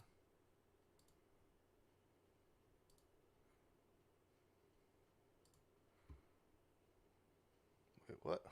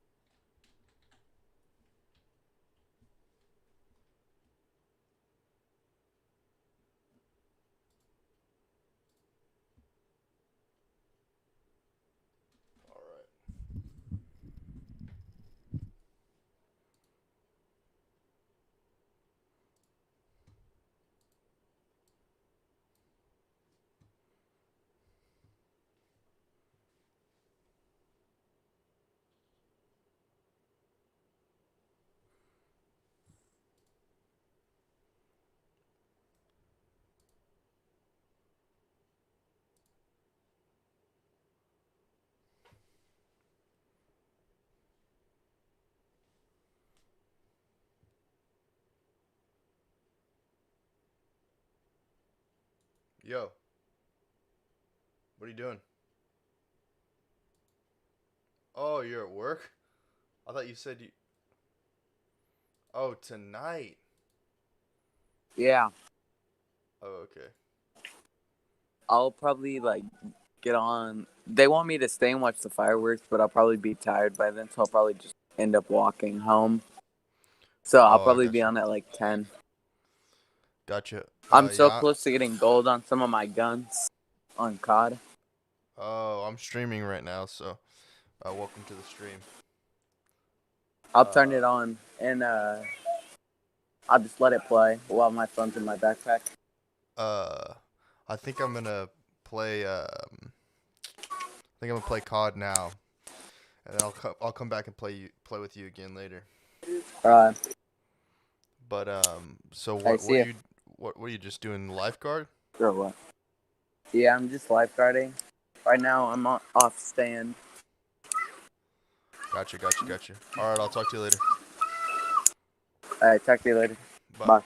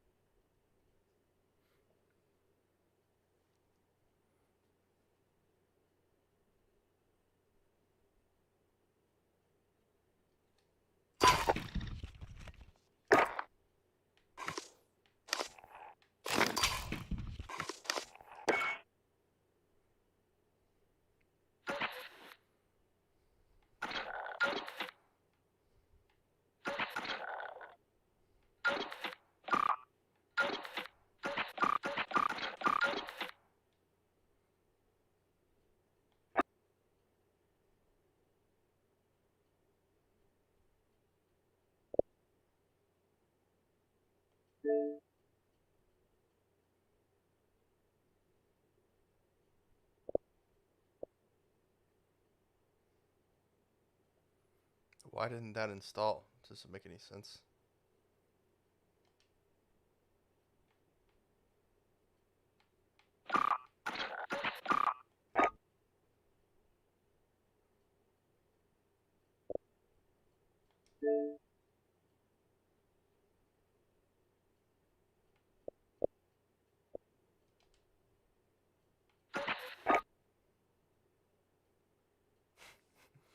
Doesn't make any sense why this didn't install.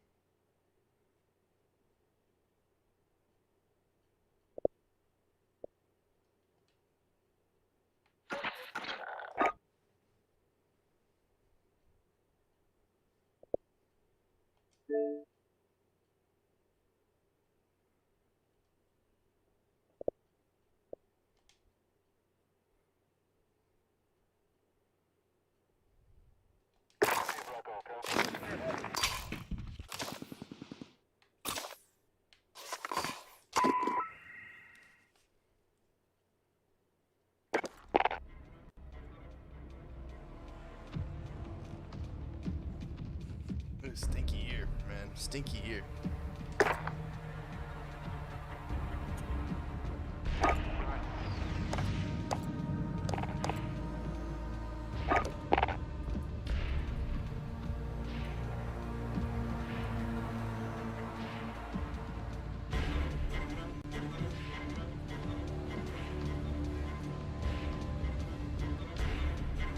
I'm only gonna get matched with like noobs, right? I'm not gonna get matched with like pros.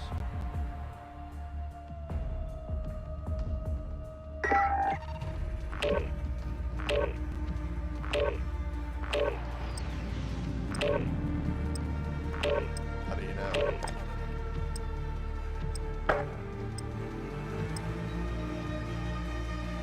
Dude, these guys are way too good. Why am I getting matched up with these guys? These guys are way too good.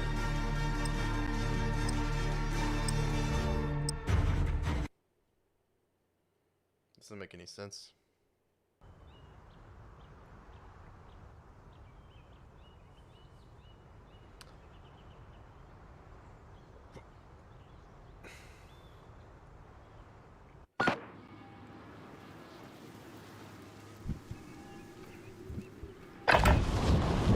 We're holding for deployment. Now's a good time to warm up.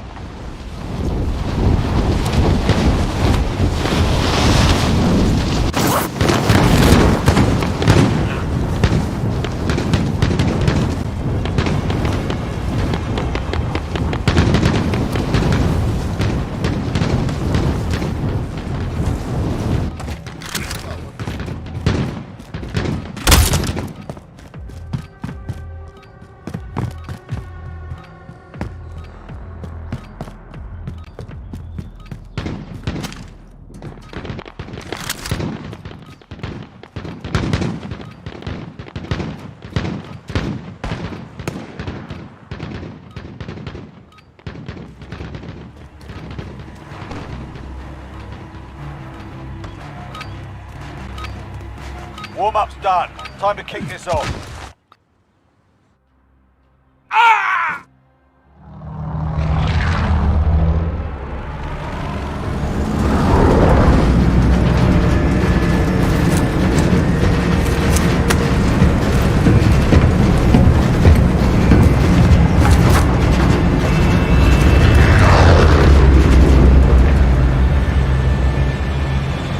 Battle Royale. Set a drop point for your team, soldier. Gas is closing on your position. Suggest you get moving.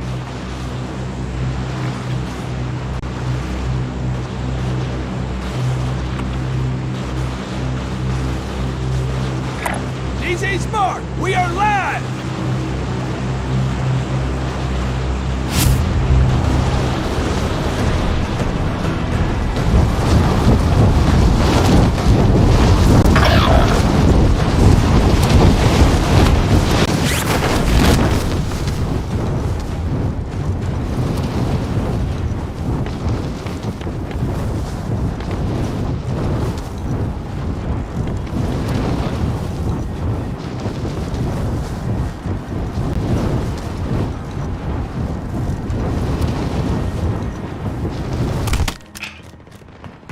all targets in the AO.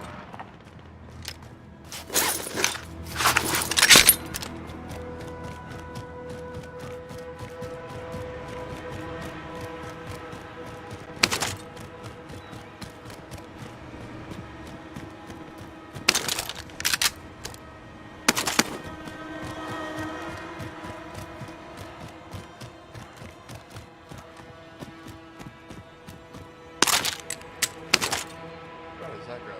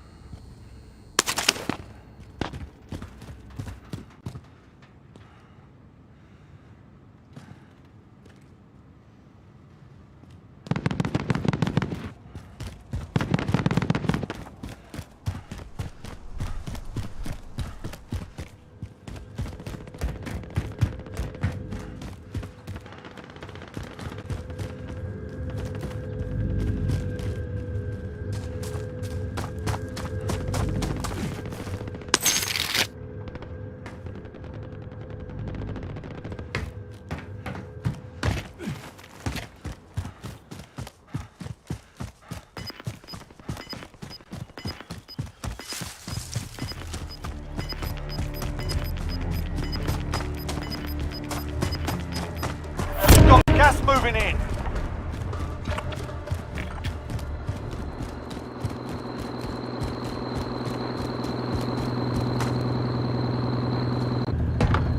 I'm driving.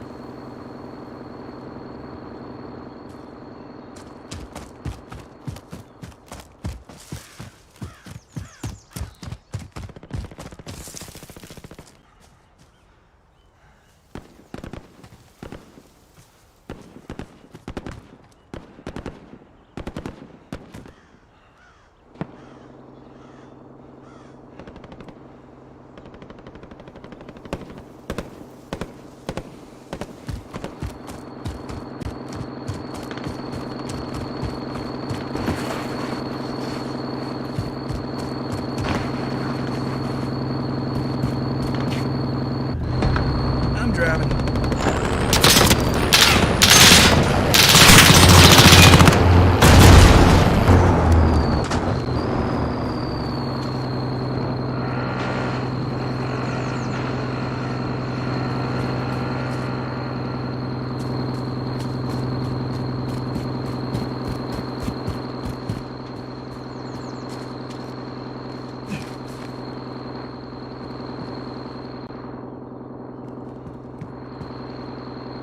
Friendly loadout drop on the way.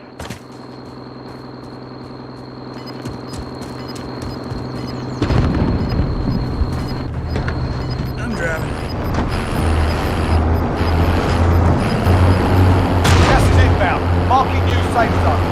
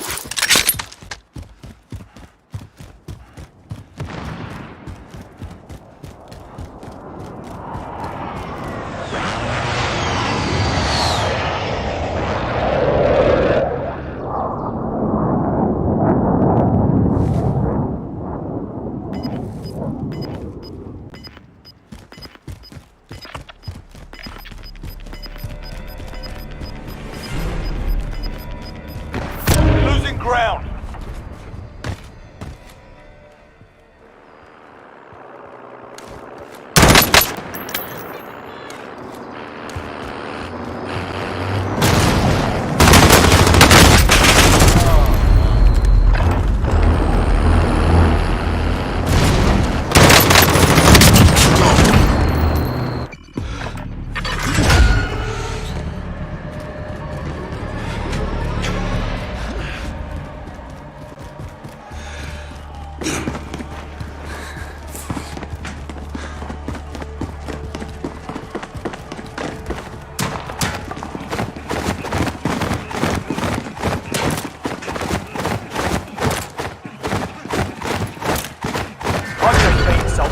Breaking out of here.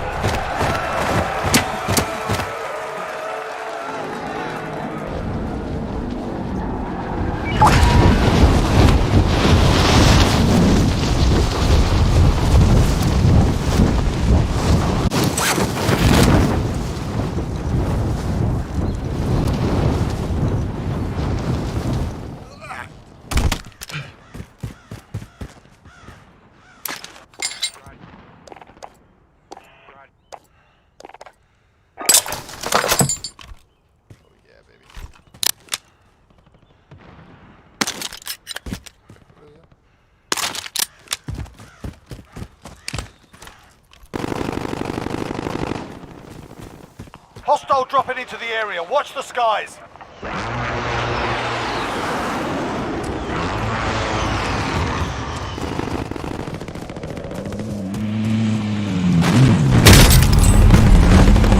enemy took that one. We'll be back to finish the job.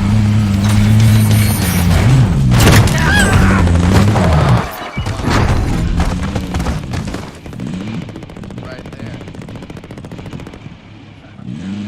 Missed it by a little bit.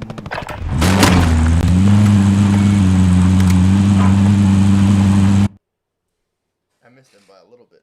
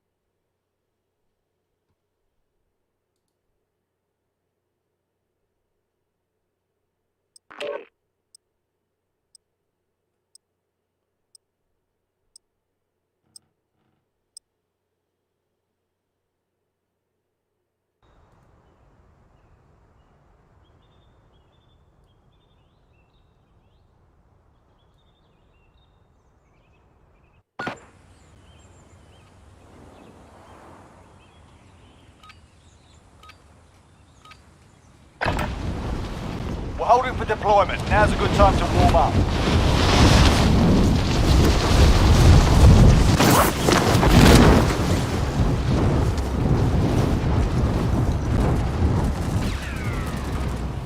I will never die. Enemy soldier incoming. Cannot lie.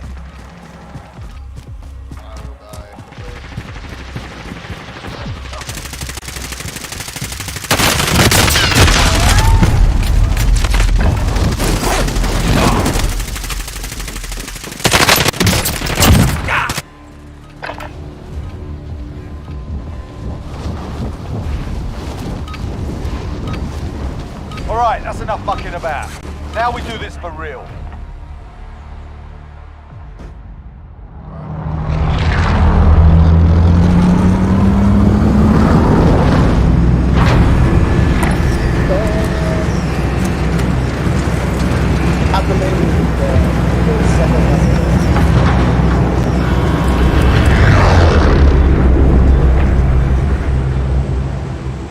Battle Royale. Gas is approaching your position. Move to the safe zone.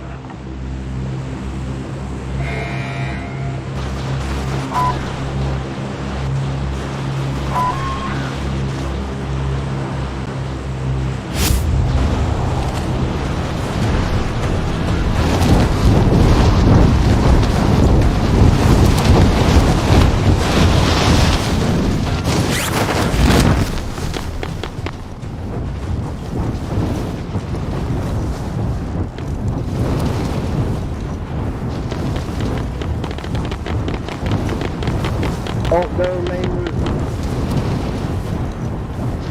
Be advised, there's an enemy team hunting you.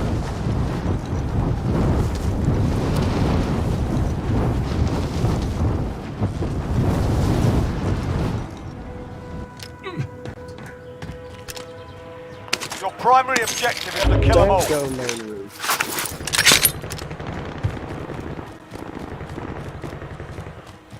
Planting Claymore.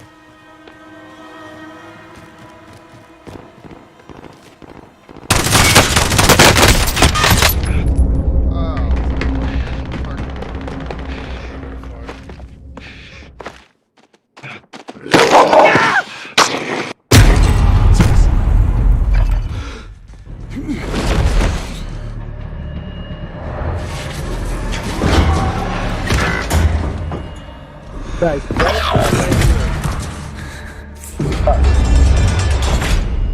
lay it for him in a tight You're in space. the gulag now. Fight to earn redeployment. You're up next, mate. Get ready.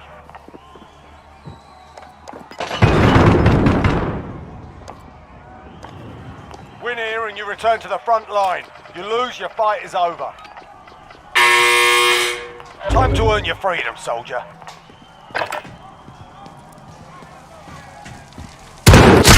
Looking a little worse for wear. You're heading back to base. Oh, bitch. Buy you back. Your team can still buy you back if they have the cash.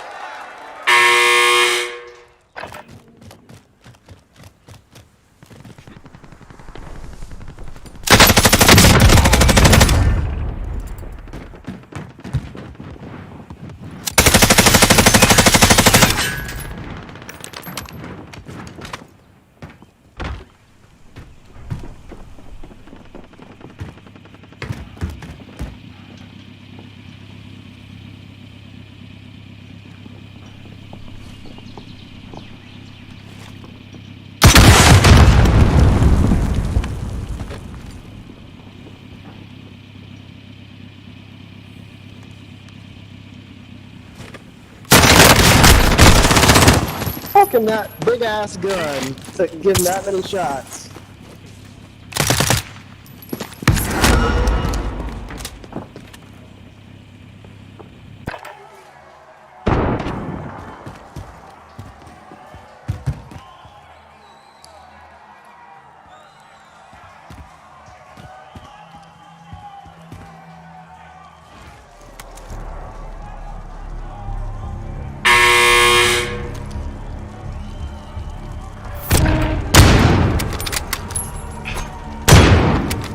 it make more sense for the higher caliber guns cause more damage?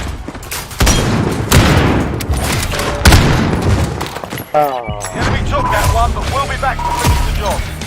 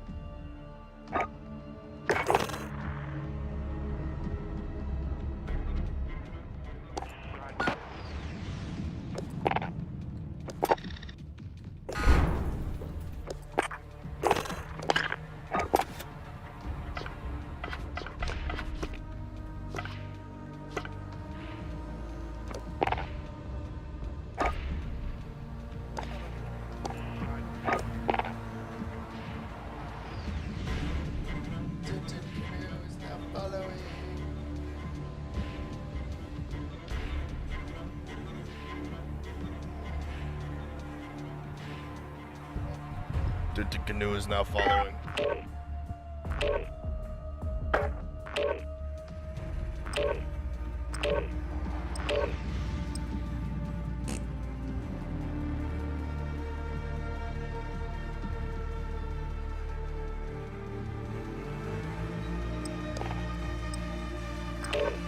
Microphone check.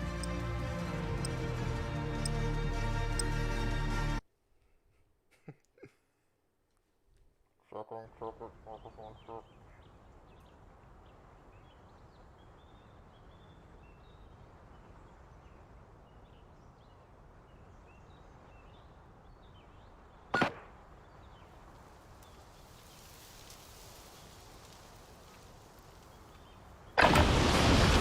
Use this time to practice. We'll be deploying soon.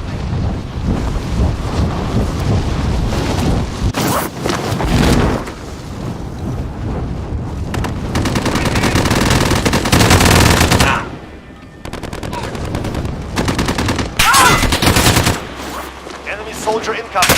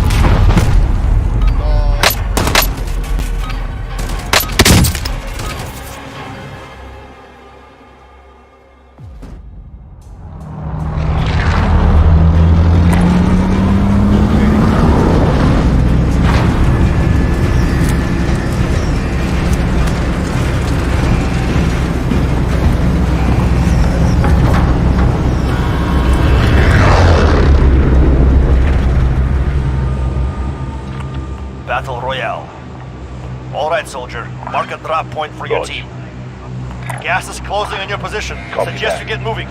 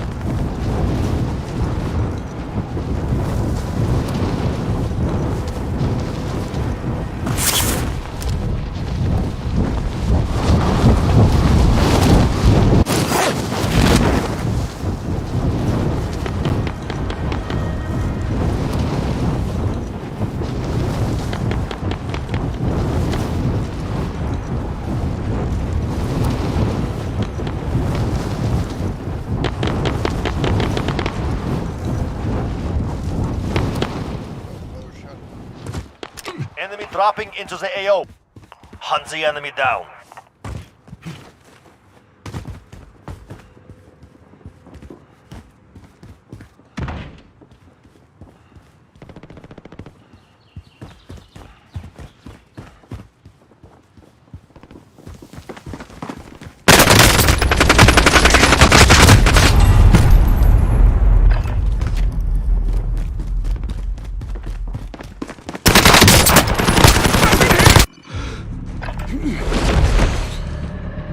This is the Gulag. Survive and you can redeploy. They are ready to fight. Daunting your enemy is an effective way to get inside their heads. So, let's rock.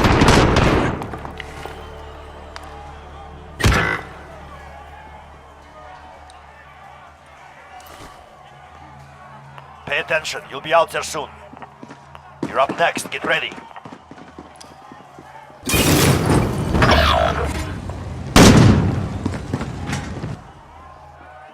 Win here and you return to the front line. You lose, your fight is over.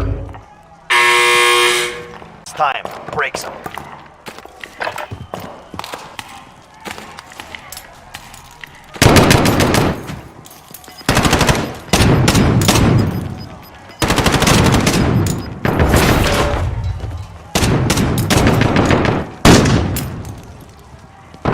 Setting a decoy.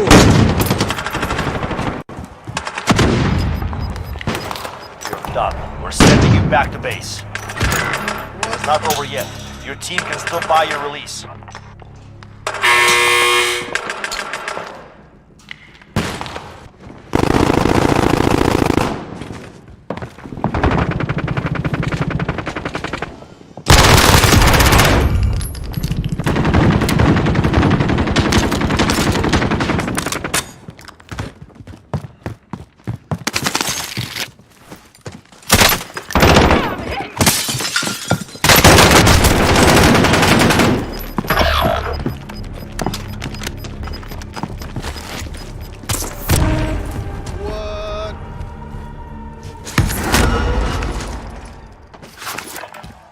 Okay, tip $10. I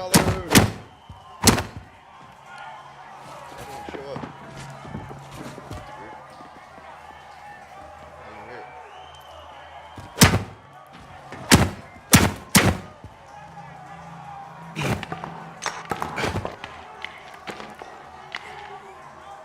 What? Thanks for paying me back for the for GTA.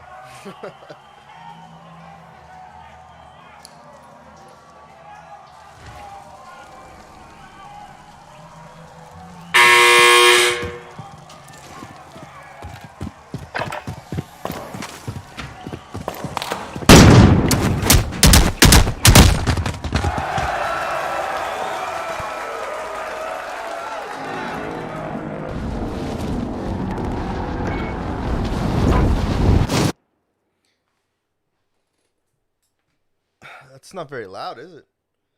You can't even hear it. Let me see if I turn it all the way up. What it sounds like. Oh, yeah, it's not bad. Small though. Surprised. Really small. Oh, I see. I'm dumb. I'm so dumb. I forgot. I forgot it's supposed to be fitted to the size of the screen.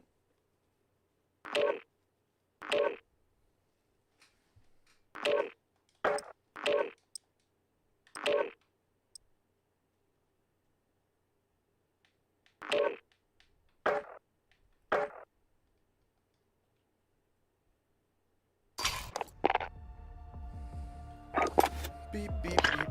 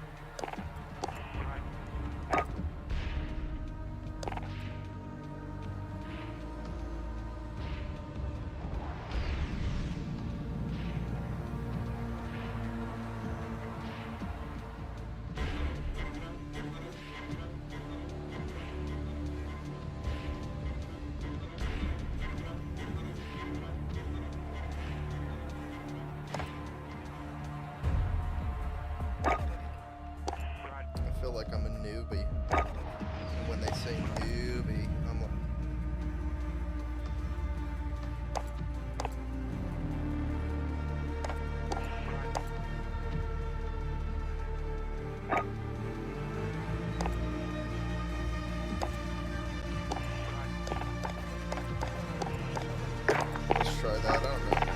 We'll see. Let's do this.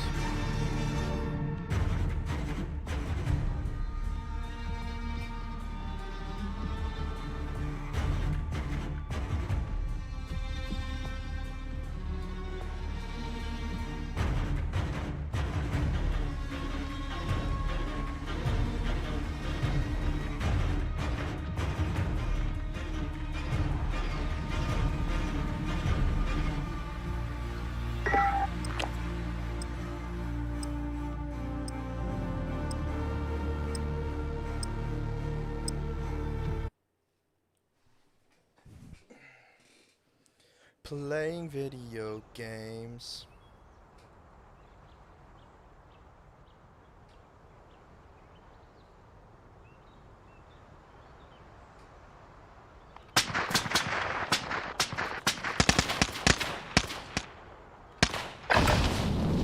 Warm up while you can. We deploy soon.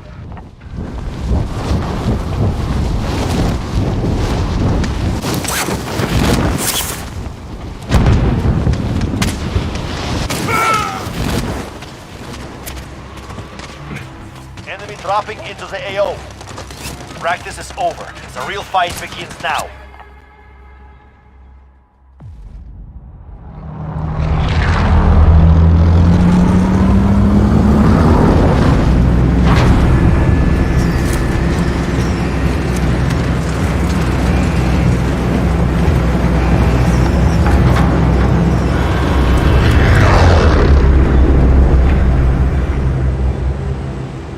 Battle Royale.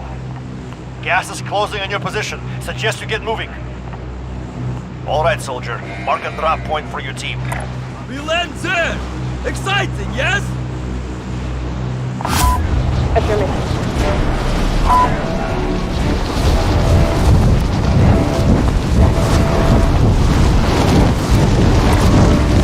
moving. Get someone up.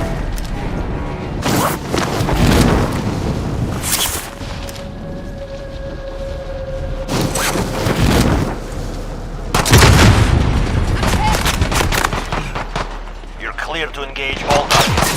Tear down!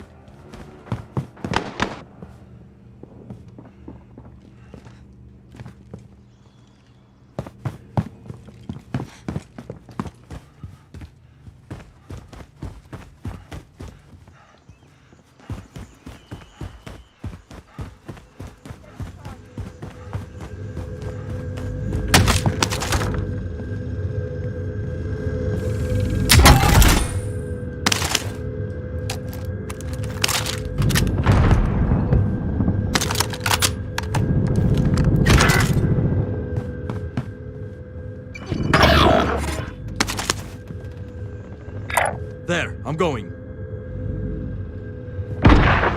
Your teammate was sent to Gulag. They'll fight for a chance to redeploy.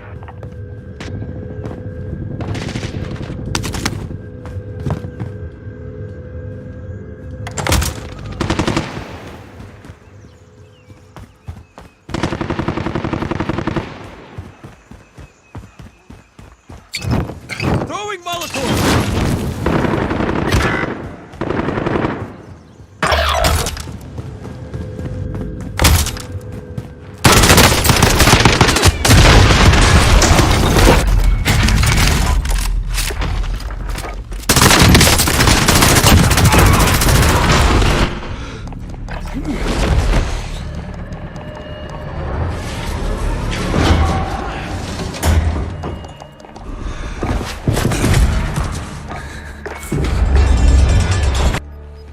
Gulag.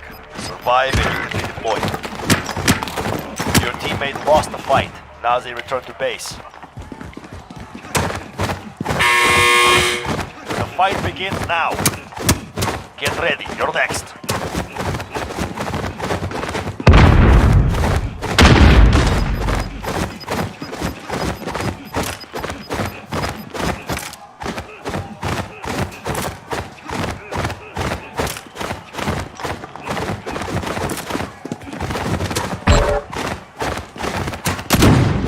You win this fight and you return to the front line, but if you lose, you're done. Beat them down or capture the objective.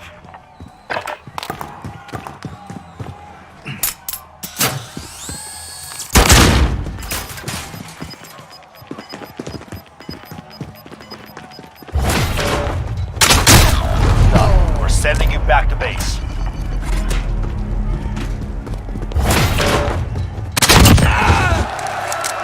Your team can pay for your release if they have the money. Ripped.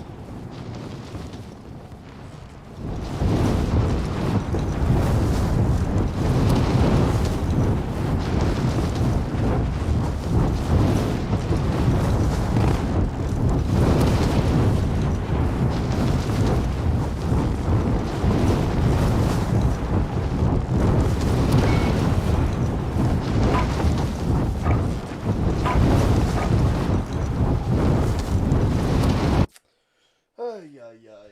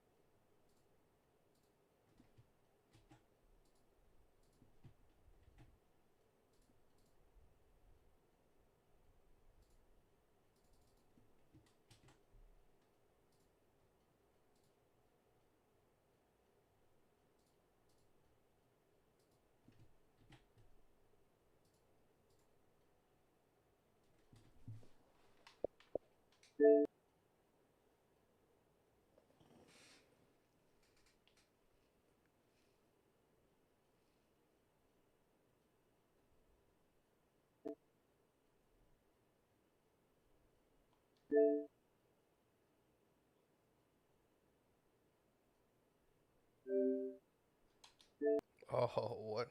Wait, this is 75 megabyte.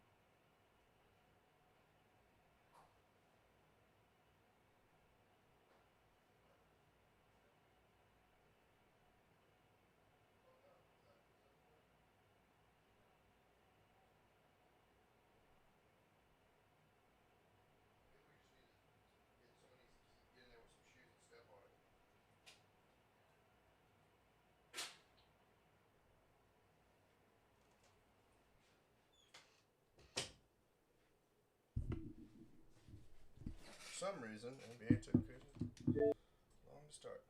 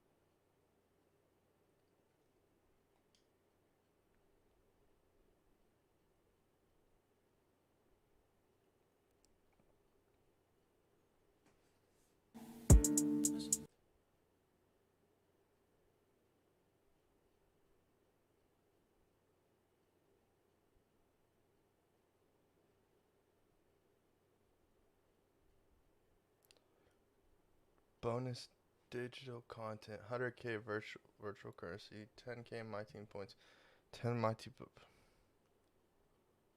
It's pre-order. Damian Lillard digital collection for Xbox One.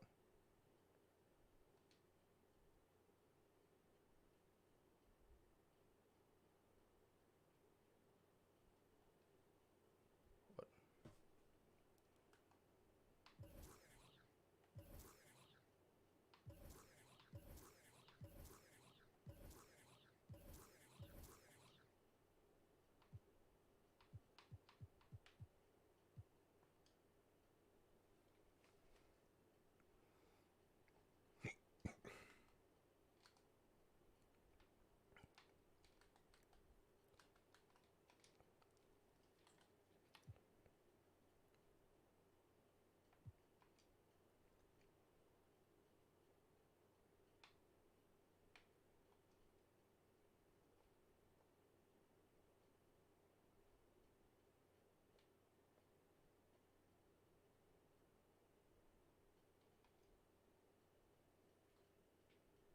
Why not?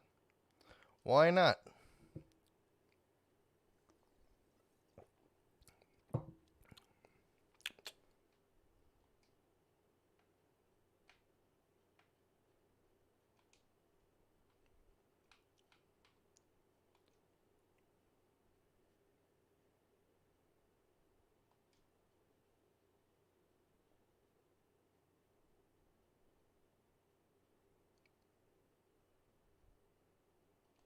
Wait, what?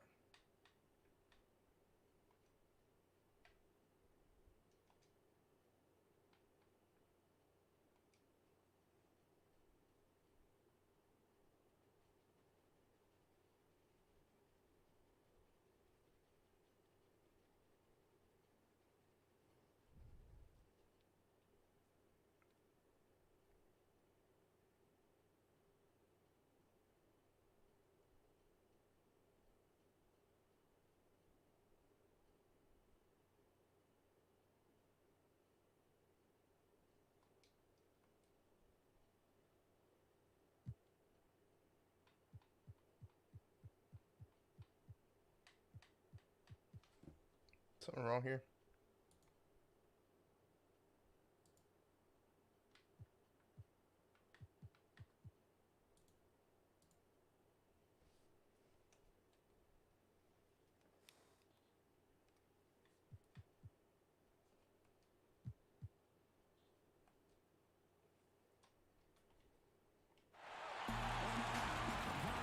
Two struggling teams with frustrated players. Brent, when you were playing, did you have any kind of trick for kind of getting out of that malaise, that trough?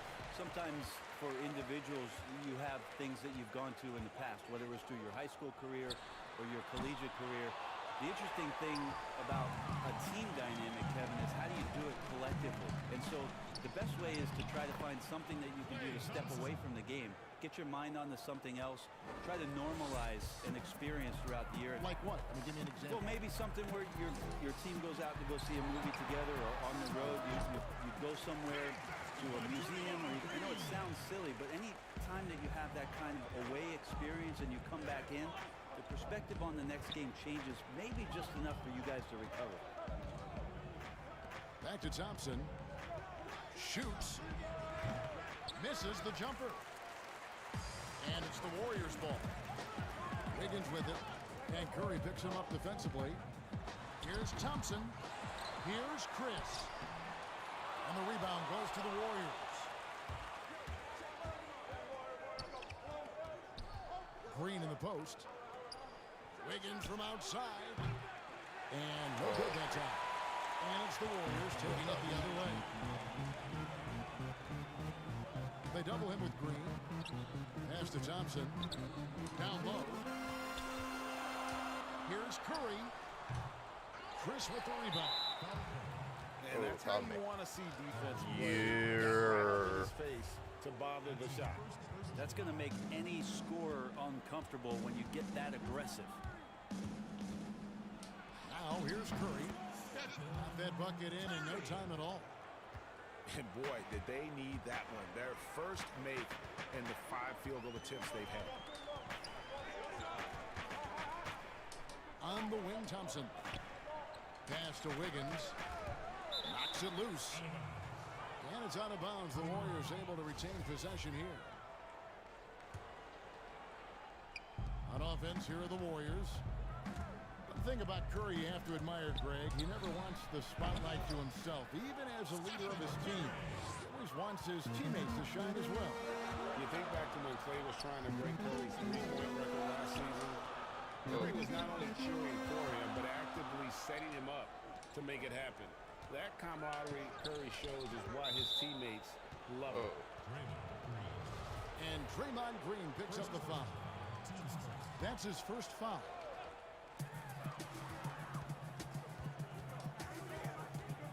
Outside for Curry. 6 to shoot. Sinks the three-pointer. Got to do your best to make Steph put the ball on the floor. I know he can still do that, but catch and shoot is just deadly. To the left wing. Fires a three. And it's the Warriors' ball. They trail by 1. And it's Wiggins. Why didn't you just do the weird Man, cut? we see this so many times. The defense so concerned with Klay Thompson's shooting ability that he's able to burn them with moving the ball. Now here's Wiggins. Here's Thompson. Oh boy, a lot of contact there, but he gets the call and will shoot 2.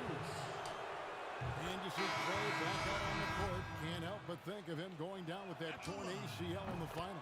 And Clay showed exactly how tough a player he is. Stayed in to hit his free throws, asked to stay in the game, and became an instant legend even in that losing effort. How about the heart? Here's Pascal. Leaps for it. And the ball out of play. The Warriors will inbound. Yeah, whatever. 1:39 left to play here in the first. Here's Wiggins. And it's good from the elbow. Wiggins has got his second bucket of the game to go. And I like to see this. They're calling his number early, and he's delivering. Well, he's going to just keep going now. That's early confidence for him. Here's Poole. Looney down low. God.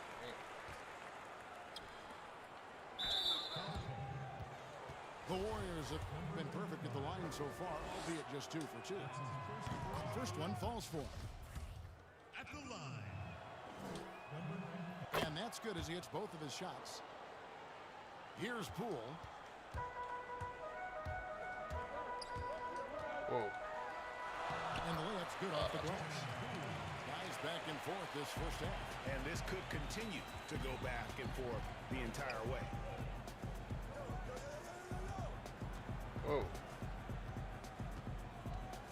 50 seconds left here in the first quarter. Pass to Looney. Thompson outside. Shot clock at 3. A baseline J. It's good. Thompson's got 6. Just such efficient form there from Klay Thompson. The height, the release, great rotation, and a soft touch. Here's Poole to the middle. And stolen by Wiggins. What the? Pass to Looney. And they're pushing it up. Wiggins with it. Second chance shot. No good on the shot. So at the end, Golly, you're kidding. You're kidding. That should have been a dunk. Or that should have been a shot. And this has been a fairly close game through the first quarter, and we'll see what happens here in the second. And from what we've seen so far from the Warriors, how would you grade them? Well, they've been aggressive from the beginning, particularly on the offensive end. Well, if they wanted to start well, this would be it. They seized momentum right away, and they just didn't let it go in that quarter. And here are the Warriors now. It's a three-point game. Knocked away. Here's Poole. 5 on the clock. Gets the 14-footer to fall. Clearly defensive miscue there. If there's not a body on him that's sitting at the mid-range, that's a defensive mistake. Now here's Thompson. He has 6. Both teams will make substitutions. And here are the Warriors now. Here's Poole. Just 5 on the clock. Hits the three-point bomb. He's got 5. And it's Curry with the ball, bringing it up for the Warriors, trailing by 4. And Pascal pulls it down. Well, that mid-range, Jay, usually pretty much on the money. Maybe the timing just a little bit off on that one. It's stolen. Oh, that was weird.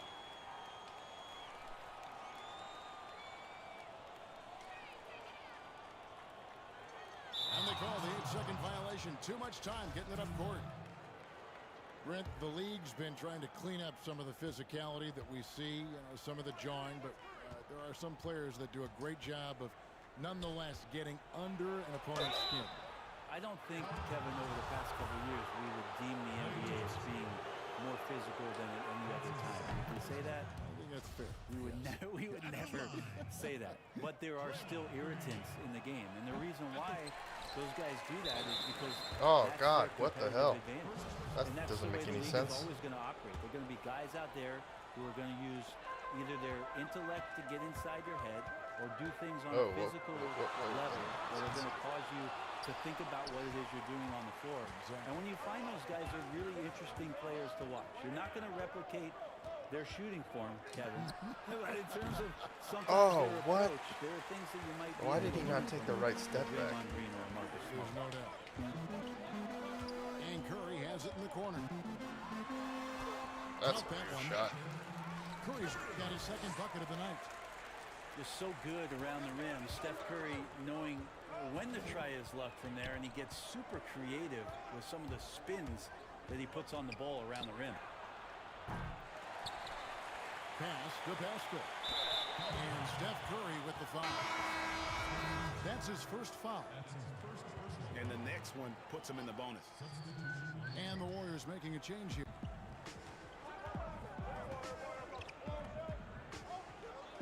Now Wiggins. He's gotten some minutes, but nothing on the board yet. What the heck is Curry doing? That's so weird. That wide open jumper, just unable to do so. Curry, what are you doing? Wow, this is so weird. Steph Curry is a brilliant offensive basketball player. The D backs up, and he just shoots that one off the dribble. Now here's Green. Outside Curry. Down to 5 on the shot clock. Green What with is the going rebound. on? Dude, these should be those things he makes easy. Off the mark, and now it looks, Kevin, like he's pressing a bit.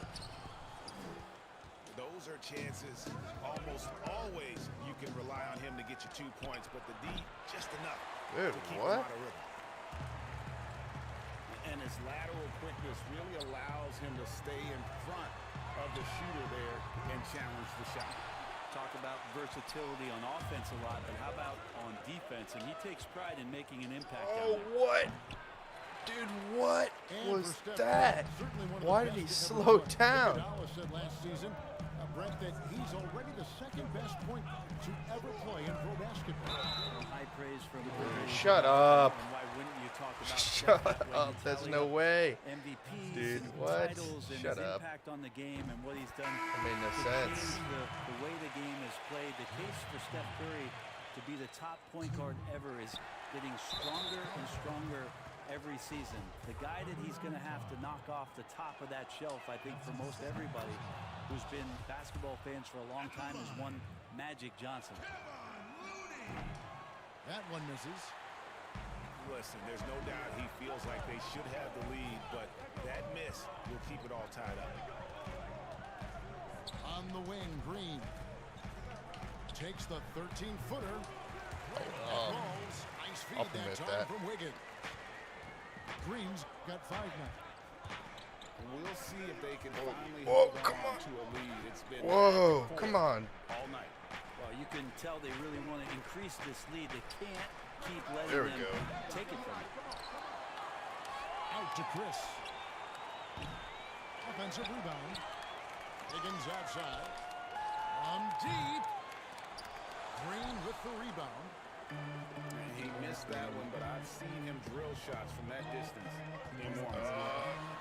Oh, that's cheating is like so cheating. That's cheating bad. Yeah, and there it is again. That's On a bad lot of their cheating. possessions this first half, they've established great inside position. Pass to Chris. Here's Looney. The 3-ball. Good lord, dude. These balls are playing that way. Here's Green. It's not going to go for him. And that'll do it for the first half. God. Gosh. So silly. This game is silly. And as we get into this third quarter, It's as nonsense. we've seen so far, neither team able to create much separation on the scoreboard yet. It's goofy. That's what it is. It's super goofy. Dumb.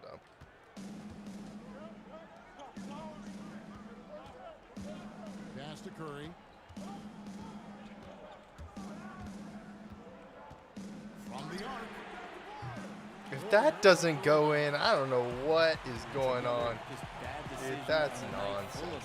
His shot selection tonight has been questionable at best. Thompson for 3.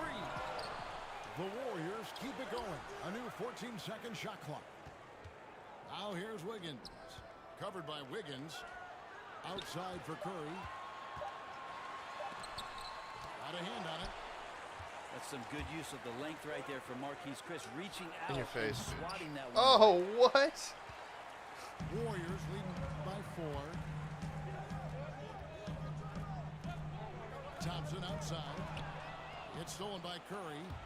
And now running it up the court. Green pushing it all the way. From deep. Please. What? Dude. This is absurd. Wiggins drives in. Dude, it's absurd. It's absurd. There's no way he misses these shots. Gets them to sleep and then sets up the teammate nicely. And Steph Curry. with Oh the foul. my God.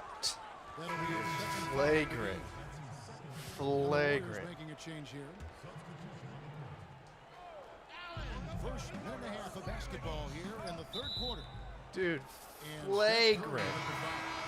Dude, And that'll be his third straight foul so far. flagrants. And it's the Warriors I can with the smell ball. deep They lead by doo 6, doo. their biggest margin. Pass to Poole. Just 5 to shoot. Go, go, go. It's blocked.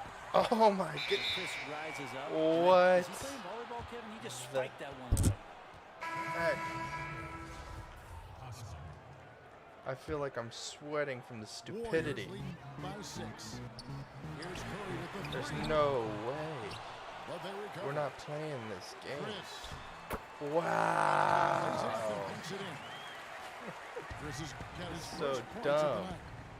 He has the tools and the physical advantages. Marquise Chris wanting to be more I haven't active been on able the to get offensive one end. good We've play. got an update here, so let's catch up with David Aldridge.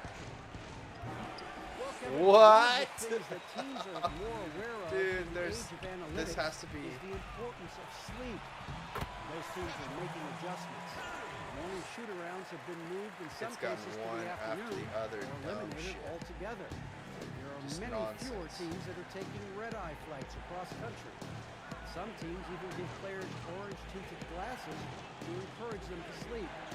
There's a lot of work to be done in this field, but the direction is clear.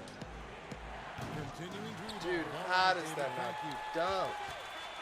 How does that not It's a dumb? spot advantage for them in rebounding. I can't believe this. This is so nonsense. Now, whether you love him or hate him, you can't deny that Draymond Green is one of the more unique players in the league.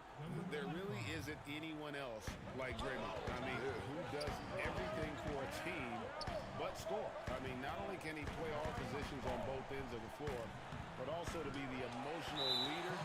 Truly a Dude, he special player. continues to foul me. I continue to make shots that are automatics, like guaranteed shots, and they don't give me green lights. And I'm like, what? These shots are guaranteed to go in. They're just like easy dumpers. Like, makes no sense. So it's very, very, very All right, so if I come over here and I post it up, and if I don't make this shot, that's so easy. What is going on over here? How it is they Like, might have quick sets as oh, is that opposed to serious? getting Like, the ball to the top of the key and trying to run through a traditional hold on, set. Maybe I'm you about have to quick do this sets with after the Curry. reset to get yourself Check a better this. shot. Watch this. That's a Curry shot, guaranteed. Like, that sort of Cinderella-ness of Curry, and I'm not getting a single Cinderella shot from Curry. That's nonsense. All right, here's what I'm And gonna so Curry will bring it up do. for I'm the gonna do Warriors. something different here. Boom. Searching for Gonna that drop first it off bucket here in there. the third. Come back to here. Step it. Step it. Step it. To stop the drought. That makes no sense. Over to the wing. There we Here's go. Pascal. Come on. Releases now. from the wing and drills it. Finally, we get the shot that we were looking for. But still able to convert. I hate it whenever the game just Curry like with it. bugs on me. Picked up by Thompson. Stolen by Thompson. Trying his luck from deep. The What? shot will not fall. And it's the Warriors taking it the other way. How do you freaking sniper rifle it? Give me that, give me that, give me that. Are you Curry kidding? Looking it over. From deep three-point range. Warriors with the rebound. Well, you know, they're in the lead, but he's still been frustrated from What? an offensive standpoint. I'm gonna take that win easy. Give me that win.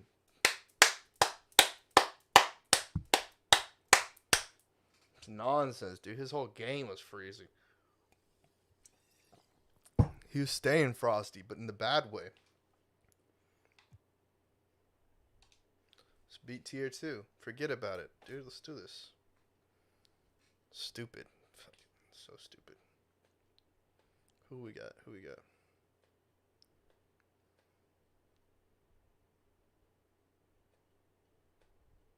Wow, these teams are just doo-doo.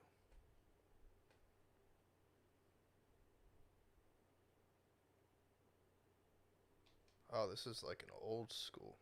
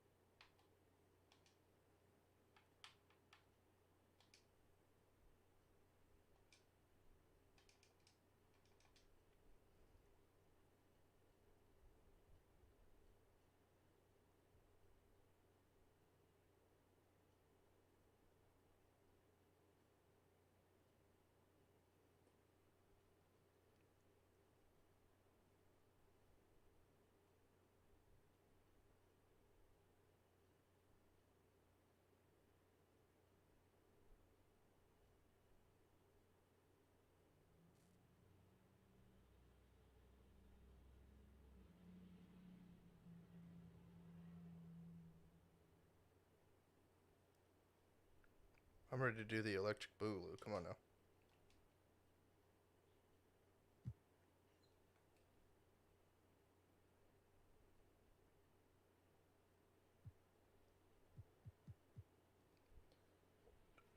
Let's get it popping. Let's roll.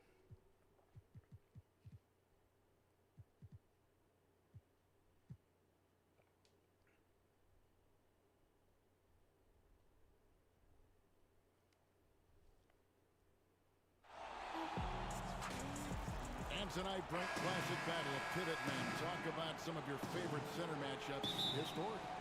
Well, we hear a lot and we see a lot in terms of the nostalgia of Wilt Chamberlain going up against Bill Russell. I remember years watching in front of the television Akeem Olajuwon playing against David Robinson in some Western Conference battles. I don't know that we're going to see that much in the next 4 or 5 years, Kevin. We know where the game is going, and those post matchups end up becoming somewhere near the three-point line nowadays. Riza. And he gets the whistle. 2 free throws coming up. And it's easy to see why a team would want Ariza on their roster. Makes the right decisions, mentors young players, and is well respected throughout the league. And coming from a background with player development for head coach Lloyd Pierce. Well, I think he's great at just being a cheerleader and a confidence builder for this young team. I believe that to be a good fit here in Atlanta. He brings a great hands-on approach, and very, very important for him to think about player development as these young guys grow together. Ariza's ability to shake loose that time gave him enough room to squeeze one off. Here's Capella. That shot missing. And it's Portland the other way. The defense ready for him on that possession. They had to be, because he is so strong in the paint. Whoops. Lillard misses. Oh, can't punish the defense for leaving him open that time. That's a frustrating miss for a really steady jump shooter. Beautiful transition offense there. That's execution at its best. Yeah, once you burst through a seam like that, you got to look right towards the rim. Sweet play. What the Out of heck? bounds, Atlanta will take possession. And so just over a minute and a half played. Young for 3. Tries again to the inside. Dude, how's the whole team shift? Something's wrong with the defense that they're running. Baby hook. Collins has got 6. You got to keep the ball moving, and that time Herder's pass leads to an open look.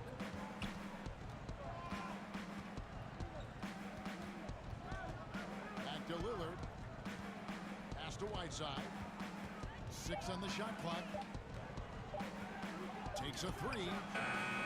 And a turnover. Could not get off the shot.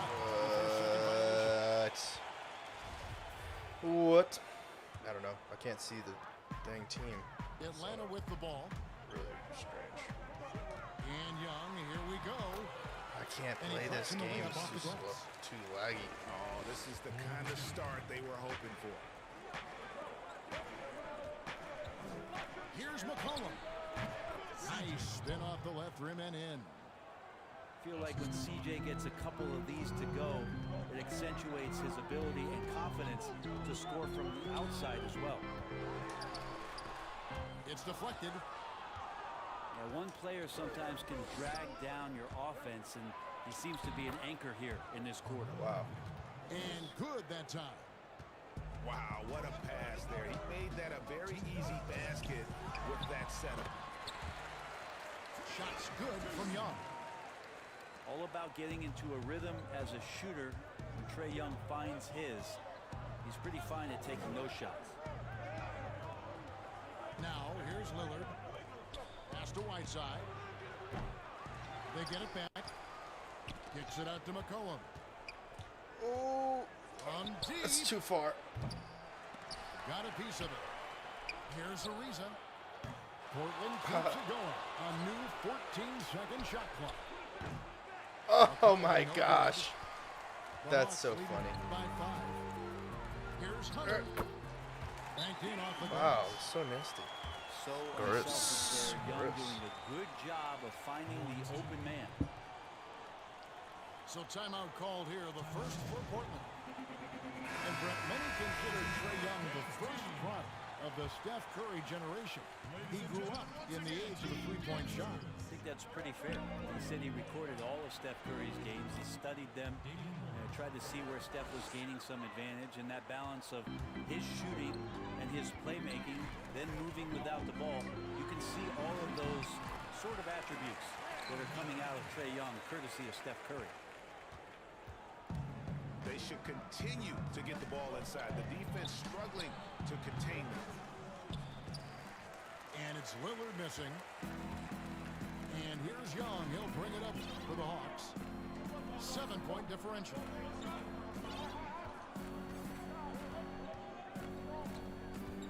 .35 seconds left in the first. 5 to shoot. And he can't extend the lead to double digits. Pass to Little. Over Hunter. Here's Trent. Lillard from outside. And it's Lillard again missing. He's been off the mark, and that hasn't helped them chip away at the lead. It's been a theme here this quarter. The Atlanta shooting their first free throws of the night right here. The first one falls. Now, Trae Young wants to be a leader, but it's not about wanting it. You have to show it on a consistent basis so your teammates start to look towards you. Well, when he gets into a groove at the free throw line, it doesn't just last for tonight. This might be 2 weeks, 2 months, something like that. And no doubt they'd love to see him get a lot more of those opportunities. And they're scoring pretty well as we conclude the first quarter. Gotta play defense a little bit differently. By 7. And back with the start of the second quarter in just a moment. And if you're just joining us, we've played through one quarter in this one. And when you consider how Atlanta is doing, your thoughts? Hey, why take jump shots when you can get your points at the rim? Yeah, that worked wonders for them in the quarter. We'll see what kind of adjustments get made. Pass to Nurkic. Now here's Little. Clock at 6. Shooting foul as the whistle blows. He'll shoot 2 free throws.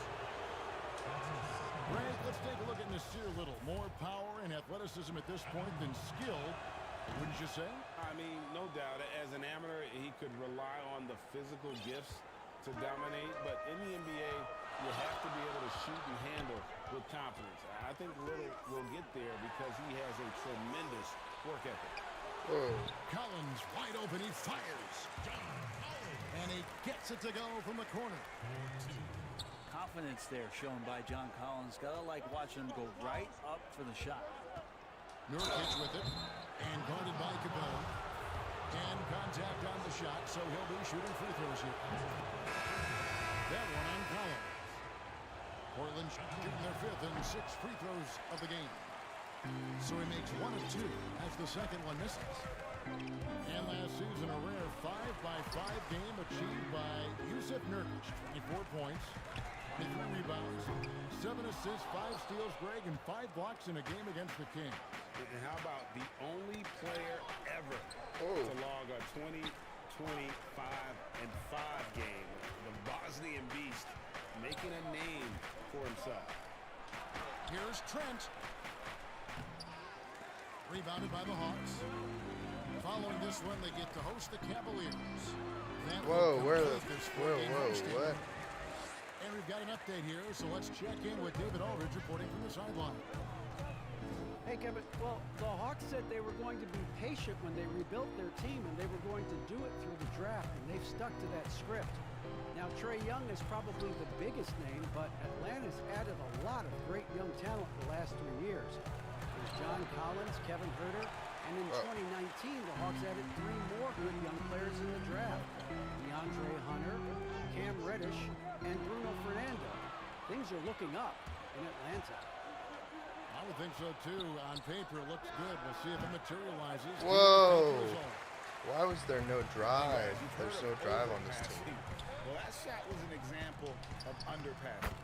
Maybe they can find a way This to team has establish no some rhythm drive. in the next Knock few on wood. possessions Hopefully they get some with the drive. extra pass.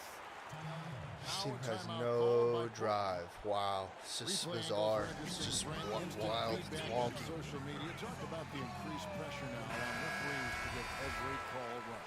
So many times, Kevin, on nights where you're working games, you sit there for a minute and a minute and a half. In super slow motion looking at the play. And still sometimes hard to get it right. Very hard.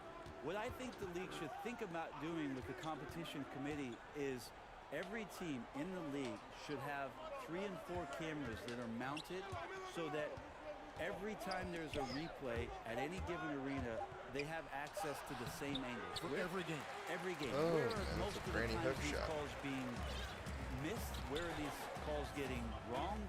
And how is it that we can implement some technology to help us not only get it right more often, which is the most important thing, but also fair and balanced vision for the referees to have an opportunity to do so. What an excellent idea. Hood with it, and it's Reddish. What the heck? I gotta make a more like. Jones drives in, and Jones slams it in. Well, if you don't take care of the ball, fellas, that's what can happen. Absolutely great. That makes the turnover even more painful. And the gamble is paying off. And that mid-range jump shot discouraged for many players, but not for C.J. McCollum. I love the way that C.J. can just wind his way to spots on the floor and speeds up when he wants to, not when the defense is asking him to. Here's Reddish. Another shot. And the call on the shot that sends him to the No line. way. Get out of town. Lies. Yeah, way to play and attack Lies. and get to the line. The Atlanta shooting their 3rd and 4th free throw shots of the night. And of course, there's no questioning Cam Reddish's talent level. Greg, he has a high ceiling. Yeah, I mean, great size, length, the fluidity as an athlete. He can make an impact at both ends of the floor, shoots the 3 well for a young player, and you love his ability to match up, really 1 through 5. Outside Hood. Jacks up a 3. Here's Whiteside. The layup off target. Atlanta leading by 12. And Vince Carter with the slam. Where's what? Man, I love seeing Carter take flight. Vinsadity, a powerful dunker on these alley-oops. Here's Ariza. Second shot opportunity. And Whiteside finishes it off. And a better box out saves them 2 points there. It didn't seem like anybody was really aware there to go and collect that rebound in the possession. All right, I'll hit you with it. I'll hit you with it. Forget about it. Just continue to grow. Here it They're comes. way ahead in Here that it comes. category. Oh, you think you can do it? Ball movement has been Let me see the step this back. Oh, you want to get a 3 in your face? And here's Like that. McCollum Boom. for 3 in your 3. face. What? Tracy that time from T. Now 8 seconds separating the 2 clocks. Wow. Okay. Here we go. That Here we go. one good for 2. Here we go. Here we go. Teagues got his second basket of the night. Anthony. Well, if it ain't broke, don't Coming fix back. it. They keep 3 in getting your in the face. paint and continue What? to score consistently. Pass to Come on, Cook. boom. Take that ball. And Whoops. here's Fine. Reddish. Not Here's chance. Bembry. What? Whoops. To the wing right side. Teague for 3. Yep. The shot, no good. Out of bounds, Atlanta takes possession. What? Why would that even be the case? Never a fact. Never a fact. Never a fact. Why? Other than Nurkic with the steal. The shot, no good. And so it's Atlanta. never the case, man. Never the case. Doesn't make any sense. And with the second Doesn't make half any upon us, sense. we'll find out if this game Never becomes the the rout case. that it's threatening to be. I hate the fact that the connection is real buggy, real shitty. Portland trails by 17. The colors are wrong. I didn't pick the right colors for something like this. Here is Lillard. Ariza outside. Oh, Anthony right side. Right. Coming around. Lots of room. Not good. Not even slightly good. Why was this so laggy? He'd love to make him pay for giving up that wide open jumper. My connection, my Unable internet to do is so. not very good. Bembry misses. And so it's Oh, Anthony we bringing were it up. there. And the call will be against Damian Jones. These false liars and That's his first foul. accusers, sexual assaulters. What the heck is Atlanta going making on? some changes. And Dude, stolen by what? Hunter. Dude, there's no way. No good that time. Good D by Ariza. Dude, stop fucking throwing the ball It's like a that. 2 from Lillard. It doesn't go for him. The Hawks taking it the other way. Pass to Collins. Shoots from the baseline. That one will not drop. It's his first miss. He's 4 for 5. And they start the second half. And backcourt violation because the freaking game is lagging. He went over and back. And about a minute of action so far in the third quarter. Young outside. In the corner, Collins with it. Jackson coming off the assist from Young. Or whatever, now I'm just playing. Collins has got the first points of the second half up on the board for the Hawks. It's really all about Trae Young and his skills. And you know how many hours that takes, Kevin? I mean, he is putting time in the gym to show you what he's capable of out here on this floor, and he makes it look easy. On the sideline, let's catch up with Hall of Famer David Aldridge. Kevin, when Trae Young was in college, he was known for his long-range shooting. But Young says, the people who know me best know that I'd rather get an assist than any other stat. I pride myself on making the right play. Knowing your teammates get joy and excitement from playing with you is all I care about. Kevin? That's great to see. Thank you, D.A. It's good. Come on, stop slowing the game down. By 20. Why is the game slowing down? And Brent for Trae Young. Remarkable how his game has grown. It's going to be interesting over the next 3 to 5 years what kind of layers. Why in the world would that be the case? Game. We know he is a prolific shooter. He's got deep range. He's a good player. Why would this be the case? That's good just does he not wanna how. be? We're going to find out how complete he can be. That's their third straight make. I'm just gonna slump down because I can't play it with this. It just feels a lot bigger. Yeah, but just the second turnover of the game. I mean, overall, pretty meticulous offensive. Here's Lillard. 5 points in the game. Young with the steal. From deep three-point range. Oh, wow, that's so from dirty. outside. Wow. That's so disgusting. Young's got 11 points. Every single inch of his range on that one. And it's the Hawks ball. They're on a 9-1 run right now. Rebound by Nurkic. Teammates right now covering up for the type of off performance he's having. In terms of scoring, this has not been his best. And that assist got him a little nod from his teammate after that one. In the corner, it's Hunter. It's hauled in by the Trailblazers. 1:57 left to play here in the third. Here's Little. To the left side wing. Trent. The shot missing. And Atlanta will come the other way. Nice ball movement here by Atlanta. Lays it up and in on a nice reverse. That doesn't make any Can't sense. talk enough about the That doesn't subtleties make in any that setup right sense. there. The assist, really the key to that entire sequence. Hunter, no one That around him. doesn't make any Jackson sense. coming off the assist from Young. Makes no sense. Making the easy shots and the tough shots. He's on top of his game. Now a timeout called by Portland. And Coach I feel like there's like the developers of this game intentionally made it so that the buttons No, they're not don't do preventing what they're them from supposed to do. scoring. And if you can get to a high efficiency shot on the floor, and that's the paint, you just. Are you kidding? Why would you transfer the ball? Why would you transfer the ball to your non-dominant hand before dunking it? Why would you do that? Like, it didn't make any Kevin sense. Huerter, out of the University of Maryland, proved he can stripe it from day one. And Oh, Greg Herter, the 19th pick back in 2018. Doesn't make touch any and sense. at 6'7". None of this makes Good any size sense. at the shooting guard position. What And the Hawks the general heck manager, was that? Travis Schlenk coming from the Oh, Warriors what? with Trae Young and Kevin Herter. Oh, what the is Hawks going hoping on they here? have a kind This of doesn't make Splash Brothers any East. sense. Oh, Here's Splash Trent. City. Again, the miss by the Trailblazers. Dude. And here's Young. He'll bring it up for the Hawks. Since halftime, they've only allowed 5 points. 8-second difference between the shot clock and the game clock. Here. Here's Lillard. What is Again, that? the miss by the Trailblazers.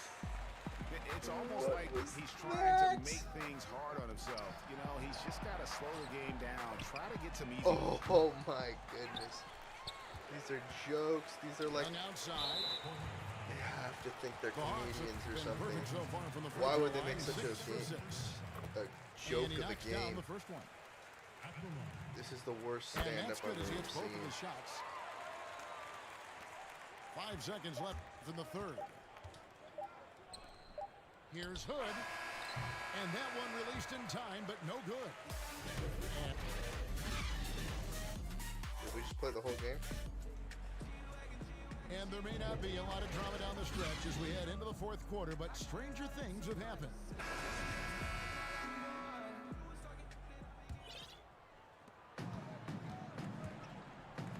Here's Young. The steal. Pass to Azania. Fires for 3. No good We're that just time. not getting. So Atlanta will take it the other way. The edge on the glass is the difference. It's allowed them to build this lead. Talent coming from everywhere these days, Brent, including the developmental league. The G League has done a wonderful job of watching players develop there and then vaulting them up to the big league. And I think last year, Kevin, the numbers were that more than half the players in the NBA had spent some time in the G League. You want to talk about that league coming along with what an injury, massive. And what we're seeing too over the past few years, Kevin, is people doing a great job of using the G League a lot better. Not just experimenting and lab ratting what that are team we is about, but doing? really What are we trying to do?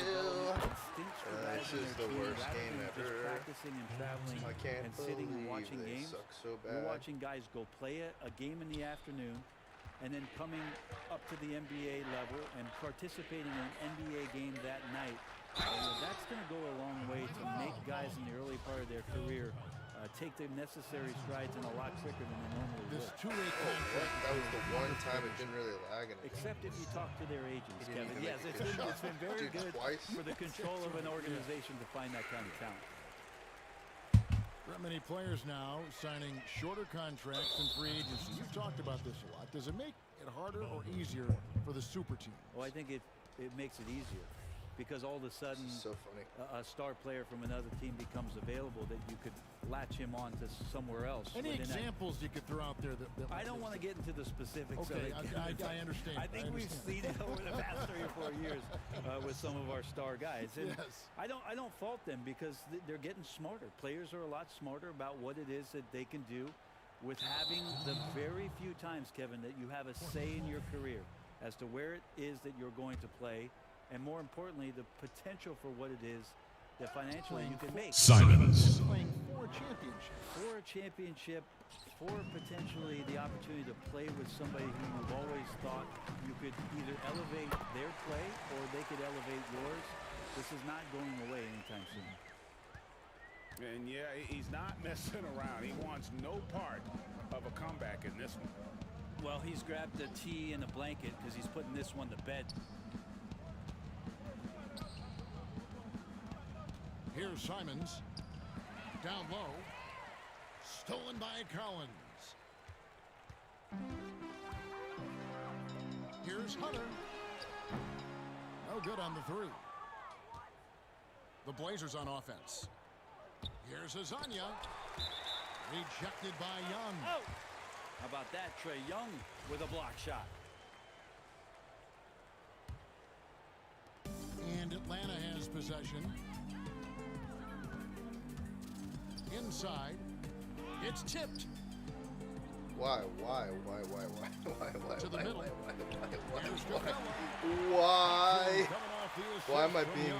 punished? And it's This is 6 points for Clint Capella. Third minute of action now gone here in the fourth. Pass to Hood. And Portland turns it over again.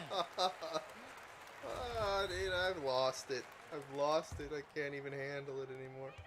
We've got It's so 155 silly. left in the fourth quarter. It doesn't make any sense. Like, Here's Young. And he banks in the layup. you shouldn't Young's have a got man 4 points this being manhandled like that by a Trae Young boy. showing you variety. He can score in a lot of ways. Knocks it loose. And stolen by Hunter. Here's Herder. So funny. Laid in with a nice I've just touch given off the up. glass. I'm not even like really playing. letting it rip. They're just having fun right now. Decided. Yeah, some of these nights you got to enjoy yourself. Why don't we Not just too make a much at the long expense shot? of the other team. What? But right now, this team is balling. That's so funny. And so it's going to That end was- up in the that record should've books as a blowout, a dominating performance Oh, that was for nice. the Hawks. As Let's see if I can one-sided get as it one. gets today, you know, There there were goes. some dominant moments in What about are every you facet of doing? this game for that team. Yeah, I mean, Kevin, it's hard to think of what didn't go right for them. Game planning by the coaches, execution by the players, everything was just on target. And Dude, I this think dude a great cheats like job a in fucking- positioning themselves for the This is W here. bull. It's win number 21 on the season. And once it becomes official, this win gives them a nice confidence boost against this team. They'll face them twice more this season. And one of the key We're gonna make components some to shots. this victory, I if don't not the even biggest, care. was the incredible Have some performance fun, try for and Trae get Young. it out. Every time he shot it, it seemed like it was going to drop in. And if it didn't, everyone was surprised. Puts up a three. That's so funny. Rebounded by the Hawks. And this is what dominating the glass looks like. He just cannot be contained. Sort of reminding me of a little Ben Wallace action here from his years with the Pistons. He's been that much of a force rebounding the ball. Finishing strong. This is how you want to close things out. Yeah, definitely putting a stamp on this one. A very, very decisive victory for the club tonight. Top of the key, Hazonia. Over Young. The offensive rebound. Over to the wing. Here's Simons. There's Again, no the miss way by the that they're gonna Trailblazers. Make that freaking wide. And here's Young. He'll bring it up for Atlanta. So far in the fourth quarter, they've allowed just 6 points. Yep, that one goes in there. Herder at 6'7", able to get in there and get after the offensive rebound. To stop the run. Out of bounds. It'll go to the Hawks. Does any of this make sense? Like,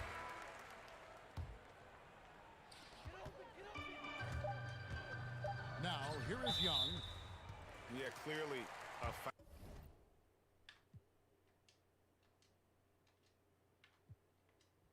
aha.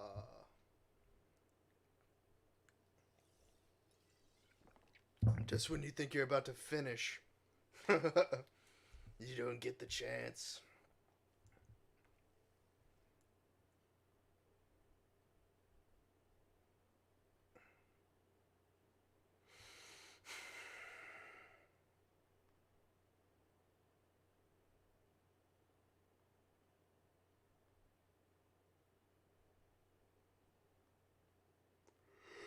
Hmm.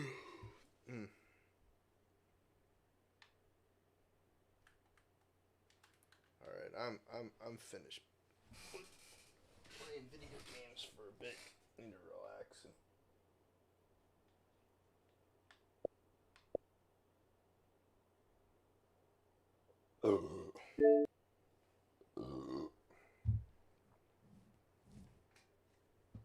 do something less freaking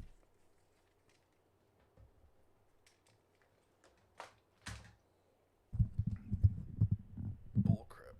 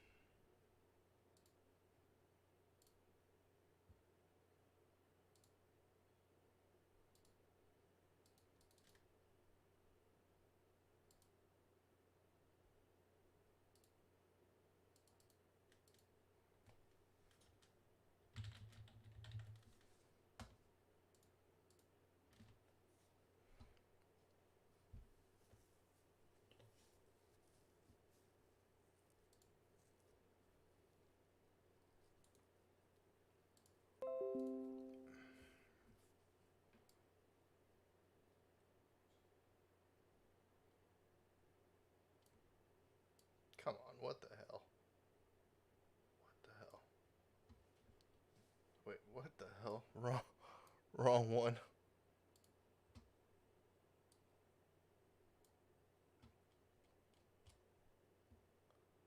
Okay, back to watching this stuff.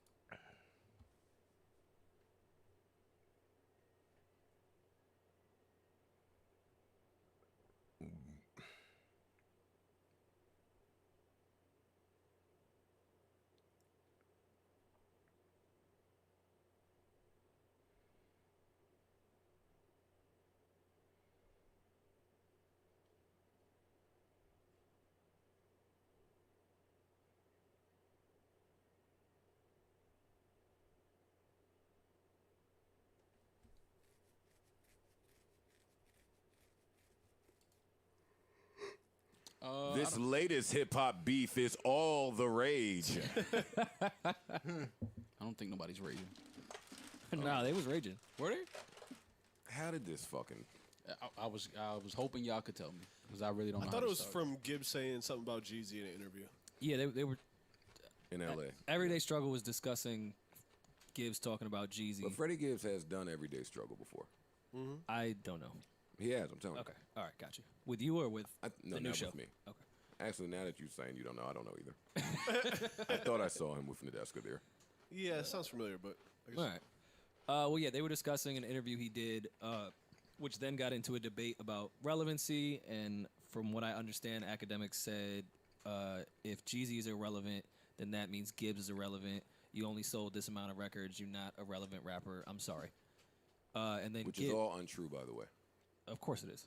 Gibbs is a very relevant rapper.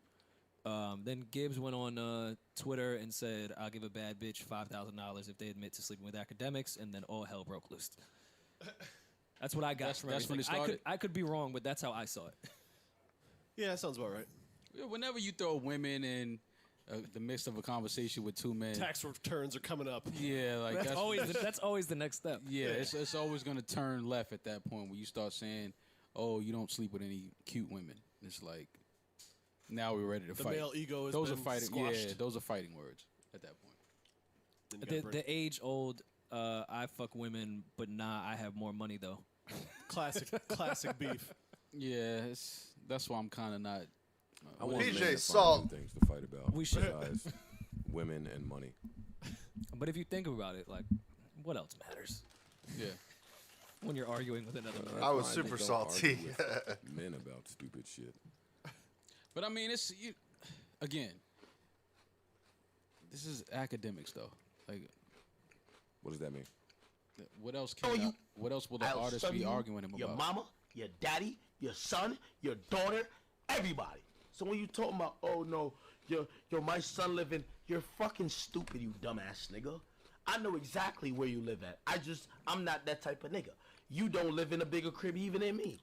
Relax yourself, little bum ass nigga. You, whoever you with, your son, relax yourself, nigga. Don't be trying to talk to me. I'm a different league. Okay? I'm top tier league, nigga. I'm what they call major league. You minor league, nigga. I shit on you every. Yo, yeah, Gibbs better watch his fucking mouth. I'll tell you that much. Oh, I'm uncomfortable. Scammed half the black niggas. Oh, You. no, that's when he gave a smoke to somebody. Yo. else. Oh, Ben Baller got it too. Big gave Ben Baller the smoke. That's Joe's fault. This is Joe's I fault. popped my head into the Twitch last night and was thoroughly entertained by his performance. Gave John Legend and his wife some smoke too. I saw that. Wait, what? Ack was drunk again. What do you say No, about John Legend? I'll say that sounded a little past. I know coke blabber when I hear it. It might have been that too. He was definitely under He some was type of definitely drunk. substance. Yeah. He was definitely drunk, number one. Number two, I do agree with his definition of relevance. What was his definition of relevance? His point was, if If you Jeezy don't have a puts bigger out house if than me. Jeezy puts out a project tomorrow, he can sell 50,000 units, and Freddie Gibbs could not. My response to that is, boom, boom. He's not putting an album out tomorrow, which is why People forget he's that not currently relevant in music because he's doing other things. His focus is not in music. Well, he also said if he performs tomorrow, he'll do a bigger venue than Freddie Gibbs. That may be true. Unfortunately, he's not performing tomorrow because he's doing other things. Relevance and numbers, for me, don't go hand in hand. Freddie Gibbs has put out 3 phenomenal albums and projects in a row. Yeah. The end. I don't give a fuck if one person heard him. They've all been great. They've been with Alchemist, who's also been producing for everybody in the universe. Like to say he's relevant. But that has to do with relevance. Of course. Not how much you sell, not how many people are at your shows. And I don't respect the numbers game coming from Act because he's besties with a nigga that fakes numbers. Yeah. You more than anybody else, Act, and we can talk about this some other time. We don't do this publicly, me and you. But you more than anybody should know about faking numbers. You taught me about niggas faking numbers. So yeah, I don't ride with that numbers argument. But I mean, as far as the back and forth, it was entertaining to watch. It was. I'm not never with talking about somebody's wife, talking about somebody's family kids. is off limits. I'm just not with saying certain things that's going to escalate something when we see each other, because in this hip hop thing, it's a very, very small world. Yeah. I don't think that people that come from the generations of the Acts know that a nigga will pop up at your job and lay on you. Just my thing too, if you go into something saying I'm not a street guy, I don't do any of the violent shit, I'm not with the violent shit, there's a certain tone when speaking to another man that you should just keep if you know that you have no interest in getting physical. Well, just how and that's just you're how right. You're right, me. Rory. But you could cut the end of that sentence off, and that still be true. In man code, it's just a certain tone that you're supposed to keep when speaking to a man. Yeah, that's all. But see, this is the problem I have with people like this, and the internet in this era. You got dudes that would never speak to certain men in this manner. They have a platform now.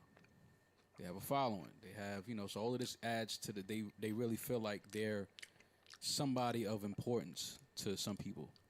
So then you get on your is platform. important to some people. I agree with you.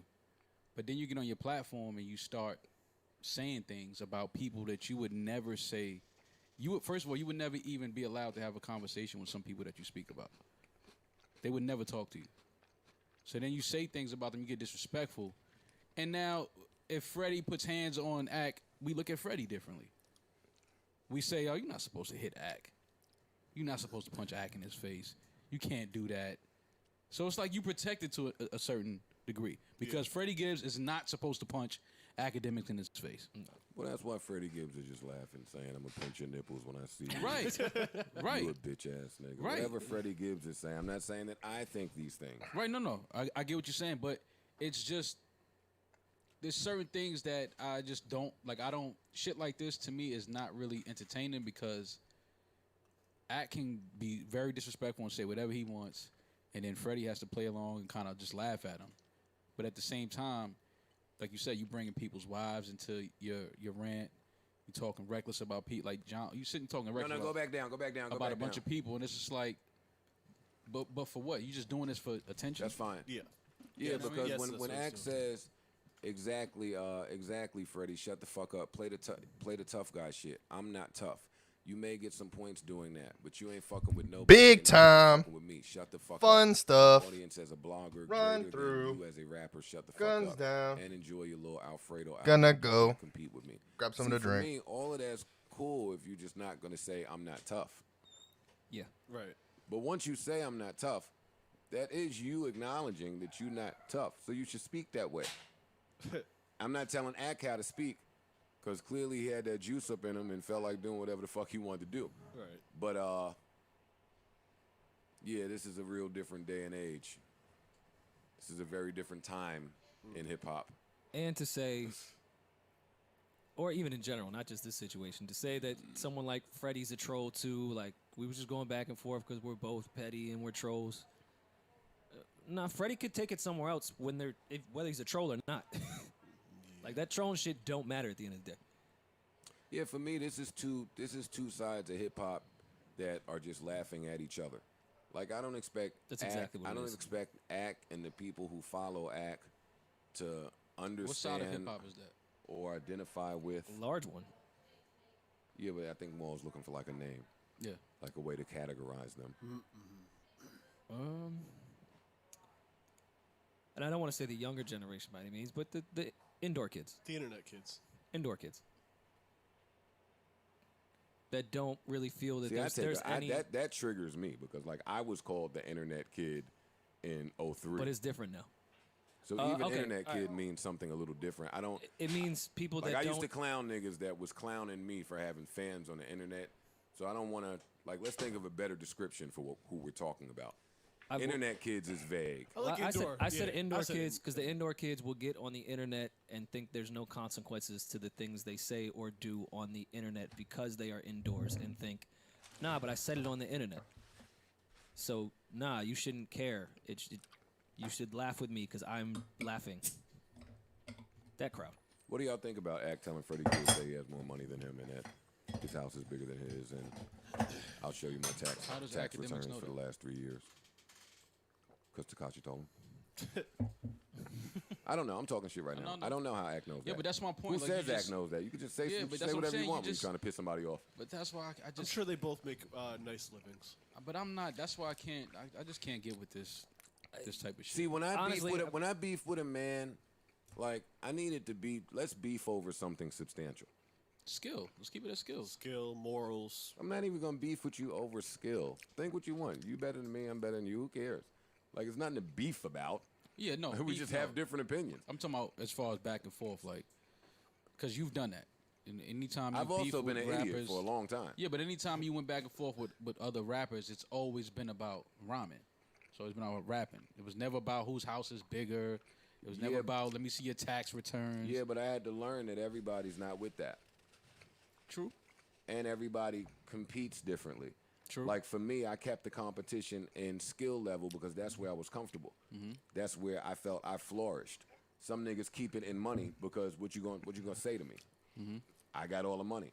Some niggas keeping it. You keep it wherever you comfortable at. My Yeah, but therapist told me whenever that a you long bring up time money, ago. though, that's when you lost. We That's just a all rule. have money. That's a rule. Whenever you start talking about how much money you got, you lost. Freddie Gibbs has money. Academics has money. The end. Yeah. Yeah. Whoever has more, who the fuck cares? It doesn't matter. I don't think this had anything to do with Freddie at all. I think Ack has had this on his chest and has been wanting to say all of this about his financial status for a long time and saw a little gap at one point where he could get it off, focused on it, and then said everything he wanted to say. No, academics has just never been the cool guy. And so now that he has money, that's his That's his cool? That's his cool. And what academics doesn't know is money don't make you cool. You know what I mean? Like, if you was a cornball without money, you can be a cornball with money. It's just that simple. So, I mean, I get it. Like you said, they got money. Like, cool, but what is that? You still wouldn't be allowed in certain rooms that Freddie can walk in. You still wouldn't be allowed at certain tables, certain conversations. Certain women wouldn't speak to you. It's like I laugh when Duke talks his tough shit. Because it's like, we know. Right. Like, we just know. Why, and you know. Why are you acting like... And you know that we you know. don't know. You and your little hype man last week, whenever y'all did that shit, y'all look like two niggas just eager to get robbed. Y'all look like two niggas that just couldn't wait to get robbed. It was hilarious to me. Reminded me of back in the days when you seen some niggas, man, just let them walk by. We had to just tell the crew, just let him go to school. He's going to school. Just let him leave him alone. Yeah, Oh, but those the kids that were going to school weren't walking by y'all I feel with a bad tone for talking shit. They was just going to school. That's the Yeah. difference. Niggas feel safe talking shit on their phones. Of course. And from the comfort of their home or Yeah. Long Yeah. Island or wherever they but are. that's the problem, though, because then, like you said, you're comfortable. You better But then chill when you're Long outside of Island. your comfort zone, Serious. you know, we're gonna see what's what. All right, well, we will not keep you updated No. on the beef between Freddie Gibbs and Academics. I wish both of them well. Yeah, yeah, guys.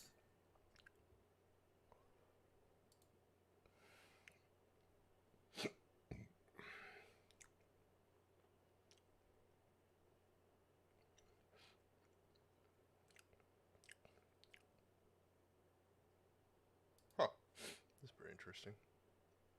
Picture yourself on the open sea in an opulent cabin. There are endless drinks and endless food cooked fresh by master chefs. There are dance floors, hot tubs, and crystal clear pools, all while you're being whisked off to a beautiful beach or European city. A bit luxurious, wouldn't you say? Cruises are an escape favored by many, but some don't quite live up to the expectations I just listed. Some cruises come with tight cabin spaces, mediocre food, and rather basic destinations. However, today we're not going to be talking about those cruises. We're going to take a look at the most expensive and luxurious cruise on Earth. A cruise voyage so expensive, with so many insane features, that it might just be worth the $1.2 million price tag. To begin, let's take a look at the ship itself. There are 375 suites on the ship, and each one is as luxurious as they come. Even the smallest suite comes with king beds, separate soaking tubs, luxurious rainfall showers, and walk-in closets. But we're not interested in the smallest suite. For the $1.2 million cruise experience, you and your partner will be staying in one of the finest suites on the ship. And my, are they fine. The largest room on the ship, the Regan Suite, is a sprawling 4,443 square feet. The two-bedroom room has a master suite that is fit with the Savior #1 bed, a bed that costs $150,000, with the mattress alone clocking in at $90,000. Naturally, the room has a marble balcony with a heated spa on it, where you can sit with your partner and watch the waves roll by. The room comes with a baby grand piano and some original Picasso paintings, which certainly add a few luxury points onto this suite. There's also an in-suite spa with both steam room and sauna, so you can pick between dry or wet heat. There's also a state-of-the-art jacuzzi and private massage tables, so you can have the ship's massage therapist come directly to you. Speaking of massage therapist, there are unlimited spa treatments available while you're on board, whether you'd like them in your room or at the spa on the ship. The ship is also fitted with several other ways to entertain and relax, including a luxury 2-story theater, a dance floor, several pools and hot tubs, a casino, a library, shuffleboard, and a golf simulator. Then, of course, there's the food. This isn't your buffet-style cruise. Oh no, this is 5-star dining. There's the main dining hall called the Compass Room, and a reservation-only restaurant called Pacific Rim. Each room comes with dozens of options, from Korean barbecue to lobster to caviar to Kobe beef. Did I mention this is all served on custom Versace plates? Aside from the accommodations, the ship is also just stunning. There are 158 chandeliers on board, and every single deck is fitted with marble grand staircases and large open windows. But the ship alone isn't the reason behind the $1.2 million price tag.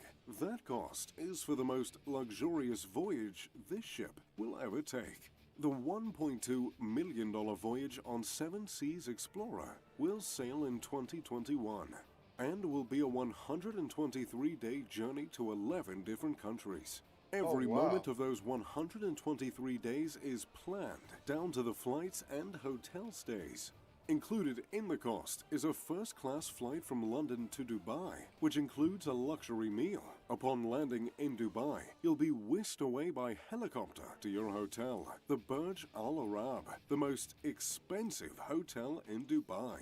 Your 2-bedroom suite would normally cost $4,000 per night, but of course, it's included in the cruise package. The rest of your Dubai trip is divided into a day of leisure and a curated day which includes a private desert safari with a gourmet meal.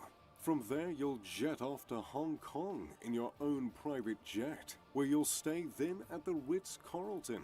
Your next 2 days in Hong Kong will include a tour of a beautiful island and a sacred monastery. Then, and only then, you'll finally begin the cruise portion of your trip. You'll take a limo to the Seven Seas Explorer, where your real journey begins. You'll sail through Vietnam, Cambodia, Thailand, Singapore, Indonesia, Australia, and you'll even make a stop at the Great Barrier Reef. For Christmas and New Year's, you'll have a luxury stay in the Park Hyatt Hotel, overlooking the Sydney Opera House. This stay includes a rooftop suite with a king bed, and a private terrace to view the holiday fireworks from. From there, you'll sail on to New Zealand, where you can experience Hobbiton from Lord of the Rings and see the rugged beauty of the country from the comfort of your own suite. The cruise then travels back up through Thailand, Vietnam, and China over a 30-day period. Keep in mind that on the ship during those 30 days, you're seeing beautiful countries and open sea, all while having a personal butler on standby, endless food, and 24-hour room service. The ship will then take you to Japan, stopping in Osaka and Kochi before there is a 5-day stay at the Aman Tokyo Hotel, with a room that includes its own wine cellar, king-size bed, and traditional Japanese soaking tub. The 5 days on land includes a private helicopter tour of the gorgeous Mount Fuji. After that, guests will fly first class back to London, where the journey began. A luxurious 123-day trip on the most luxurious ship in the world. Doesn't sound too terrible to me. What do you think? Would you want to go on this expensive, wonderful trip around the world? Or would you rather spend your $1 million elsewhere? Let me know in the comment section down below. Thanks for watching. If you enjoyed the video, I wonder how you win that trip.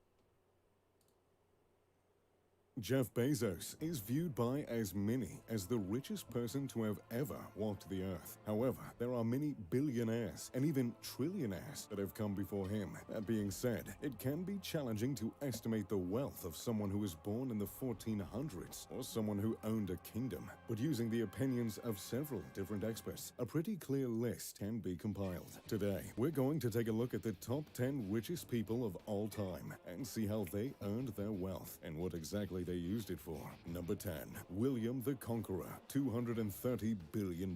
When you have the word conqueror in your name, chances are you're going to have quite a few assets. William the Conqueror was born around 1028 and went on to become the first Norman king of England. His estimated fortune reached its height at around $230 billion, a little less than double Jeff Bezos' fortune. So how did he amass such a wealth? Well, his name gives that one away. As one did in England back in the heyday, William earned his fortune by pillaging pretty much everyone. He conquered England in 1066, a conquest that saw the loss of around 100,000 lives. When he was crowned king, he did several things that shifted England. He banned slavery and made everyone in England speak Franglish because he wasn't fluent in English. During his wealthy reign, he had over 500 castles built across England and Wales, and he became one of the largest landowners in England of all time. He was known to eat well and wear fine clothes, so much so that when he passed in 1087, His clothes and jewelry were immediately stripped from his body by looters, leaving him naked. Number 9. Osman Ali Khan, $236 billion.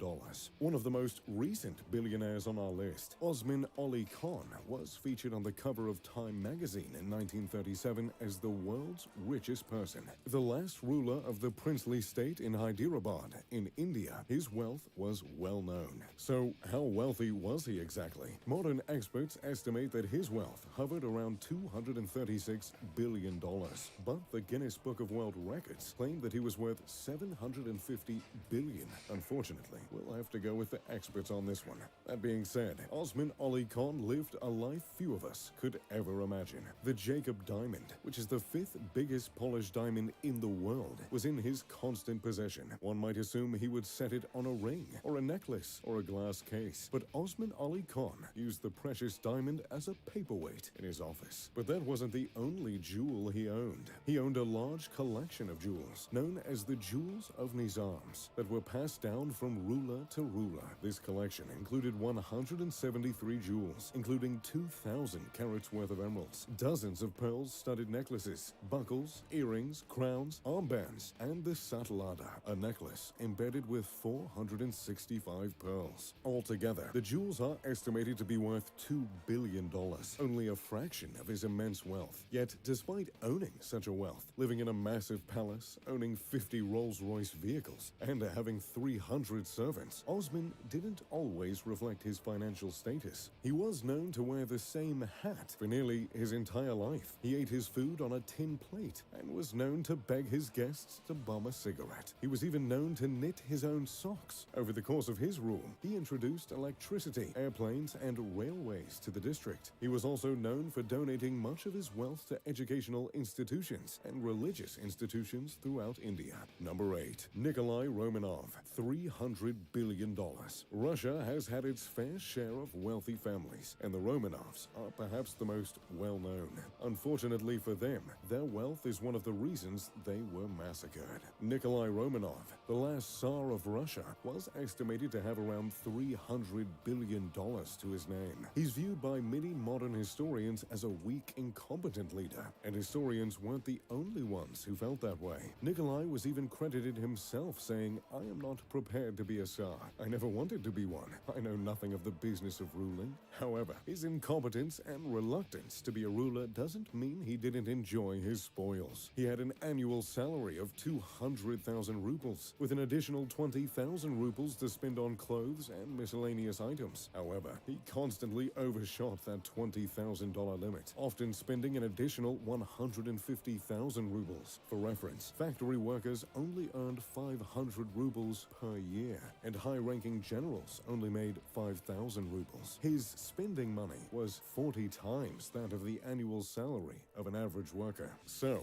what exactly did he spend all that money on? Pretty much anything he wanted. He regularly spent 20,000 rubles to have clothes and military uniforms custom made for himself. His wife also joined in on these shopping sprees. She was known to spend 40,000 rubles on extravagant jewelry. Then there are the events that Nikolai spent his money on. His coronation was the most expensive coronation in Russia's history. 24 tons of silver and gold tableware were brought to the event. A choir of 1,200 people were hired to serenade the couple. He loved to throw parties for his country and himself. On the 300th anniversary of the dynasty, he celebrated by pardoning all civil debts and had over 1.5 million gold, silver, and bronze medals made to commemorate the event. In addition, he mass-produced postal stamps, handkerchiefs, and mugs that celebrated the event. Basically, he sent everyone away with really expensive goodie bags. He was also known for eating extravagant meals and going on lavish trips. His kitchen was manned by 55 people and offered 3 levels of meals. The most simple still included a 4-course breakfast, 5-course lunch, and a 4-course dinner. The food was so upscale that the leftovers were served as delicacies at local restaurants. His trips were most often hunting trips. 50 crew members were brought to make the experience as luxury as possible, and that included painters who would paint scenes from the hunt. His annual hunting budget was equivalent to the yearly salary of 100 school teachers.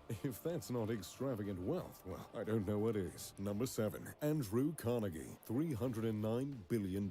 When you think of wealthy American families, chances are the Carnegies come to mind. Andrew Carnegie was a steel magnate who went from working in a factory changing spools of thread to having a net worth of $309 billion. He started his early career working as a telegraph messenger. His success, hard work, and attention to detail led him becoming the superintendent of the Western Division of Pennsylvania Railroad by the time he was 24. His superiors at his jobs taught him about business and influenced his investing, which led him to investing a lot of money in the railroad industry right as it began to boom. After the Civil War, Carnegie left the railroad business and went on to develop several ironworks companies, namely Keystone Bridge Works and the Union Iron Works. He also launched the Carnegie Steel Company, which he sold to J.P. Morgan for an astounding $13 billion. His wealth was immense and well known, but he took a rather modern approach to using it. He wrote a book, The Gospel of Wealth, which discusses the wealthy's social responsibility. His most famous quote, "The man who dies rich dies disgraced," was also practiced by him. He donated the equivalent of $4.8 billion to charities, and upon his death, gave most of it away. He left his family with a small sum of his wealth, and also left sizable amounts to his housekeeper, nurse, main servant, and his butler. Number 6. Jacob Fugger, $400 billion. Jacob Fugger was What's wrong with this fugger? one rich fugger. Jokes aside, Jacob Fugger was actually known as Jacob the Rich, and for good reason. He's estimated to have had a fortune of around $400 billion.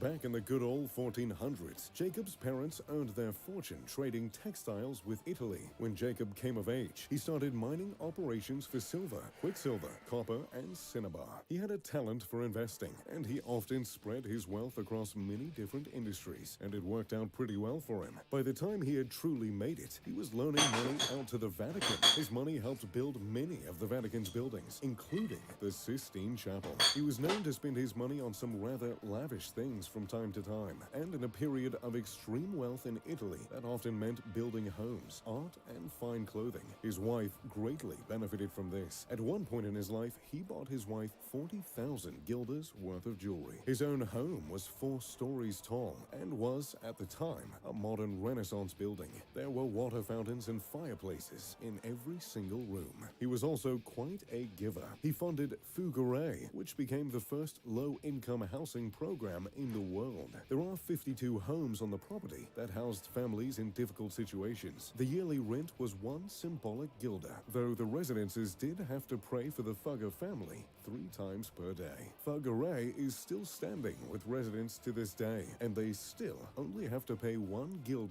per year, which equals about 88 cents. There's no word on if they still have to pray for the family, however. Number 5. John D. Rockefeller, $400 billion.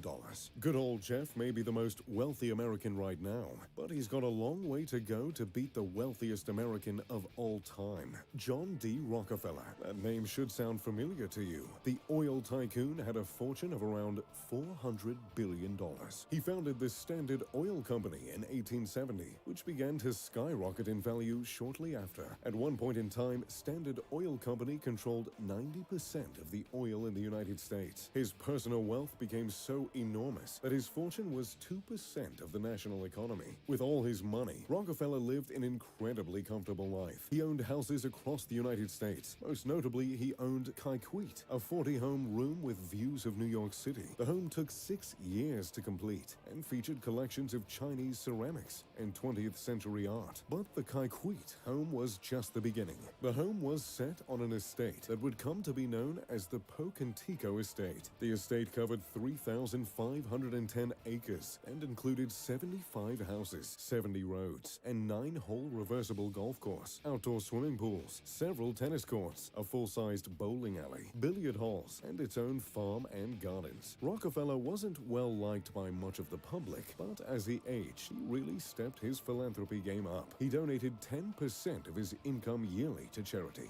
Number 4. Akbar I. Akbar I owned a massive empire in the 1500s, and he had quite a fortune too, estimated to have been around $500 billion, though some estimates say he was worth even more. As a direct descendant of Genghis Khan, he had ruling and conquering in his blood. He worked hard from the moment he took the throne to conquer as much territory as possible, tripling it in the size by the end of his rule. Known as the Mughal Empire, his reign stretched across India all the way into northern Afghanistan. He was most known for his religious tolerance, which was most unheard of in the time. Although he was Muslim, many of his closest advisors and the city leaders were Hindu. He took an active role in uniting the two religions and allowing individuals the freedom to choose. He was known for helping translate Hindu literature, and he even took an active role in Hindu festivals. Little is known about how his wealth was spent, but it is known that he had a lot of it. His empire controlled 25% of the world's GDP for years. His palace was said to have exquisite carvings, wall paintings, and extremely rare furniture. Number 3. Augustus Caesar. Julius Caesar may be more well known, but his heir, Augustus Caesar, was the rich one. He is the only confirmed trillionaire in history, owning a fifth of the wealth of the Roman Empire, which accounted for 30% of the world's GDP at the time. Most experts agree his fortune hovered around $4.3 trillion.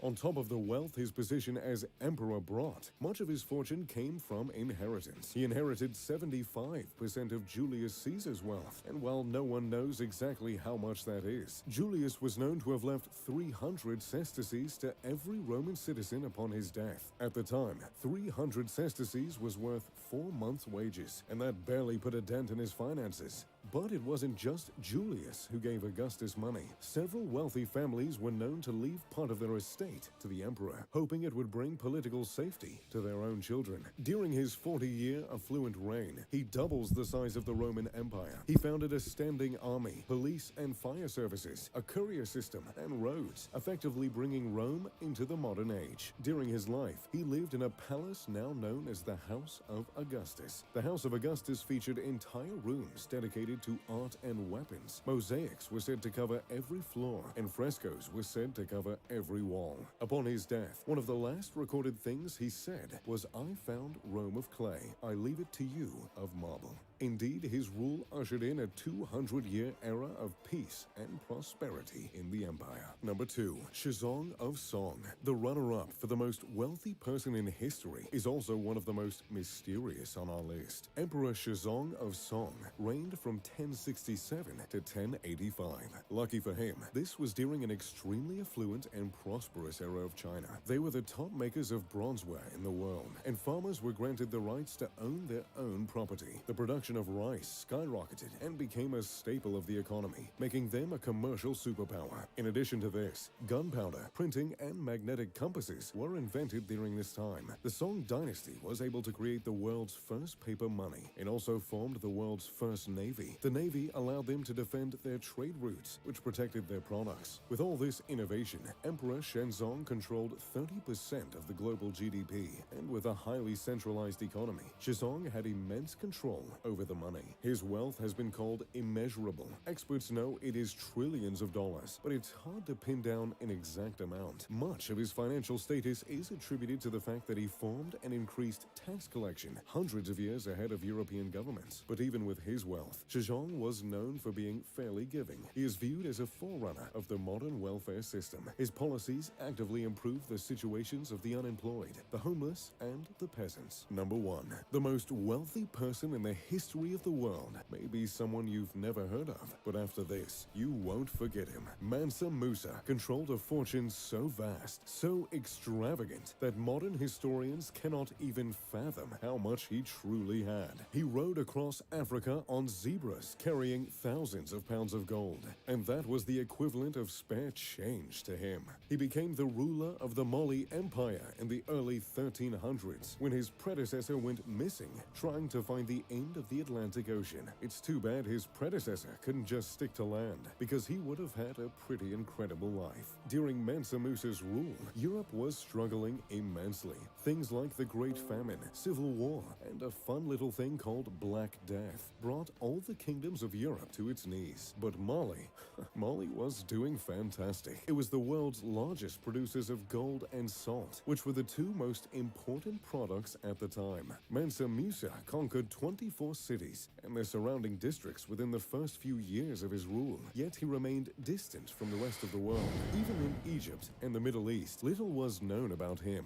But that all changed when Mansa Musa began his journey to Mecca. As a Muslim, the pilgrimage was an important part of his religion, but when you have that kind of money, you don't exactly have to rough it. His voyage to Mecca covered 4,000 miles, and he didn't go at it alone. He brought tens of thousands of soldiers, slaves, and heralds. Every single person wore Persian silk and carried gold staffs. The camels and horses carried hundreds of pounds of gold. There were at least 80 camels that carried between 50 to 300 pounds each. As he journeyed through Africa, he was a spectacle for all to see. He often spent frivolously in cities and even gave gold as gifts. Upon hearing he was approaching Cairo, Al-Nasir, the Sultan, ordered him to visit his palace. Mansa Musa refused, but finally agreed to go upon Al-Nasir's constant insistence. There was a moment of tension with Mansa Musa refused to kiss Al-Nasir's feet, which was a common gesture of respect at the time. He eventually conceded, and Al-Nasir offered him lodging for the night. His time in Cairo was one few could forget, but by the time he left, the streets were covered in gold, and the people were basking in the fortune he had given them. But unfortunately, giving the fortune became a problem. His gifts depreciated the value of metal,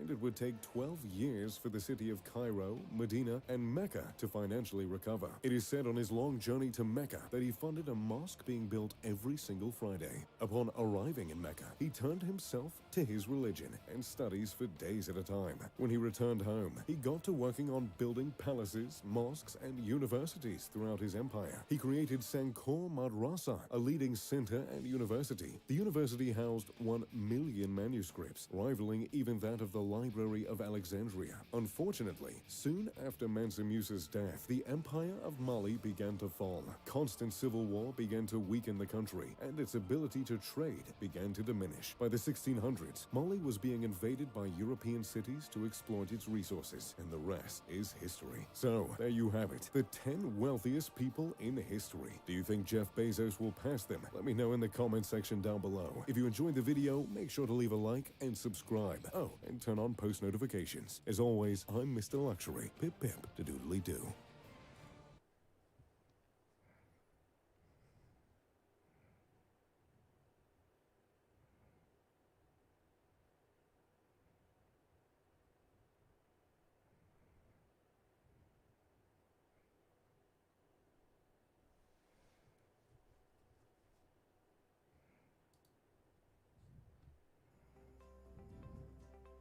Vacation, vacation, vacation. I've always been a fan of the quick weekend getaway, and there's nothing quite like staying in a good old-fashioned hotel. For me, it's the carefree living, knowing you can eat an entire pizza in bed and not have to worry about spilling sauce on the linens. 2020 will be a year full of adventures and traveling, so I've put together a list of some of my favorite new hotels being unveiled this year. Here's 7 luxury hotels that are opening in Little did he know. Bath, Sweden. Minimalism is the new luxe, and no one does it better than the Swedes. The much-awaited Arctic Bath, Sweden is taking reservations for early this year, and guests are excited to stay in one of the 6 cabins that float in the water of the Luli River and avail of the wellness sessions in the Swedish spa. Apart from the main spa treatment room, there are saunas, an outdoor cold bath, and a hot bath, in keeping with Scandinavian culture of subjecting the body to extreme temperatures. But there's also massages to be had, and crystal healing therapies to explore. There's a focus on well-being and mindfulness, on feeding the soul, even as you nourish your skin and body. In the summer, when the days are longer, you will have the opportunity to try wilderness activities and foraging, while later in the year, they'll be planning the winter version, where you can experience the northern lights and semi-culture while the floating buildings and walkways are frozen onto the ice. It's Insta-worthy for sure, but you won't be doing this one-of-a-kind adventure just for the gram. Number 6. The Royal Atlantis Dubai. Only 12 years since Atlantis the Palm dazzled Dubai, the group is set to open an even more extravagant Royal Atlantis resort and residences alongside it. A glittering space-age version of the earlier structure, the tech-inspired architecture has already started to win awards. Sharing 63 hectares of prime seafront with Atlantis, Royal Atlantis comprises twin towers connected by a bridge that has everything from plush pools to a swanky spa that boasts a traditional hammam. The oceanic theme at all Atlantis properties will be interpreted into the lobby by a 10-meter sculpture floating on water that is supposed to celebrate the first rains in Dubai. Apart from this, aquariums and the world's largest jellyfish tank will wow visitors at the get-go. The resort tower will have 795 rooms and suites spread across 43 floors. The other one will be private residences, 231 apartments with 2 to 5 bedrooms, terrace gardens, and infinity pools. And just like the older Atlantis, this one too prides itself on its fine dining options. Think restaurants, clubs, and chefs, including the likes of Heston Blumenthal and Jose Andres. Necessity may be the mother of invention, but we know that the ultra-luxury seeking patrons are the reason behind this royal reinvention. Number 5. Bawa Reserve, Indonesia. 6 islands, 3 lagoons, 13 beaches. Think Emerald Isles lined with powdery white sand. Picture bamboo and teak bungalows hovering over a sparkling sea whose mood shifts between active azure and contemplative turquoise. The eco-friendly Bawa Reserve in Indonesia is an ideal honeymoon spot with fine dining restaurants and a fully equipped luxe spa. But this year, they are developing a separate, adults-only island for private groups. Called Ilang, it will have 6 sprawling villas, an infinity pool, an activity center, and a boathouse. Pride yourself on being close to nature with everything at the resort, from permaculture, electric buggies, and solar-powered boats to products, ocean-friendly sunscreen, eco-friendly laundry detergent, and no plastic bottles. Their waste is recycled, their food waste is composted, and crushed glass is used in the water filtering process. And they even do destination weddings. Sustainable, barefoot, luxury to the max. Number 4. Porto Novi, a sophisticated resort that exudes an authentic Montenegro vibe. The one and only Porto Novi is in the heart of Boca Bay, framed by striking mountains and the Adriatic Sea. From medieval monasteries and forts to a gorgeous national park, this place certainly has a lot you can explore. But will you even leave the drool-worthy Venetian-inspired rooms of resort? After all, the villas come with everything, including private butlers and wine cellars. Also, you can have a lot of options to savor, from Asian fusion to Montenegrin delicacies to crafted cocktails at various F&B venues. And Michelin-starred chef Giorgio Locatelli has imbued the stunning Sabio with his philosophy of wholesome, fresh, local, organic, and seasonal ingredients. Be it in his mozzarella bar or his wood-fired pizza oven, we also think that the specialized Espace Chenot Health and Wellness Spa is going to be the focal point of this property, offering the Chenot method, a transformative journey of detoxing and resetting the body. Quite the massage in a bottle, am I right? Number 3. Alila Dalit Bay. Planning a tropical getaway? Sabah in the Malaysian region of Borneo will soon have its own Alila Dalit Bay. This resort, with a design inspired by the rich, loaded culture and created by skillful local artisans, will be located on the island's northern coast, overlooking 17 acres of pure white sand. The beachfront resort will boast 152 pool villas and suites. The property is also offering 74 secluded 1- and 2-bedroom villas for private ownership. The design takes inspiration from Borneo's longhouses, blended the refined and the raw, and using materials such as local woods, off-form concrete, woven rattan, painted screens, and tribal artifacts. The treatments at the Alila Spa too are a mix of indigenous techniques and modern health advances. The 5-hectare space also houses diverse dining options, sky lounge and bar, kids club, library, boutiques, swimming pools, and even an outdoor wedding chapel. Just on the outside of the typhoon belt, this one lets you breathe easy in more ways than one. Number 2. Rosewood Little Dix Bay.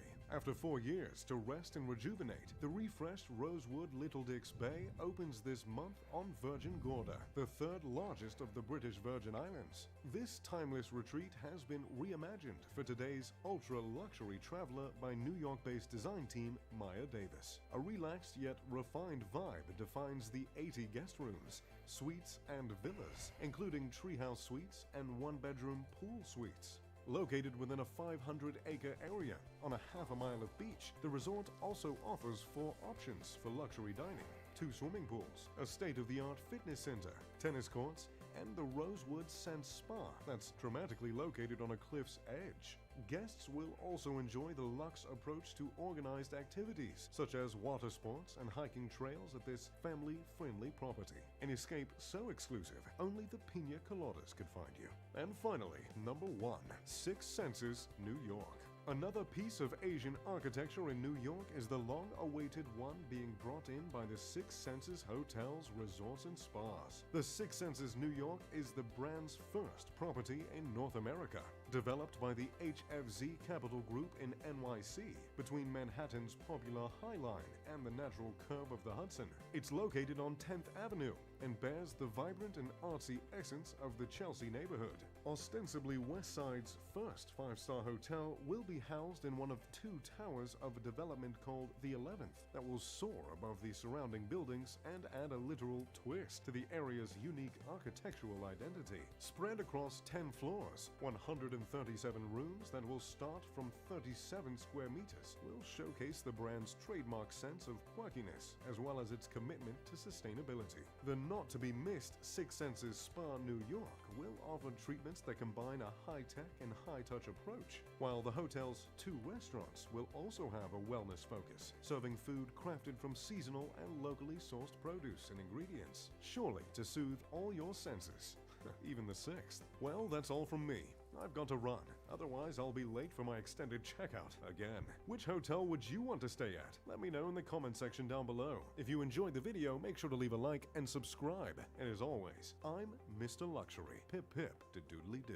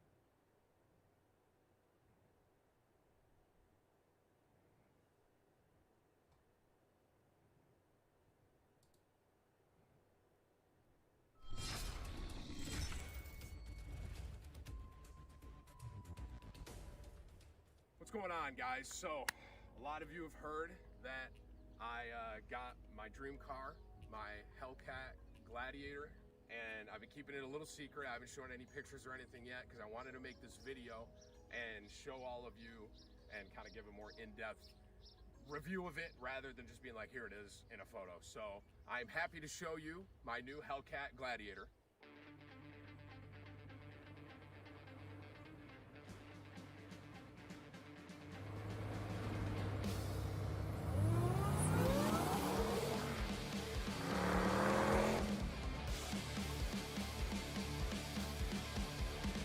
Firstly, as you can see right off the bat, it looks pretty tough. I completely agree with you.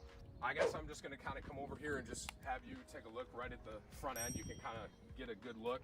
So I got Toyo MTs. These are 40s, all right?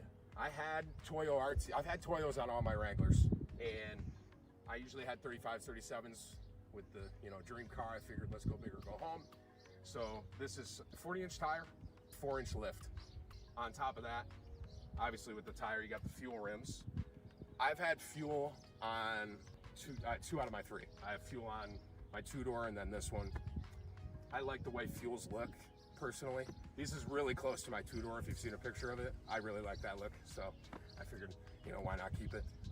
It's got Fox shocks, as you can see, and you can kind of get a little bit of an angle with that. The front end of this is a grumper grill, which I gotta be honest with you, the first time I looked at it, I was like, I don't know if I like that. But then the more I looked at it, the more I was like, I think I like that a lot. So this is a grumper. That's what the name of this grill is. Unique look, not your typical front end. Another thing I would just comment on is the fenders. Iron cross. Fenders for me, I'm always a more minimalistic fender kind of guy. I like to see the shocks. I like to see all the tire. I like to see the workings in there. And if you look down there too, these are more minimal fenders. Part of the way that I like Jeeps built and like my Jeeps built out is more mechanic, like minimalistic look. So this, I know some of you are gonna laugh at me for this. I already know. I can already see the comments. You open the door, and a step comes out. I don't need the step. It's nice to have. It's a nice little feature. One thing I will say too, the paint. So this was all modded out by Starwood. I didn't say that at the beginning. This was all modded out by Starwood Motors, all right? And the paint job on this is their classic matte black. And if you really get in here, you can almost hear it. It's Yo! I don't want What's to up? say it is Rhino liner because I think it's a bit different from that. But obviously it adds a level of protection on the paint, and it looks awesome in my opinion as well. Muffler, so the exhaust. Obviously with the Hellcat engine, I wanted to kind of have a beefy sound coming out the back. Magnaflow. And once again, I'm just kind of naming these here and there just so you guys have an idea of what I put on here, and I'm not getting super in depth on what I put on. And then the last thing, I guess, is really just the back end of this. I'm going to be completely honest with you. When I first saw Gladiators, I didn't really like them. When I looked at them, I was like, yeah, I don't know. I think I like Wranglers more. But the more that I've looked at this thing, the more I've really, what I've realized is I don't like Wrangler stock either, And once I modded this thing out and have the look of this thing, it turned out incredible. All this pops off. So this top end pops off. I can take this whole thing off. I can take this off. I can take these doors off and have it completely open, which is arguably one of my favorite things about Jeeps to begin with. So I guess we can, get to the fun part, the engine, the real deal of this thing. All of this is completely redone, and I'm going to turn it on in a little bit so you can hear it. But basically, so obviously under here you have a lot of these different things, right? There's a lot happening. This is the engine, SRT. This is the Hellcat. So this is the main baby. All right. If I had to just put this in computer terms, that's the CPU. All right.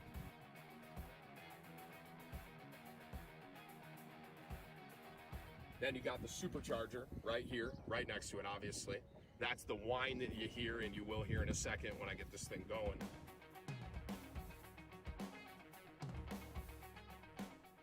And then the cold air intake is sitting right here. Dude, I'm getting tired. That's what I'm There's getting. a lot more, obviously. I'm getting tired. Just for simplicity's sake, those are kind of the 3 major parts. I showed you a little bit of the engine, and now I think it's time to start this puppy up. Let's start it up so you can hear this puppy.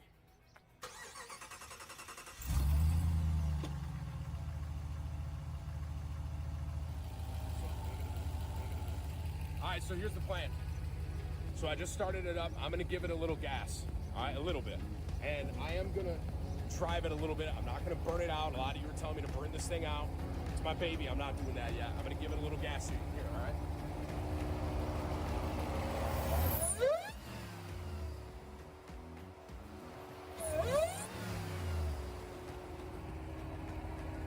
That little whine you're hearing, that's the supercharger. That's arguably one of my favorite parts of this whole thing. I know the engine is huge and it's great, but I love the sound of that supercharger. So now I'm gonna have my wife, Alexis, go to the back end and I'm gonna turn it on so you can kind of hear the back end of it when you rev it and turn it on, all right?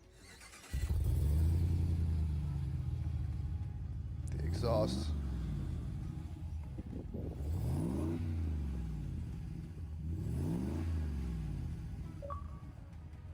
So you can see there's some different sounds, obviously. The front end, you have the supercharger and the engine and the whine, and then the back end, you got kind of the guttural, which is awesome. So, all right. So you've seen everything, you've heard it a little bit, but it's time to kind of show you a little bit of what this thing can do, all right?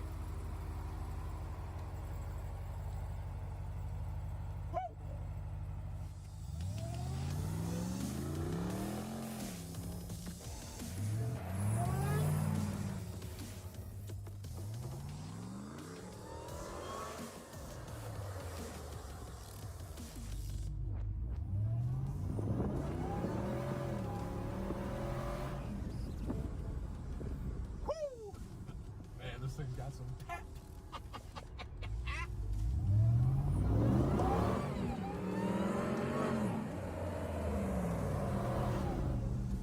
We were spinning there. I felt it. Wow, I haven't felt that yet.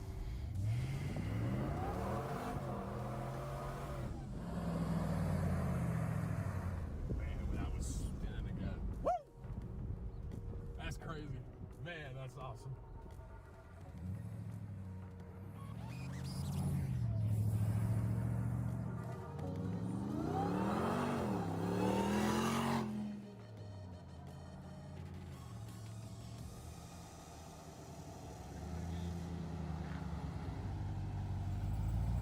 So I've kind of showed you the outside, and now I kind of want to show you the inside, at least a little bit.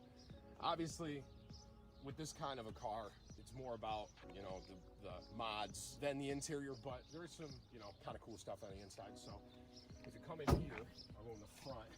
This right in here, basic Gladiator layout. This was not added.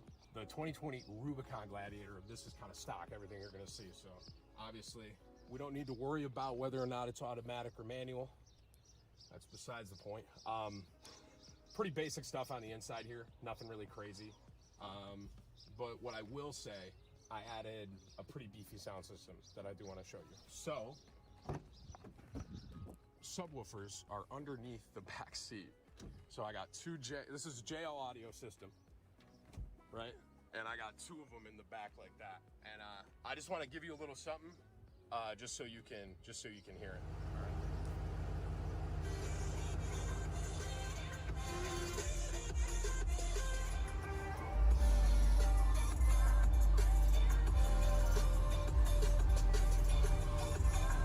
Come here, come here.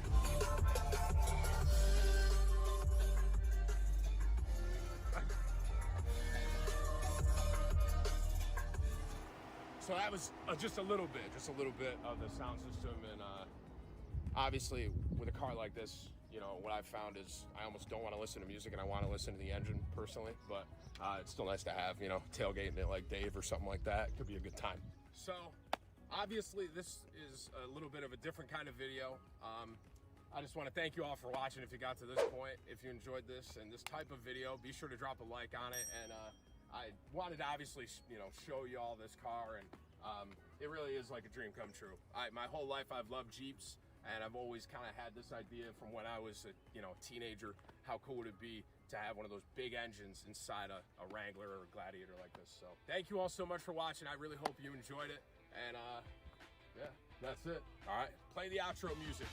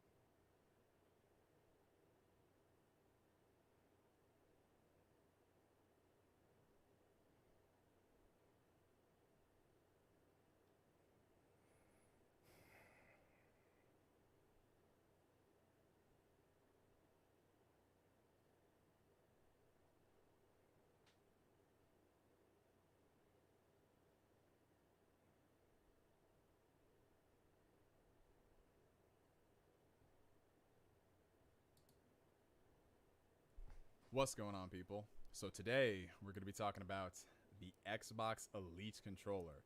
This is the Series 2 variant, and I've been fooling around with this guy for the past 2 weeks. And one thing I've noticed when it comes to the topic of these premium, high-end, fancy-smancy, look at all this crazy technology we can cram into a controller at 3 times the price. I've noticed a lot of the reviews for these guys tend to be all over the place. And if that didn't make things even more complicated, a lot of these reviewers are looking at this controller from the perspective of who it's marketed towards. So the Xbox Elite controller, Happy 4th of July, similar cloth. America. They are marketed towards the more competitive gamers. Yeah. People who want to take their gaming to the next level. People who love to play their multiplayer titles, and that's all well and good. But if you're the regular schmegular average Joe Schmo, and you want to know what the hype for the controller is, especially at $180, you're wondering whether or not you should invest in it, because that's not a cheap controller. And controllers like the Elite can retail for like $220, $250, $270. You're entering console price territory for a single controller. Enter Neo, the sacrificial lamb. I went out there and I bought the Elite controller. Am I the most competitive gamer in the world? No, I am not. I enjoy my multiplayer games, but more often than not, the default controller sent by the manufacturer gets the job done for me. Now, that being said, sometimes I will experiment in different type of controllers, especially if the manufacturer offering is not up to a particular standard. Nintendo comes to mind with their Joy-Cons, the Wii U gamepad. Basically every controller Nintendo's produced in like the past 15 years. Also, let's just say you have a controller that ticks a lot of boxes, but it's just missing one particular aspect. Look into a third party, such as the 8-bit do SN30 Pro Plus. It's got a really good D-pad, and I love my platformers. However, third parties, you got to be a little careful. So, even though I do like the Xbox One controller, and it ticks a lot of the boxes, I went out there and I bought the Elite controller, this $200 controller, and I'm not a competitive gamer. Why did I do it? Well, to be honest, y'all, your boy just gave into peer pressure. I just wanted to be a part of the conversation. And I mean, looking at this box, man, it just looks so sleek. It looks beautiful. So that's what I did. I went out there and I bought this thing. So it comes housed in this carrying case right here. And it's got this Xbox logo on here. Now, the case is really cool. So not only does it house the controller, but it also doubles as a charging case. So you can plug in your USB Type-C cable, and this is a really cool one they included. It's got the Xbox logo there, and it's braided, so it's really good quality. You can charge your controller this way. Or you could take the included charging dock, and then you can just leave it as part of your setup and charge your controller like that. So it's really cool. The main theme of the Elite controller is giving you options and customizing your experience to tailor it to your playstyle. So as you can see right here with my Xbox Elite controller, I've already gone so far as to customize it for your viewing pleasure.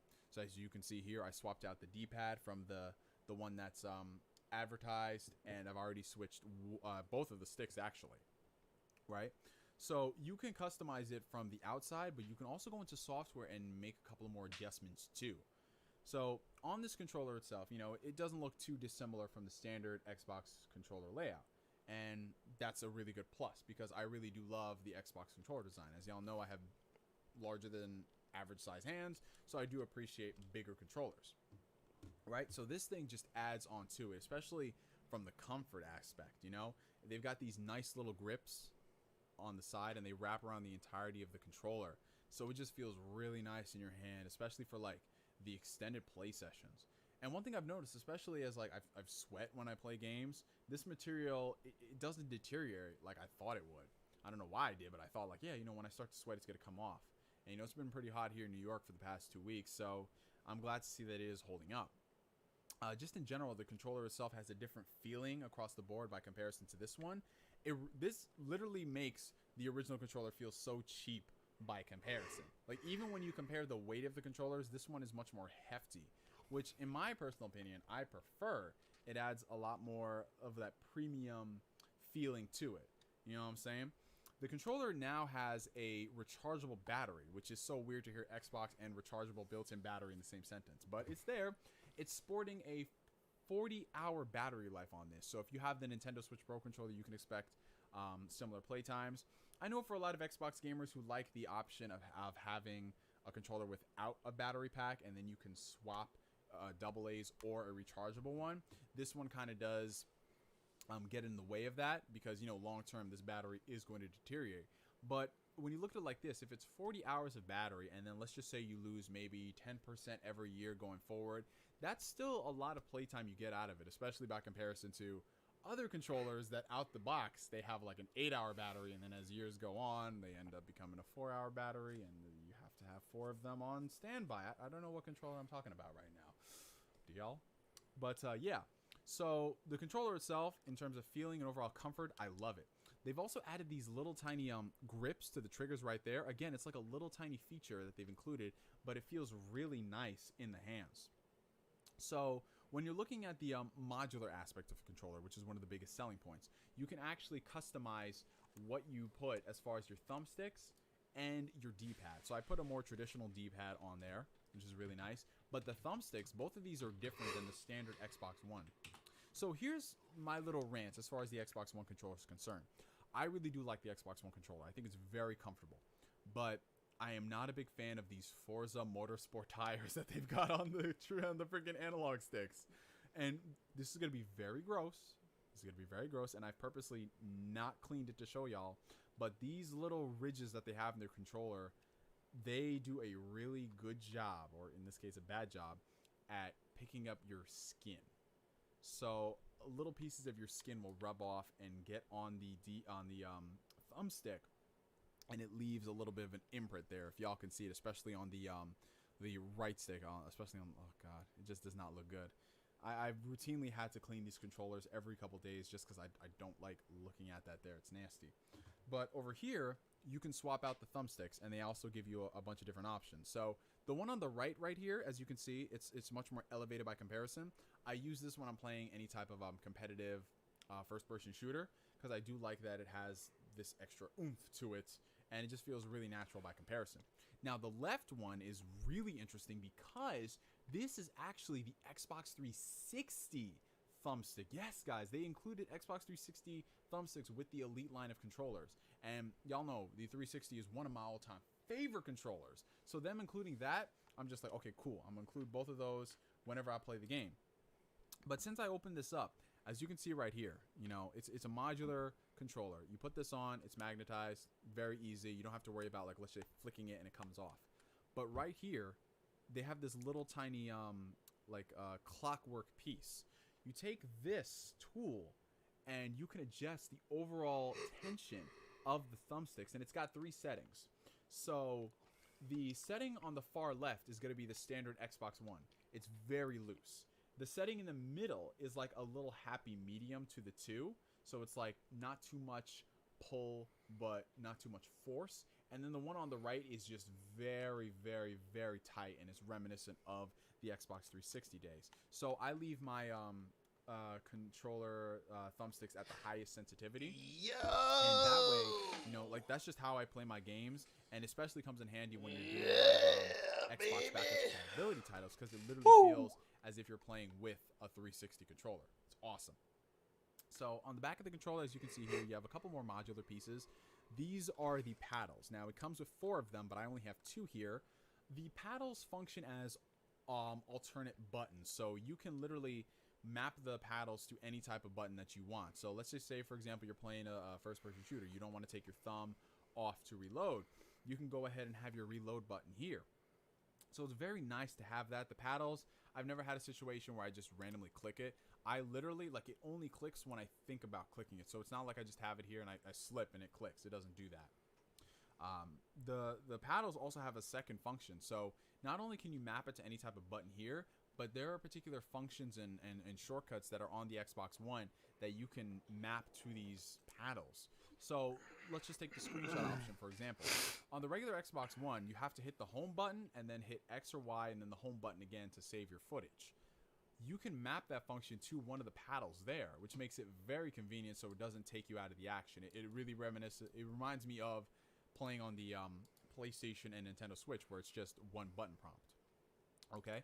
But you can also do things like boot up the Microsoft Store, start a party, adjust the volume on your TV so you literally don't have to get your remote. It's insane. But again, this is a controller that is customized for you.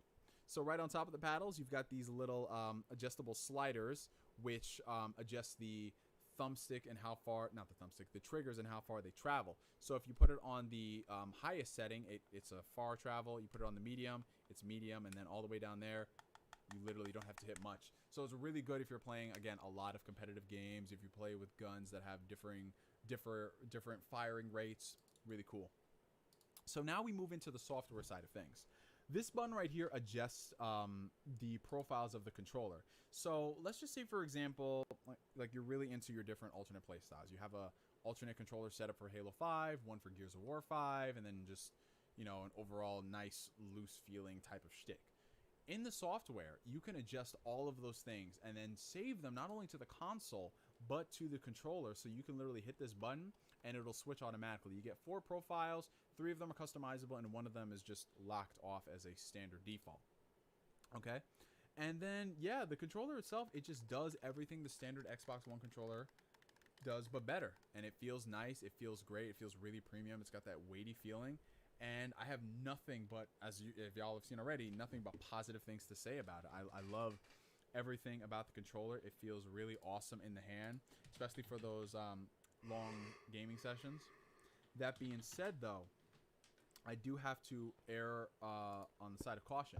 While all this customization stuff is great, while you can go into the settings and you can adjust the dead zones and the sensitivity and all that stuff, your mileage may vary as far What as is the black overall cheese? reliability of the controller. Because one thing I've noticed in all of the reviews that I've seen for the controller, it's literally all over the place. There are some people who have reported that their left analog stick has started drifting. Some people are reporting that they have buttons that are unresponsive. They've been through like 3-4 Elite controllers. And likewise, I've seen people who haven't had any problems whatsoever. Some people have said, like, yeah, I had the Elite 1 controller, it worked fine. The Elite controller 2 works great.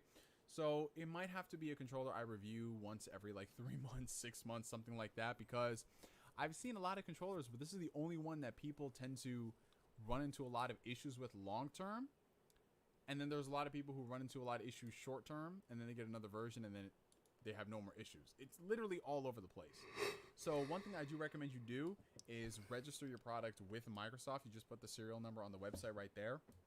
And I believe they give you additional warranty on it, because they know it's a problem too. They've been going through a ton of these issues since they launched it last year.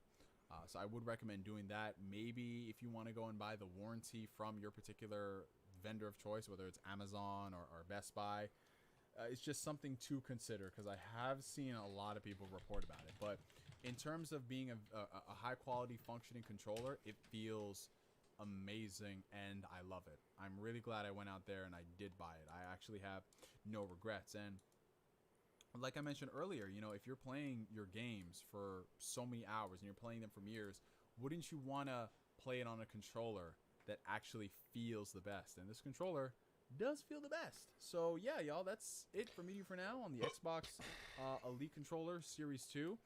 Post your comments down below if you have any questions. I'll try my best to answer them, and let me know what you guys think about the controller.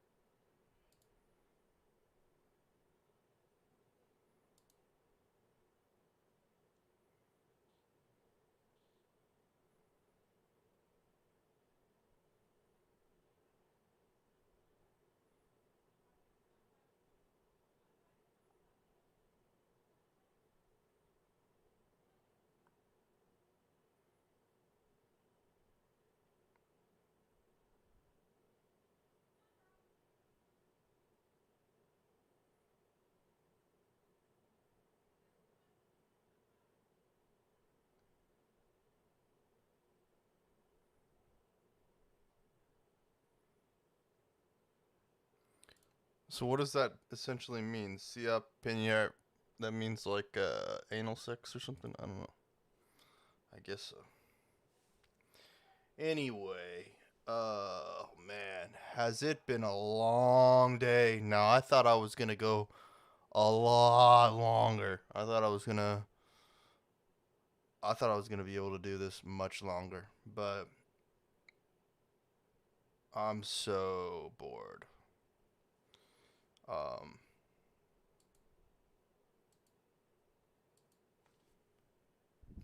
I don't think I can manage it any longer. I can't do it anymore.